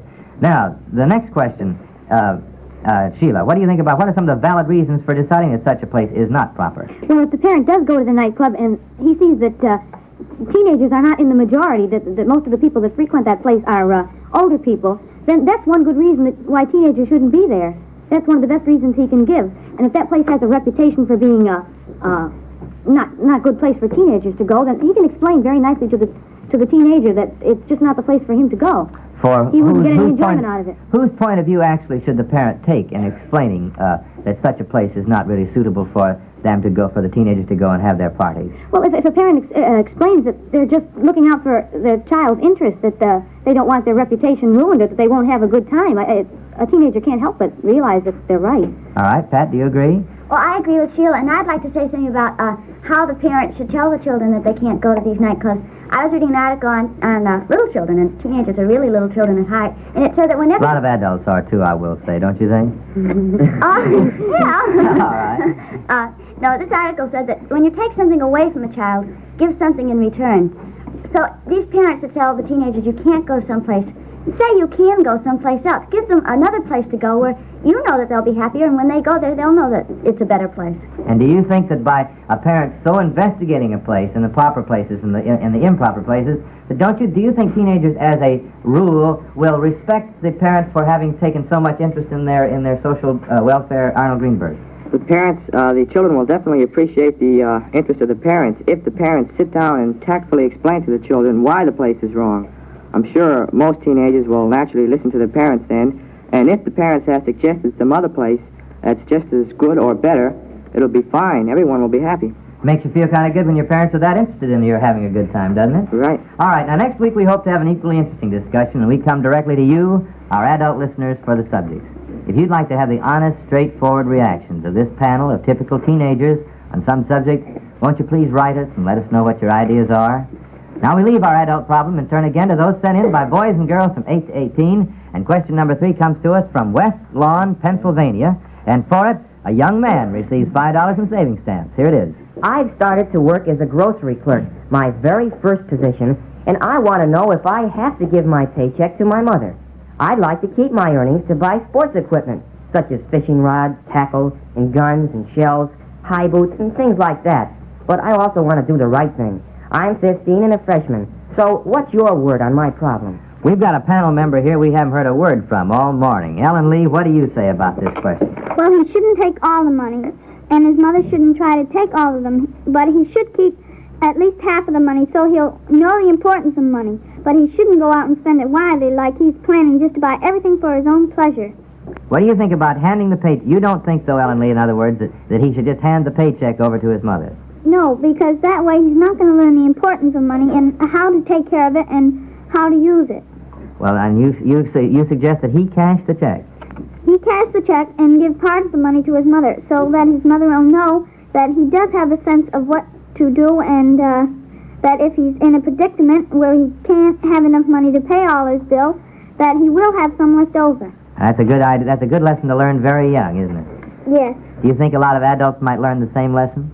Oh, yeah. I do, too, believe me. Now, what do you think about it, Dick Coote? I want to know about this business of boys who earn some money. Do you think they ought to have it all just to go out and buy sports equipment or anything else they want? Well, no, I think that they should learn as early as possible, that money can't be used for pleasure totally.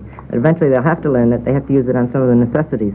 What are some of the things that a boy 15 years old could logically be expected to spend his paycheck for, Arnold Greenberg? Well, first of all, probably will be dances. Every now and then he'll have either a school dance or a club dance that he'll have to save up some money for. And he also should definitely, with part of his paycheck, buy sports equipment. After all, we don't want to tell the boy not to buy anything. But the point we're bringing out is that the boy should portion out his paycheck. In other words, a little for one thing and a little for the other.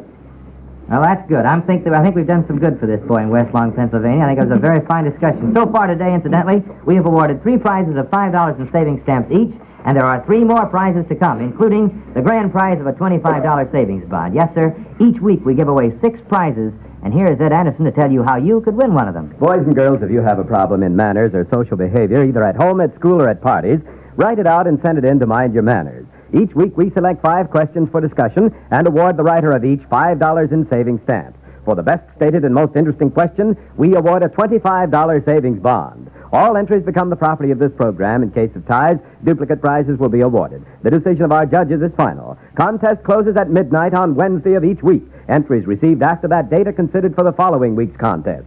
So send your problems in to Mind Your Manners at this address. Mind Your Manners, Department 4, National Broadcasting Company, Radio City, New York 20, New York. Send your entry today. And now it's time to hear from our studio audience, so how about it, audience? Are you ready for your right-wrong quiz? Yeah! Fine. Now, Eddie Robinson's going to read 5 statements about table manners. Each statement is either right or wrong, and it's up to you to tell us which one it is. When you make up your mind, hold up your hand, and Ed Anderson will pick one of you to speak up for the audience. If you're selected, you get a fine gift. So on your toes now, and tell us whether these statements are right or wrong. If a spoon is served on the plate with ice cream, you should put the spoon back on the plate when you have finished the ice cream. Now, is that right or wrong? And everybody's hand is up. What Yes. Is that right? Yes. Yes, you should put the spoon back on the plate. What's your name, incidentally? Aaron Cook. Thank you, Aaron. When you have ice cream at the next birthday party you go to, Aaron, where are you going to put the spoon when you're through with it? Back on a plate. Why can't you put it on the table? Because it wouldn't be polite. That's right. Thank you, Aaron. Here's a gift for you. Here's your second one, audience. If you like to eat baked potato skins, it's perfectly proper to do so if you cut the skins with your knife and eat the small bites with your fork. Is that right or wrong? Here's a... Wrong. Oh, you don't think you can eat potato skins, huh? Yes. You can? Can you cut them with your knife? Yes. But you'd rather eat them with your hands, huh? How do you eat potato skins? Think. He's thinking Heads. hard. What? Heads.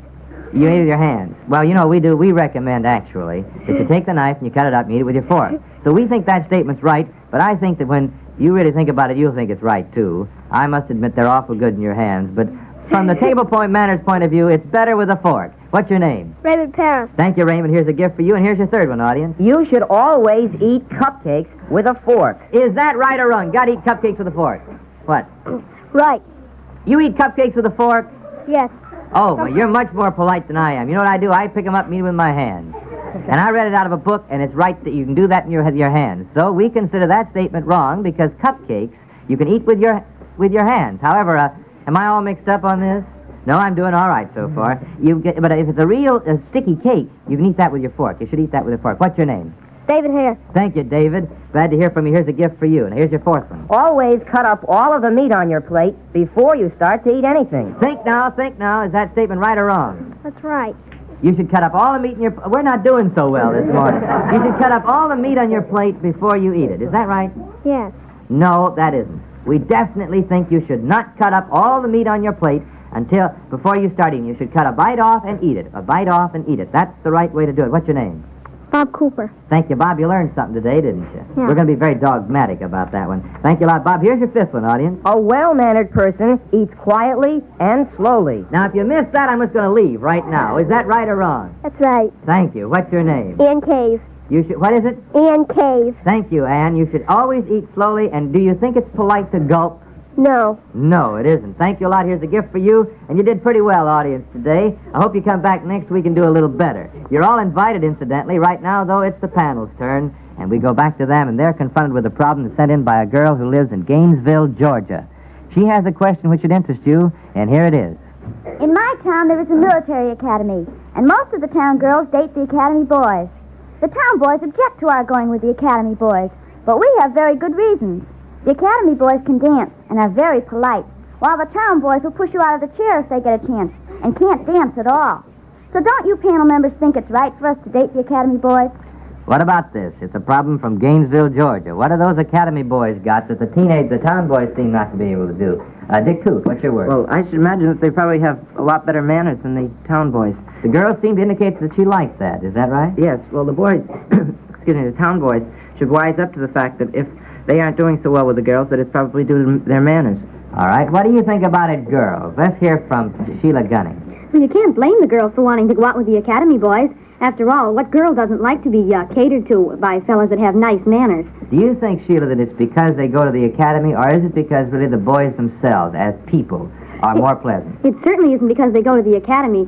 It's because their manners are nice. They're more pleasant, and they're more, so they watch out for the girls much more than the other fellas, it seems from the letter. Well, I think I like to hear you girls talk about it. Pat, what do you think about it? Do you think that it's just the manners of the boys, the academy boys, that makes the town girls want to go with them?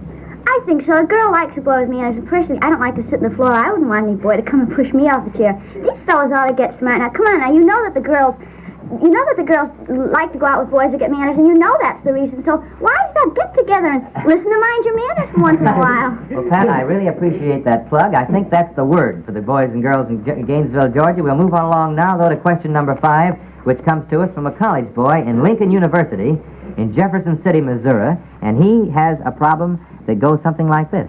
I'm 19 years old and a sophomore in college. I'd like to know if it is wrong to go Dutch with a young lady who is more or less your steady girlfriend when you take her to dinner in a cafeteria. Here's a problem from a college boy. I don't think it excludes high school boys, though. First of all, we'll hear again. Let's hear from Ellen Lee. Ellen Lee, what is your decision for this college boy? It's perfectly all right to go Dutch. If a boy hasn't got enough money to take both the girl and the boy off, there's no reason why they should both sit home and suck their thumbs. If they can get together and both have enough money to go out together, that's perfectly right. That's what you think at age 12. Ellen Lee, you're going to be 13 pretty soon, aren't you? Yes. Well, you're still going to be on our panel because I think you've got some very fine ideas for even the 19-year-old high school boys. Incidentally, girls, Pat Utley, do you think that a girl would mind going Dutch in a college cafeteria if her boyfriend just doesn't have enough money to take her to dinner? She certainly wouldn't mind. You know, friends are priceless, and golly, if you want his friendship more than you want him to pay for your lunch. I mean, it's better to have him. He's going to be more to you in the long run. I mean, he'll respect you more, too, if you say, well, look, I know you can't afford it, and I'll pay for it. All right. Do you think, though, incidentally, now, boys, does a boy necessarily lose his pride in a case like this, where he very frankly states the situation? Dick Unsworth, do you think he loses his pride in such a case? No, he certainly doesn't. Because from the question, the boy and the girl know each other fairly well, and it's an almost natural arrangement today to have each pay their own way. I mean, there's no sense in two people having liking each other and having the same general idea, staying apart simply because one can't afford to take the other one out. All right, and then sometimes he can really splurge and really take the girl on a regular date. Sheila, your last word on this subject is okay or no okay? Oh, it's definitely right. Well, I hope that helps the boy out in Lincoln University, and the girl, incidentally, I think might be glad of your decision. And now we come to the high point of our meeting. Here's the grand prize question of the week. Here's the question that was judged the best stated and the most interesting of all those submitted this week, and for it, a very fine young girl who lives in Waterville, Maine, will receive a $25 savings bond. So, panel, your very best attention now is invited to this grand prize question of the week. My sister and I argue over almost everything. I have to give in to her all the time because she's a year older than I am. Is that fair? What should I do? I'm 8 years old and my sister's 9. That's Pat Utley's young voice, I think. Thank you, Pat. Now, what about this business of quarreling in the family? Do you think that girls... let's hear from Ellen Lee. Ellen, do you have any sisters? Yes. You do? Do you have any older sisters? Yes. How old is she? 20. You got any younger sisters? Yes, she's 9. She's not... 10, rather. She's 10. Now, you're the older one. Do you think that in your family quarrels with your younger sister, Ellen, does your younger sister always have to give in to you because you're older? Oh, no, she puts up a good fight. She does? Well, what about quarreling in the family, Ellen? Do you think it's unnatural? No, and in fact, I think almost every family has the family quarrel. But if it's about those little things, it's not so serious. But don't make it come between your family relations. What do you mean by that, Ellen Lee? Well, don't make it so serious that you won't talk to your sister and you refuse to see her or look at her. In other words, don't really get mad at her, just a little mad, huh? No. What about holding a grudge, Ellen Lee? Do you think that the brothers and sisters, or two sisters, or two brothers, should ever get so mad that they really hold a grudge for a long time? No, that's not right, because you're sisters and brothers, and after all, you are in the same family, and you shouldn't break up family harmony. Fine. Well, I'm glad to hear you say that, Ellen Lee. Arnold, what's your word on this? I've got a little suggestion for our 8-year-old friend. Let her give in to her sister for a while, say for a week or 2 weeks or so. And that way we'll see who's really causing the arguments. And perhaps, also, there won't be any more arguments, so that'll fix the matter perfectly. I wonder if she's ever realized how many people it takes to make an argument. How many people does it take, Arnold? It takes 2 to make it, but it only takes 1 to stop it. One could give in. She could give in for a week and find out that maybe that there wouldn't be any arguments. Is that right? That's fine. Well, do we want to just say here, though, at this meeting, that family arguments just shouldn't be? Pat Utley, you're an only child, aren't you? Yes. What is an only child? Who does an only child argue with? Well, I don't know who they argue with, but it's always one of the parents, and it seems to me I argue more with my mother than with my father. I see. But do you find that really when the arguments get serious, one of you has to give in because, after all, you're pretty good friends? Oh, we're marvelous friends, and it's usually me that gives in, though. Well, I think that's right. After all, your mother knows best. You've always heard... All right. Dick Coote, the last word on this subject is, do you think that 8-year-old girls should worry about arguing with their sisters just so they're just little friendly arguments? Well, no, certainly not. It makes, family quarrels are stimulating. I mean, if they're small, and it makes the life more democratic. All right. Well, I was going to say that it intensifies the family relationships. You really like them each better if you can kind of argue a little bit, but not too seriously. All right, now here we come. We have to close up our grand prize question of the week. We move right over to the answer box to find the answers to those questions that were sent in but were not selected for discussion. Today's first question to come from the answer box is... The question that was left to the boys last week from a girl in Los Angeles, California. Do boys prefer girls who wear hats on informal movie dates?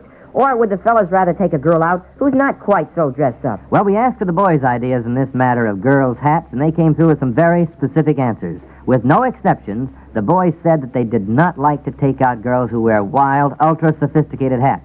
One very clever young man who lives in McPherson, Kansas, described what he thought of girls who wear hats with feathers to movies. It was, to put it briefly, that girls should never wear a hat in a movie that will block the vision of those sitting behind her. Girls of any age, incidentally. Other boys cried out against the current custom of girls wearing handkerchiefs around their heads.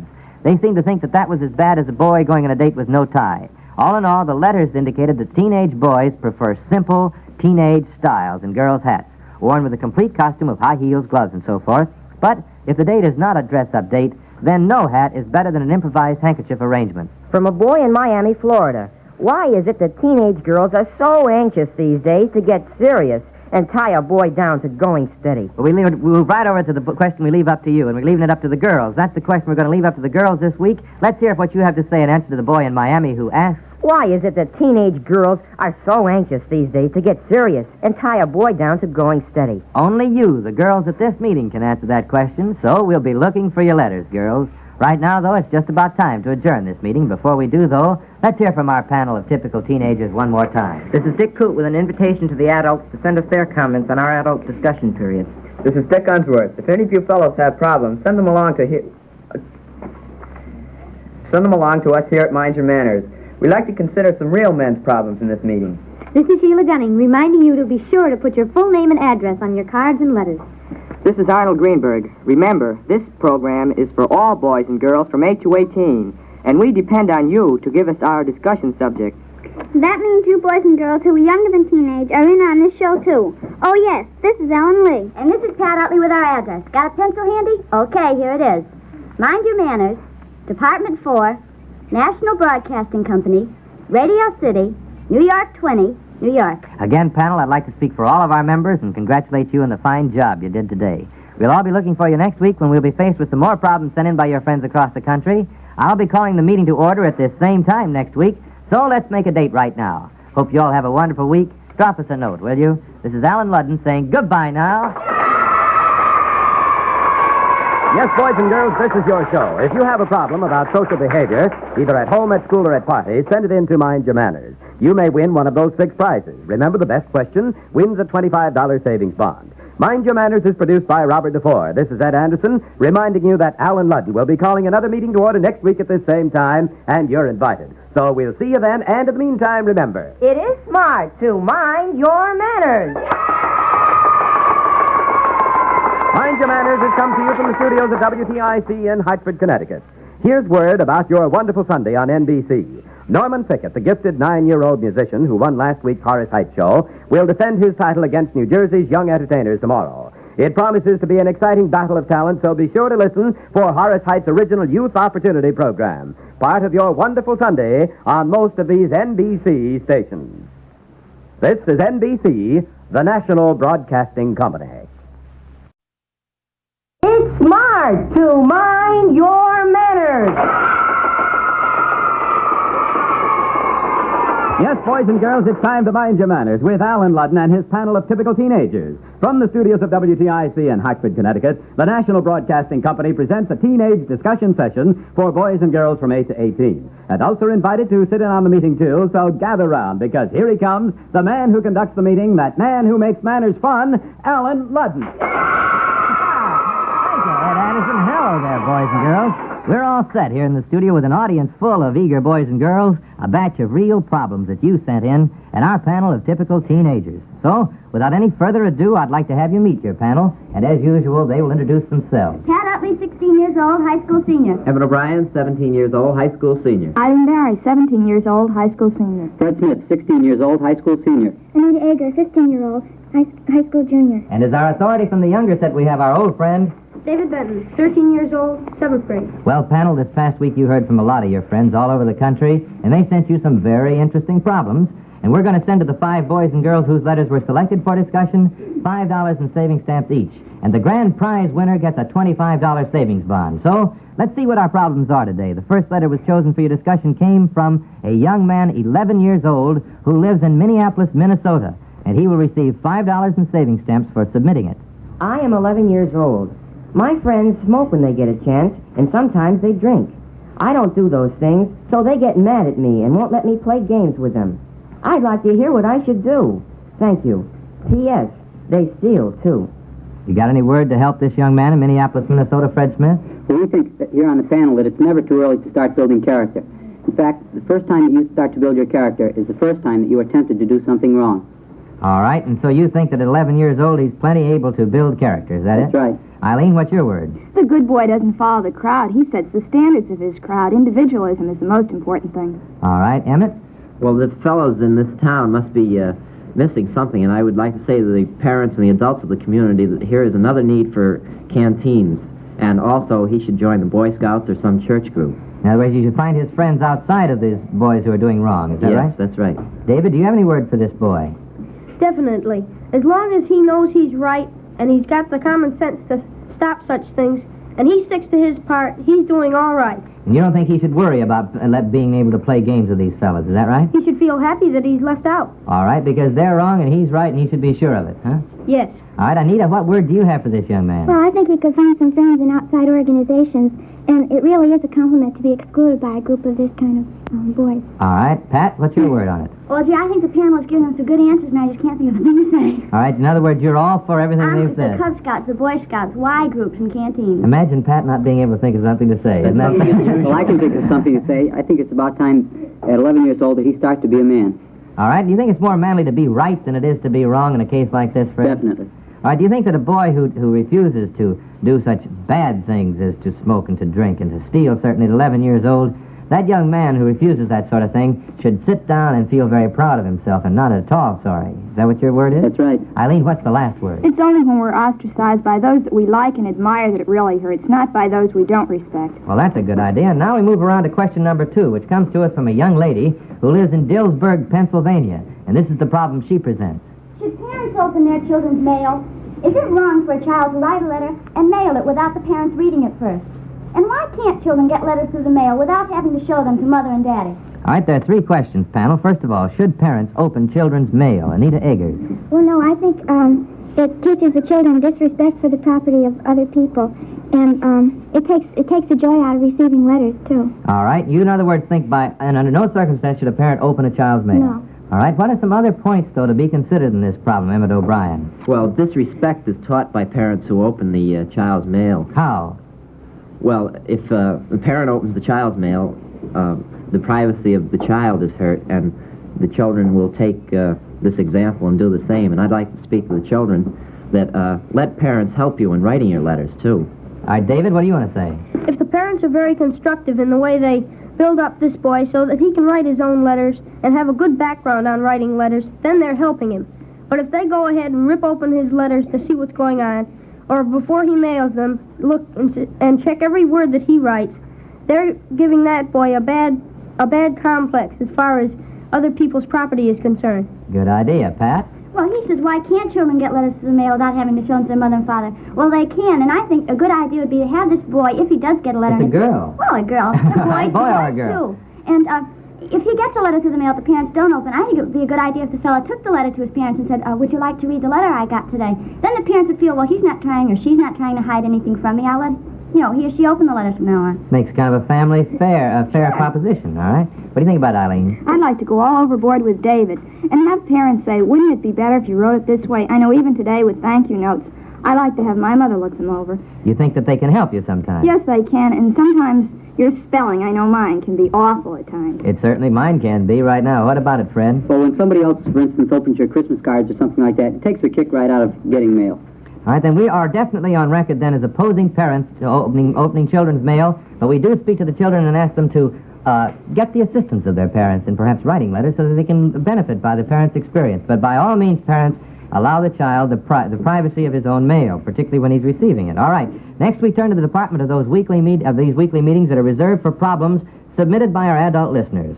Now, today's problem comes to you, panel, from a senior Girl Scout leader in Noland, Ohio. She writes, why don't teenagers of today take more interest in the scouting program?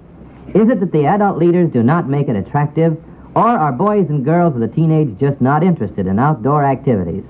Does the panel have any suggestions that might help the adult scout leaders plan their programs so that it will attract more boys and girls in their teens? Well, there you are, panel. Can you answer those questions from your friend in Noland, Ohio, and do you have any suggestions that might help her? Fred Smith.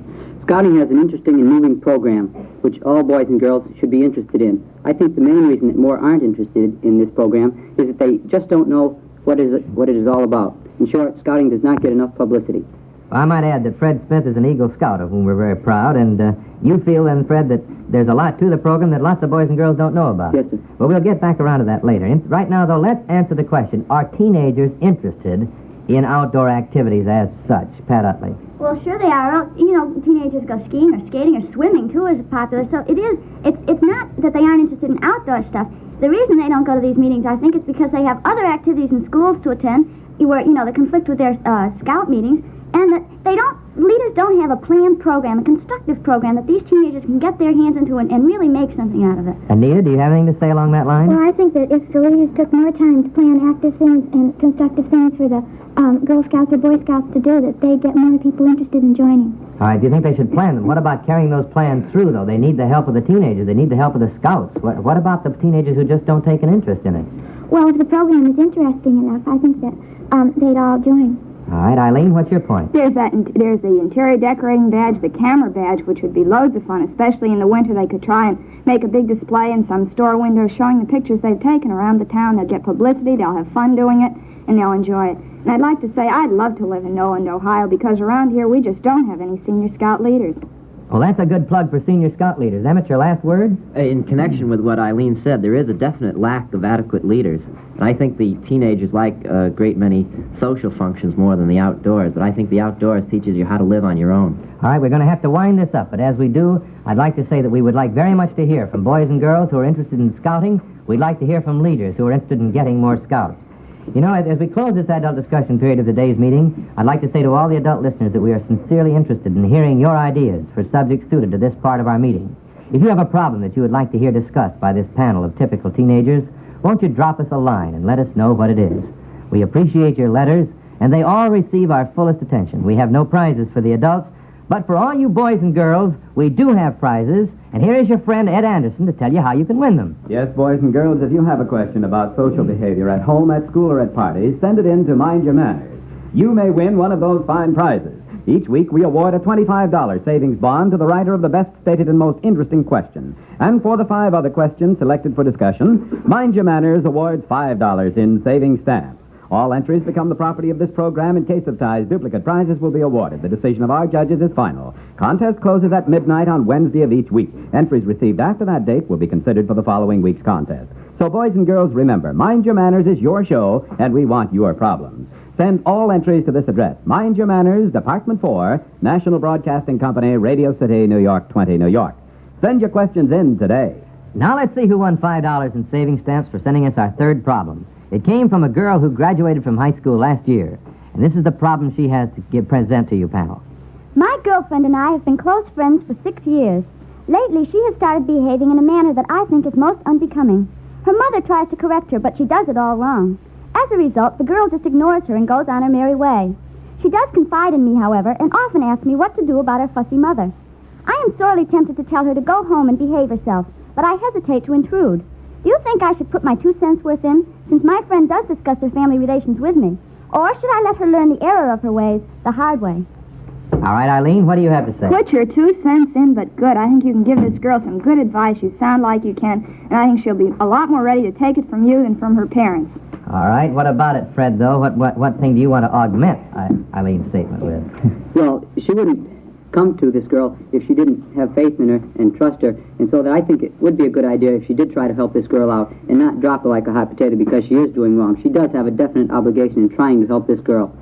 All right, what do you think, Pat? Well, I think this girl, she sounds like a really swell girl, and I think by her own example, by letting the other girl see how much fun she has coming in on time or doing things that aren't unbecoming, I think the other girl would realize that perhaps the things she's doing are wrong, and she'd follow the other girl's example. Well, now, what about this girl who won't listen to her mother because of the way her mother says something, the way her mother corrects her? Do you think this girl could help there, Anita Eager? Well, I think it could be explained to her that her mother was young once herself, and she's probably gone through the same things. So, well, she knows what she's talking about, and maybe it could be explained to listen to her, even if it does sound sort of silly sometimes. All right, even if the mother perhaps corrects the girl in an ineffective way, she should be taught and she should be impressed with the idea that it's a good idea to listen, don't you think? Yes. You think this friend could do that better perhaps than one of her mother's Oh, I friends? think so, yes. Emmett, what's your word on it? Well, I think the friend would have more effect on it because teenagers are more likely to accept criticism from other teenagers. Well, now, you said that twice. That's kind of a good plug for our panel here, but actually I think it does bear up investigation. David, what is your word to this friend who's wondering if she's going to intrude if she tries to correct a friend of hers? It's definitely her responsibility as a friend. All right, then our word is by all means to put your 2 cents in 2 cents worth in and help out your friend and try to persuade her that her mother is right after all. And now you know what time it is? It's time to hear from our studio audience. So, how about it, audience? Are you ready for your right-wrong quiz? Fine. Now, Eddie Robbins is going to make 5 statements about manners at parties, and it's up to you to tell us whether those statements are right or wrong. If Ed Anderson selects you to speak up for the audience, you'll get a fine gift. So get on your toes now and tell us whether these statements are right or wrong. When dressing for a party, a boy should check his nails, his hair, his socks, and his shoes because they are very important items in good party grooming. Is that statement right or wrong? Wrong. Wrong. Young man, what's your name? Donald Yarsowich. You don't think that a boy should check his nails, his hair, his socks, and his shoes? You don't think they're important? I mean, it is right. It's right. I thought you meant that, Donald. Okay, we'll give you credit for that. Incidentally, what should you check about your nails? Check if they're clean. What should you check about your socks? See if you pull them up. What about your hair? To comb it. What about your shoes? See if they're tied. And shine, don't you think? Yeah. Donald, you're a good boy, and your grooming is going to be excellent. Here's a little gift for you, and thank you a lot. Anyone who brings along uninvited guests to a party without checking with the host or hostess is very thoughtless and ill-mannered. Is that right or wrong, audience, young lady? That is true. That is true. You should not bring uninvited guests unless you have checked with the hostess. What's your name? Nancy Cole. Thank you, Nancy. All right, here's your third one, audience. If a boy and a girl are going steady and are very deeply in love, it is perfectly all right for them to sit in one corner at a party and swoon over each other. All right, what about that? Is that right or wrong? Wrong. You're so right, that's wrong. You don't think that couples should sit in the corner and swoon over each other. They should get in and join the party, right? Yes. What's your name? Sally Makepeace. Thank you, Sally. Here's a gift for you, and here's your fourth one, audience. Boys prefer to dance with a girl who is capable of an interesting conversation, but who does not talk all the time just to hear herself talk. Now, is that right or wrong? Let's hear from a young man, Eddie. Wrong. Wrong? You think a boy likes to dance with a girl who talks all the time, yakety, yakety, yakety like that? Wrong. No? You think a boy likes to dance with a girl who talks well but doesn't talk all the time, don't you? Yes. So do you think that statement's right or wrong? Right. Right. You're so right, I knew you had that right. What's your name? Jackie Sullivan. Thank you, Jackie. Here's a gift for you, and here's your fifth one, audience. Boys who drape themselves on the furniture and put their feet on a coffee table look very casual and at ease at parties, and hostesses always like to invite them again. Oh, everybody's hand is up. Here's a Cub Scout. Wrong. Wrong? You're so right. That's wrong. You don't put your feet up on the table. You don't drape around the furniture. Hostesses don't like that. What's your name? Robert Veet. What is it? Robert Veet. Thank you, Robert. Here's a gift for you, and you did mighty fine today, audience. It was almost 100%, I'd say, after we'd worked them over a little bit. I hope you had a good time, and I hope you'll all come back to our next meeting. And right now, we move back to the panel to hear what they have to say in answer to a problem sent in by a 17-year-old young man who lives in Laurel, Mississippi. Here is his problem. What's all this about a boy having to wear a dress shirt and tie to a teenage party? Some of my friends tell me I am undressed without a tie. Well, girls wear slip-over sweaters and anything they like.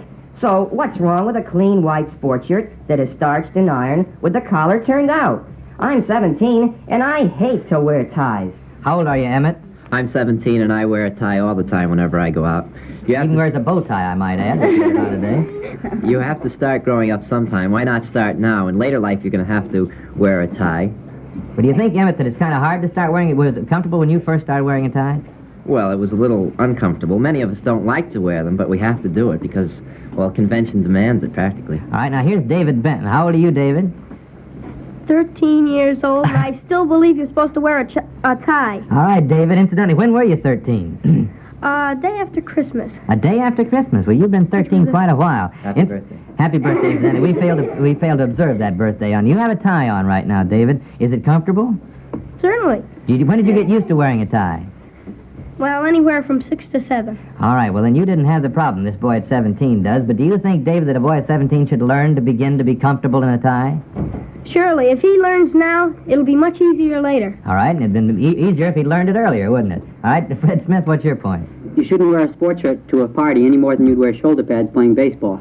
Oh, all right. That's a very good point. What do you mean by that, though, Fred? Well, convention naturally calls for shoulder pads in football and not baseball, just as convention calls for a tie at a party. All right, now, what's the girl's point of view on this, Anita Eggers? Well, I think If he's going out with a girl that has on bobby socks and a floppy sweater, I think it's all right. But as long as he's going to a party, I think he should wear a tie, and 17 is old enough to learn. All right, now let's make this one thing clear. An open, clean white shirt folded out at the front starched is very fine, but it is sports dress, isn't it? A boy 17 who's going on a dress-up party with a girl who's dressed up. Girls, don't you think he looks better in a tie? Yes. All right, fine. Now we move along to question number 5, and it was sent to your panel by a girl in Flushing, New York. And, of course, she will receive $5 in savings stamps for submitting it, and here is her problem. I am a girl 9 years old. I have to wear glasses, but I don't like to. At school, my teacher makes me wear them, and I wear them at home when my parents are there. When they're not, of course, I take my glasses off. My girlfriend says I'm deceiving my mother, but I say it's my business, and I don't have to wear them if I don't want to. Don't you agree with me? David? A future seen through the glasses at 9 may bring good sight at 20. Oh, how poetic we are today. When did you work that one out, David? Now, what exactly does it mean? Well, if you start now and you use your glasses to the best of your ability, your sight will probably be good at 20. In other words, she should wear them now so that she can perhaps take them off later. Prepared later. All right, what do you think about it, Anita? Well, I'd just like to point out that she isn't deceiving anybody but herself. Fred? So she thinks she's doing her parents a big favor by wearing the glasses? She's only doing herself a favor. What about her teacher? Is she doing her teacher a favor? No. Eileen? And if she can get some plastic glasses, she can paint them with black nail polish, red, blue, yellow, green. I've done it with mine, and they look cute. Oh, they look cute and loud, don't they? Yes, they do, and she can start a fad. All right, Emmett? It sounds to me as if this girl is worried about how she looks. Well, I know a lot of girls that are very beautiful, and they wear glasses. Now, that girl, now, a word from a man, and after all, Emmett is 17-year-old with a bow tie on, and he says that girls sometimes are very beautiful in glasses, and so she has no worry there, right? Pat, what's your last word on this subject? Well, you know something? If you wear them for a year or so now, or however long it is, you're only 9 years old. You'll have those glasses off and have swell eyesight by the time you're 13 or 14, and all the fellas won't even notice. I mean, whether you wear glasses or not, they don't either, because I wear them too, and I don't like to. And they don't get in your way, huh, shall we say? Well, they don't get in my way, and no one seems to mind. All right, fine. And now we come to the high point of our meeting, the grand prize question of the week. Incidentally, we hope the girl in Flushing, New York was listening and that she will start wearing her glasses. But now we're going to go on to the grand prize question of the week. And here is that question that was judged the best stated and the most interesting of all those submitted this week. And for it, Miss Marceline Stoughton in Emporia, Kansas, will receive a $25 savings bond. So, panel, your very best attention now is invited to this grand prize question of the week. Should a girl with a college education go steady with a boy who never had the chance to finish high school or go to college? What about that, audience? I mean, not audience, but panel, rather. What are you going to say about this question of a college girl going with a boy who has not had a college education? We've talked at great length about the advantages of going to college, but we seem to have neglected those boys and girls who simply cannot go to college. So what about them? What about it, Fred Smith? Well, this boy, who didn't even have a chance to finish high school, has learned more by self-education than this girl who had the chance to go to college and finished college. In other words, you think it's possible that he could have learned more. Is that right? I think he probably did. All right. And what do you think about it, Eileen? Look at your top social families in America. Ask them where most of their fathers started out. Some of them didn't even have grammar school. All right. Anita? Well, professionally, it might be important to have a college degree, but I think in your personal relations with people, it doesn't make any difference. And if she really likes him, I think she should go with him. What do you think you should look for in the people you go with, Anita? Should it be how much money he has, what his college education, or whether his father does, or what is it that you really should look for in the boy you're going to go steady with? His personality. And what else? Character. And his character, all right? What about his manners? That's part of his character, isn't it? All right, Pat, what's your word? Well, you know something? This letter sounds like downright snobbery to me. And if this girl has gone through college with that attitude, I think she's wasted her whole 4 years. And I much more admire this boy. You admire the boy who's had to do it himself. He's gone through the University of Hard Knocks, and I bet when he gets through, he's going to be better than that girl ever will be. All right, well, now, let's don't be quite so hard on this young lady. There's a discussion subject out in Emporia, Kansas, it seems. However, I do think there's a point there, that it is snobbery to look upon the superficial qualifications of a person. Fred? Is she going to fall in love with a boy or with his education? Well, that's a point. Emmett? Well, that University of Hard Knocks sometimes make a person have more on the ball than a regular college person. All right, so we do urge, by all means, that professionally you try to go to college. But if you do go to college, consider it your blessing, and don't, for heaven's sakes, extend it to the point of thinking that you are by any means thereby superior.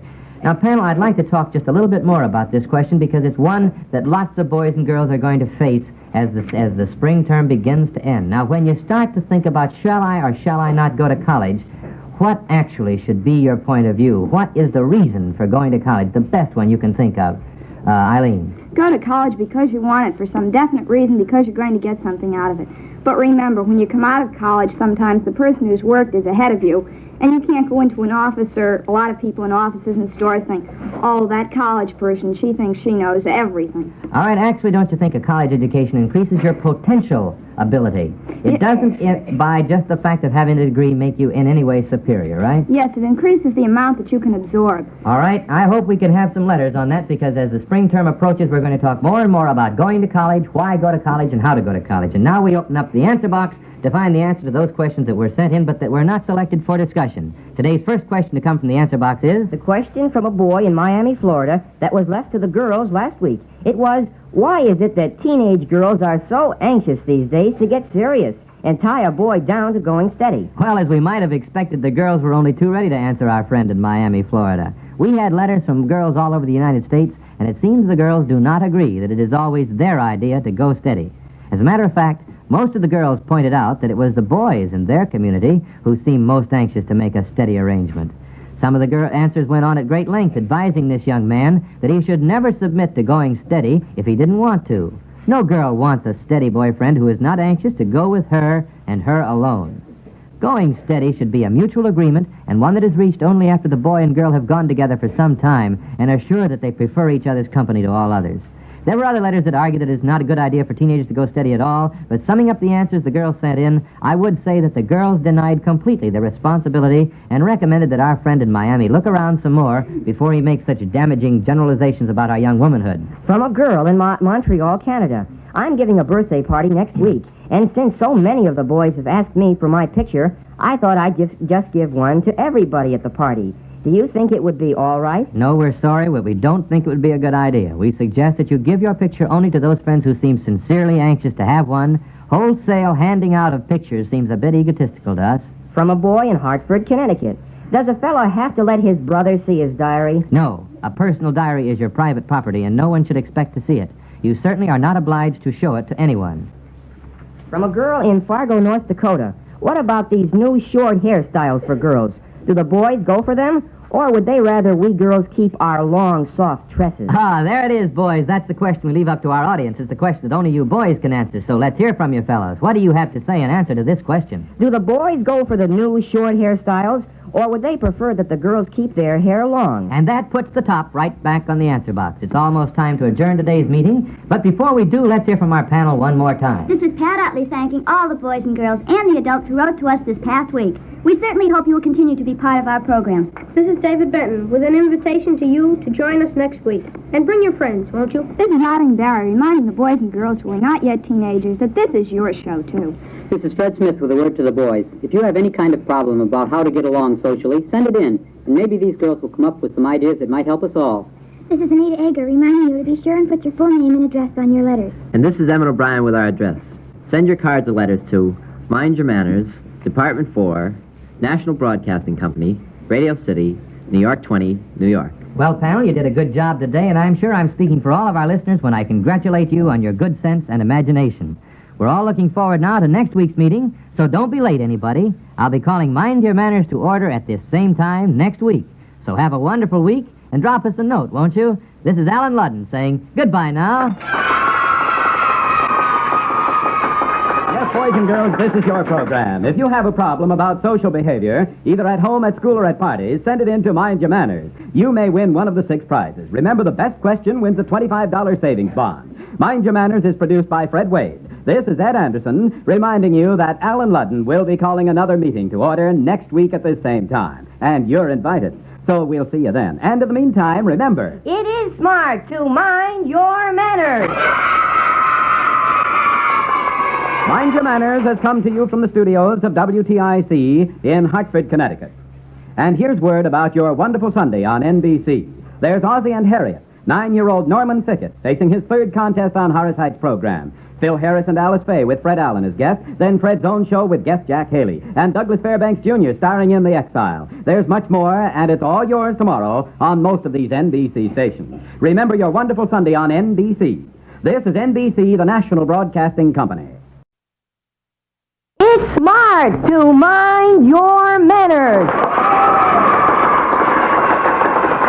Yes, boys and girls, it's time to mind your manners with Alan Ludden and his panel of typical teenagers. From the studios of WTIC in Hartford, Connecticut, the National Broadcasting Company presents a teenage discussion session for boys and girls from 8 to 18. But don't go away, grown-ups. You're invited to sit in on the meeting, too. So gather around, everybody, because here he comes, the man who conducts the meeting, that man who makes manners fun, Alan Ludden. Thank you, Ed Anderson, and hello there, boys and girls. Well, another week has gone by, and again, your letters have proved that boys and girls from 8 to 18 do have real problems, and we're mighty glad that we can talk about them here on Mind Your Manners. You see, we think that nobody can understand boys and girls' problems quite as well as boys and girls the same age, and that's the reason for our panel of typical teenagers. They're here to help you with your questions, so let's get started with today's meeting. The first order of business, as usual, is for you to meet your panel, and here they are to introduce themselves. Sheila Gunning, 17 years old, high school senior. Emmett O'Brien, 17 years old, high school senior. Pat Utley, 16 years old, high school senior. Jim O'Neill, 17 years old, high school senior. Arnold Greenberg, 15 years old, high school sophomore. Ellen Lee, 13 years old, 7th grade. Welcome, panel. It's good to see you all again, and I hope you're ready to tackle some problems that have been sent to you by your friends from all over the country. The first one on today's agenda comes from a young lady who lives out in Rushville, Missouri, and she will receive $5 in saving stamps for submitting it, and here is her problem. I am 13 years old and a freshman at Rushville High School. I make some of the highest grades in my class. The girls are mostly older than I am, and whenever I beat them in grades, they'll hardly speak to me. My mother says I should just ignore them, but this is hard to do. It gives me a very queer feeling to pass people without speaking to them, especially when they're in my class. I would appreciate it if you could help me have some friends in school and still make good grades. Can you help this girl out in Rushville, Missouri, Ellen Lee? Well, yes. Good grades doesn't set you apart from anyone else. In fact, it's very good to have good grades. And her friends should take in consideration that just because she's got good grades doesn't mean that she has to be set apart from them and not be their friend. Well, you think that it's all her friends' fault, is that right? No, in fact, it could be her own fault because she could set herself away from them and not talk to them. What do you think her mother means when she says to ignore them, Ellen Lee? Do you think she means to not speak to them in the halls? No, I think she's misinterpreted her mother. That her mother just means don't pay any attention to the way that they don't want to talk to her, but try to make friends with her. Do you have any advice for this girl, Emmett O'Brien? Well, one of the ways she can make friends with her friends, be more friendly with them, is by helping them with their work. And if she makes good grades by learning fast, well, she's not benefiting as much as the other friends that she has, because if you learn slowly, you retain more and you're actually learning more. In other words, by all means, not to consider herself superior, therefore, right? Yes, that's right. Pat? Well, you know, sometimes the things we feel are so really aren't so. And maybe this girl just feels that the people are ignoring her and they really aren't. You know, if the girl just stopped and thought, well, maybe she was being a little, snobby is the word I want to use, about her grades, maybe she'd find if she stopped being snobby, the people would care for her much more. All right, Arnold? I think it would be a fine idea if she threw a party for a couple of girls and fellows. This way, these senior girls or the older girls could really get to know what she's like and perhaps break down the barriers. In other words, by all means, not to ignore her fellow classmates just because she makes good grades and thinks they're unfriendly, but to be a little extra friendly, right? Right. Sheila, what's your word to the girl? Oh, by all means, don't have an inferiority complex. Just join in the gang and have a good time while you're out with them. All right, well, I hope that helps our young lady friend out in Rushville, Missouri. And now we turn over to our second question. $5 in saving stamps is a prize that an 18-year-old young man in Stafford Springs, Connecticut, wins for sending us this problem panel, and here it is. I'm 18, I live at home, and I have a good, steady job. My problem concerns my girl, who is 19 years old. We decided to put it up to you boys and girls to see what your reactions are. You see, we're very much in love, and we want to get married. She is afraid people will talk because she is older than I am, and because we are both so young. She doesn't live at home and wants to keep a good reputation. What do you kids think we ought to do? What do you think, Jim O'Neill? Well, the age problem doesn't matter, that she's a year older than he is. I don't think she'll lose her reputation by marrying him or anything like that.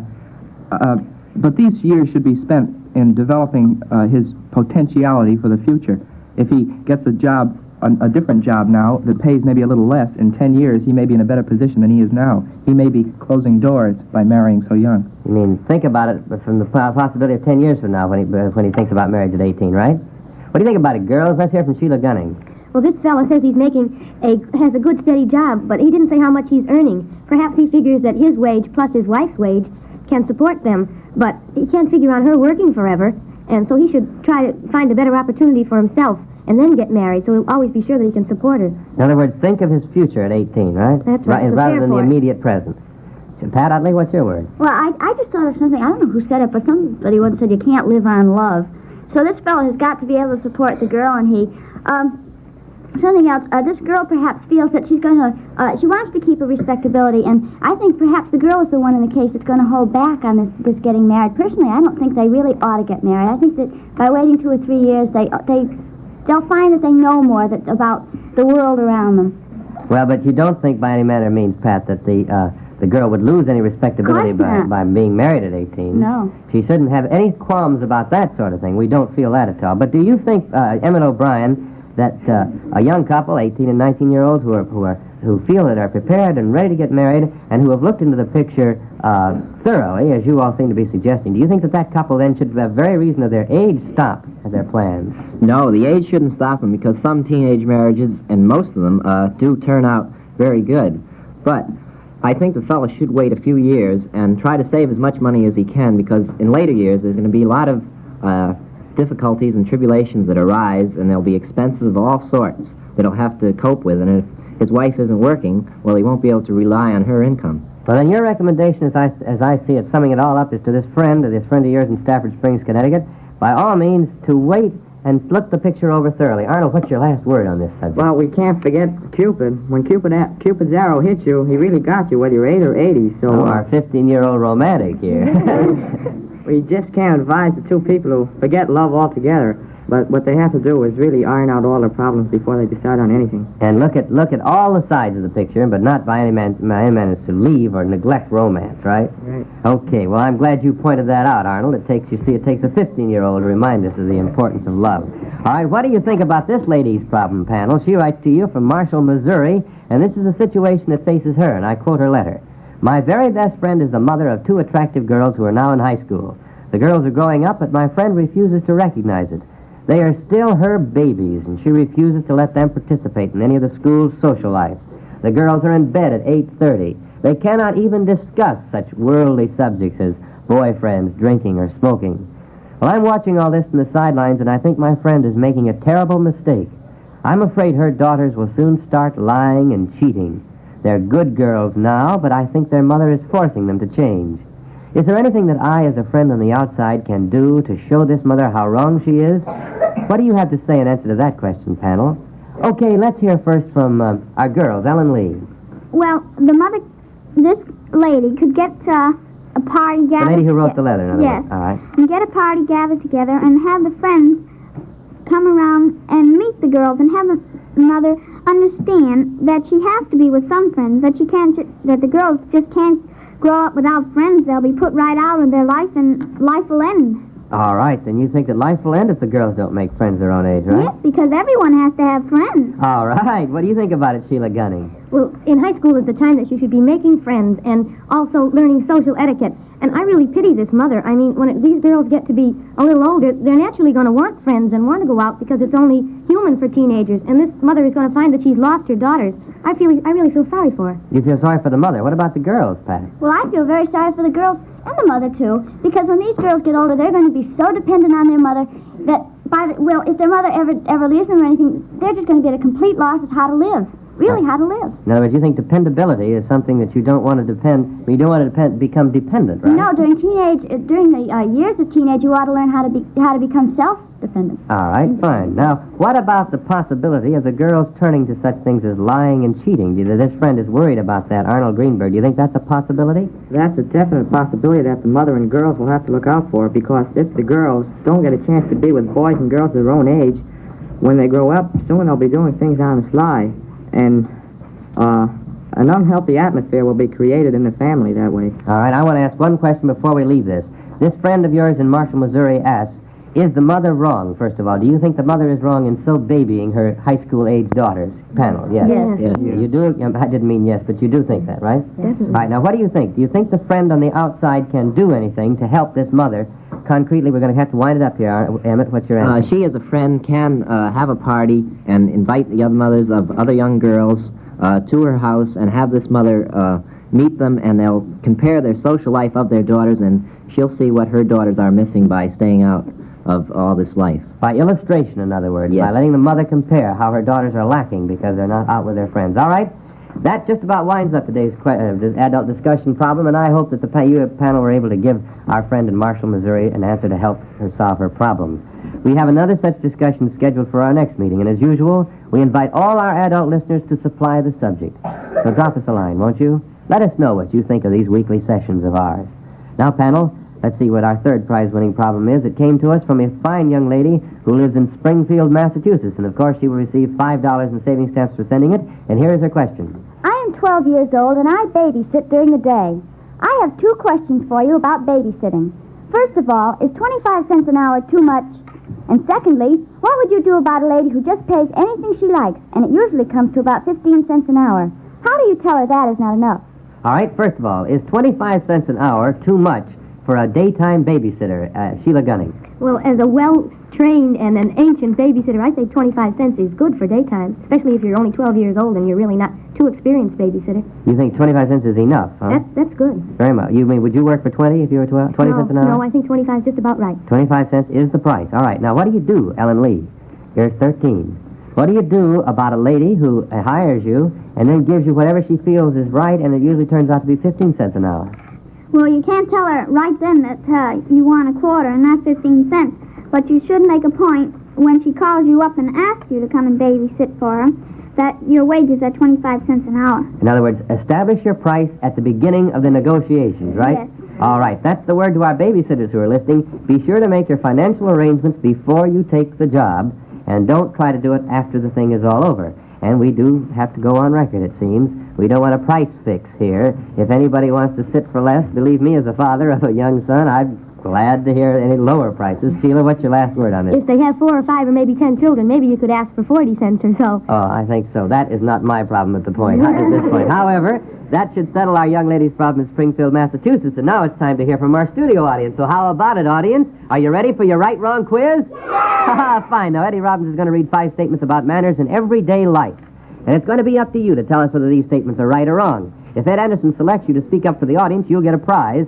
So on your toes now, and tell us if these statements are right or wrong. If you have good manners in everyday life, you will always respect the rights of the other fellow. All right, now, is that right or wrong, young lady? That's right. That's right. What's your name? Nancy Neville. Nancy, tell me something. Is it sissy to have good manners in everyday life? No, I don't think so. Is a young man who is courteous to ladies, older ladies, and ladies his own age, is he a sissy, do you think? No, I think he's a very nice gentleman. He's a very manly gentleman. Thank you a lot, Nancy. Here's a gift for you. That's fine. Here's your second one, audience. Because young boys and girls are full of pep, older people should just get out of the way and let the kids run instead of walk on busy downtown sidewalks. All right, now, is that right or wrong? Is that right? Gentleman down here. Here's a gentleman. If you'll have to lean forward. You come right up to the mic. Yeah, that's it. That's wrong. That's wrong. What's your name? Anthony Galicchio.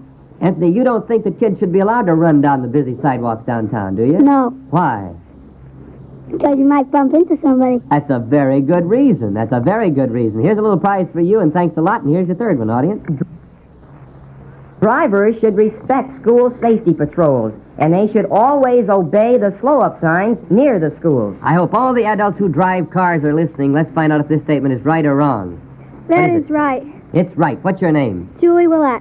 Julie, what are those signs around schools? What do they say?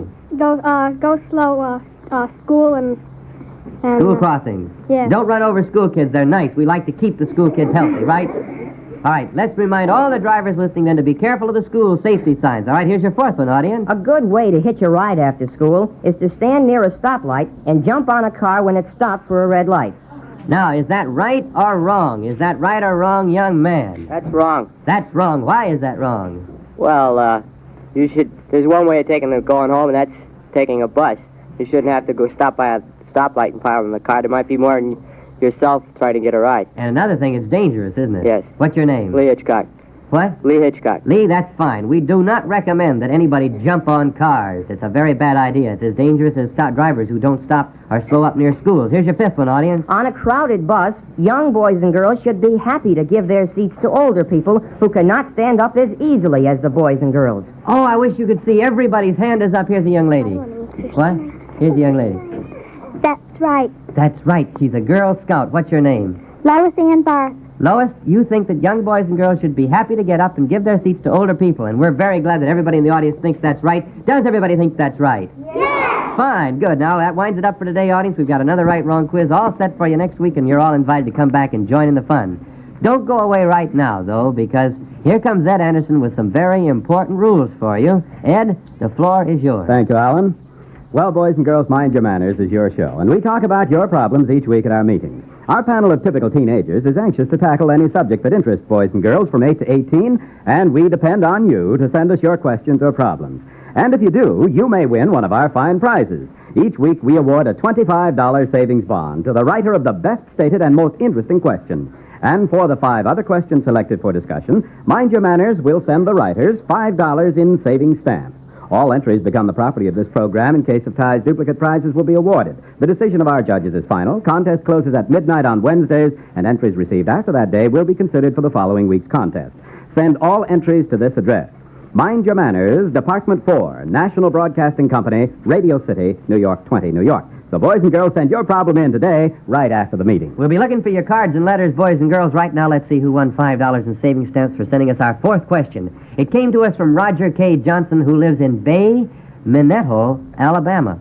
And this is what Roger asks. I live in the South, and as you know, Southern children have always been taught to say yes, ma'am, and no, ma'am to an older person. Nowadays, you hear children just saying no and yes. And I'm wondering if my folks aren't old-fashioned when they teach us to say sir and ma'am. What do you panel members think? You think it's old-fashioned, Jim O'Neill? No, it's not old-fashioned. Sir and ma'am are very polite. All right. It makes a much kinder impression.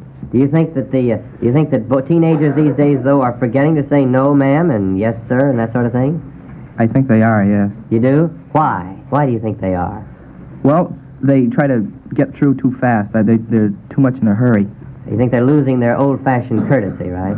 Well, I still don't think it's old-fashioned. I think it's just courtesy. Ah, I'm glad you said that, Jim. That's exactly what it was a trick question, and you came right through with flying colors. All right, Emmett, what do you think? Well, that's part of the point of this program is to teach manners, and we endorse it very heartily to say yes, sir, and yes, ma'am to all older people. It's a sign of respect.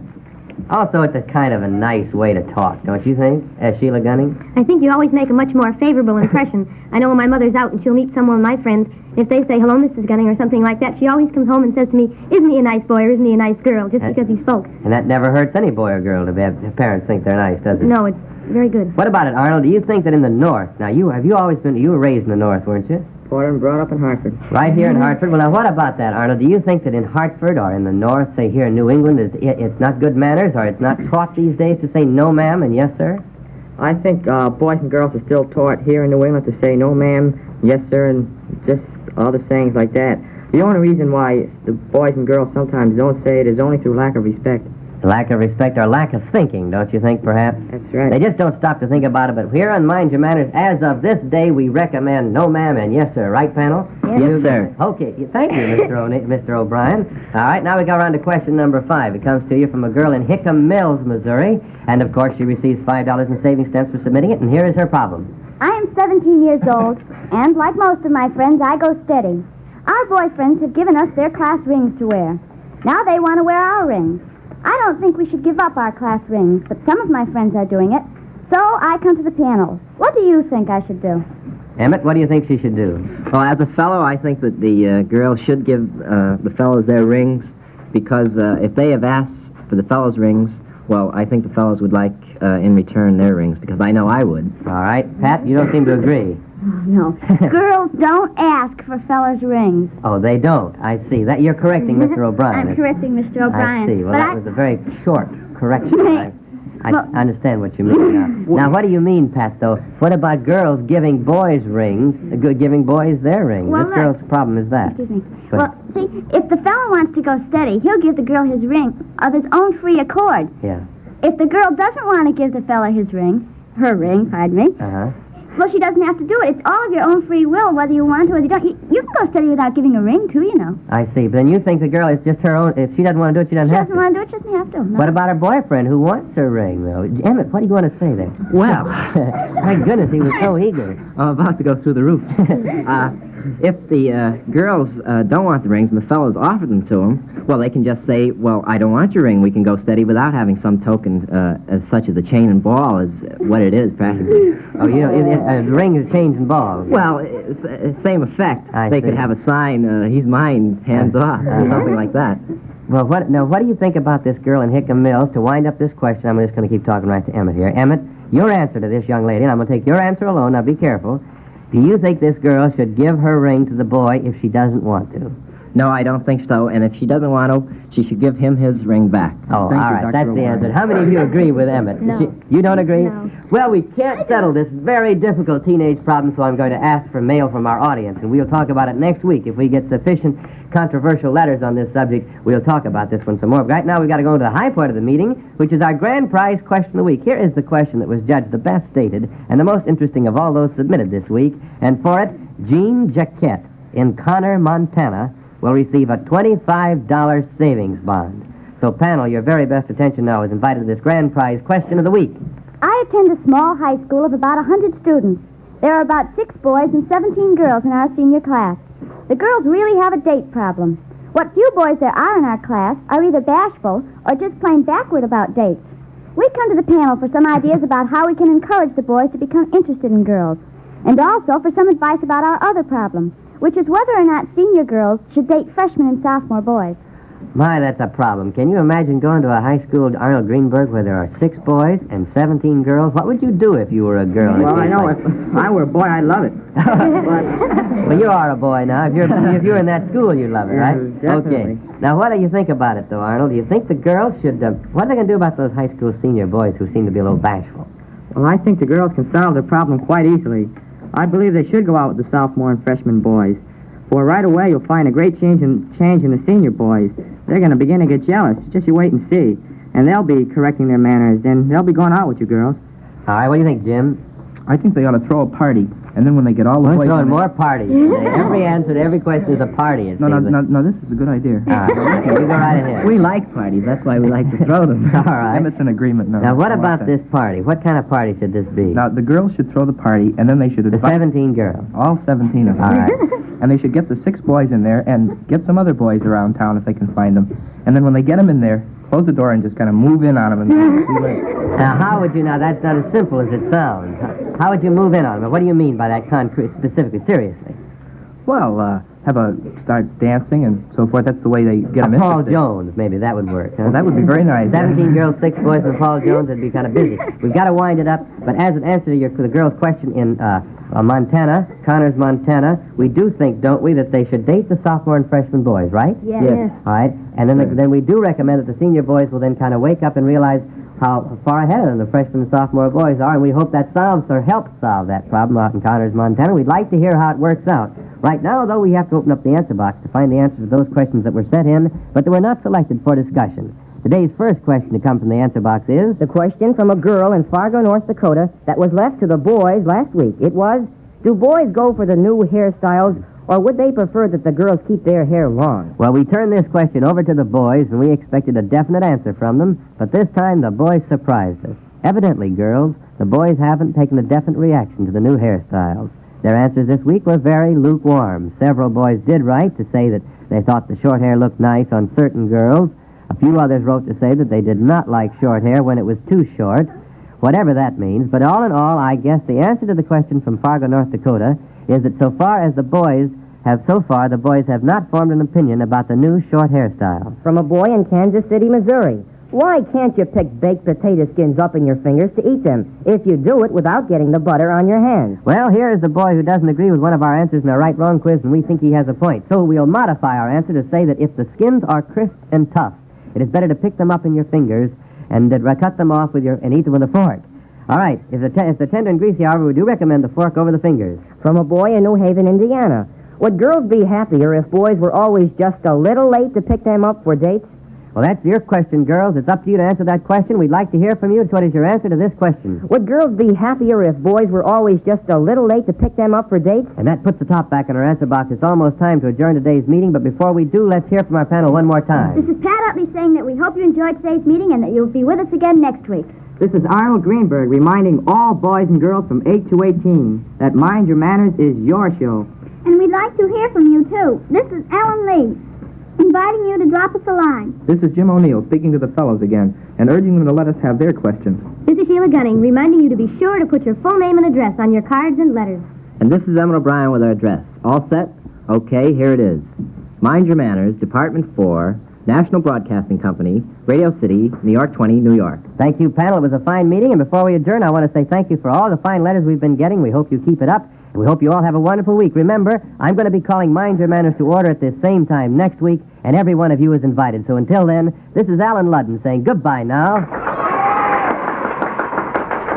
Yes, boys and girls, this is your program. If you have a problem about social behavior, either at home, at school, or at parties, send it in to Mind Your Manners. You may win one of those 6 prizes. Remember, the best question wins a $25 savings bond. Mind Your Manners is produced by Robert DeFore. This is Ed Anderson reminding you that Alan Ludden will be calling another meeting to order next week at this same time. And you're invited. So we'll see you then. And in the meantime, remember, It is smart to mind your manners. Mind Your Manners has come to you from the studios of WTIC in Hartford, Connecticut.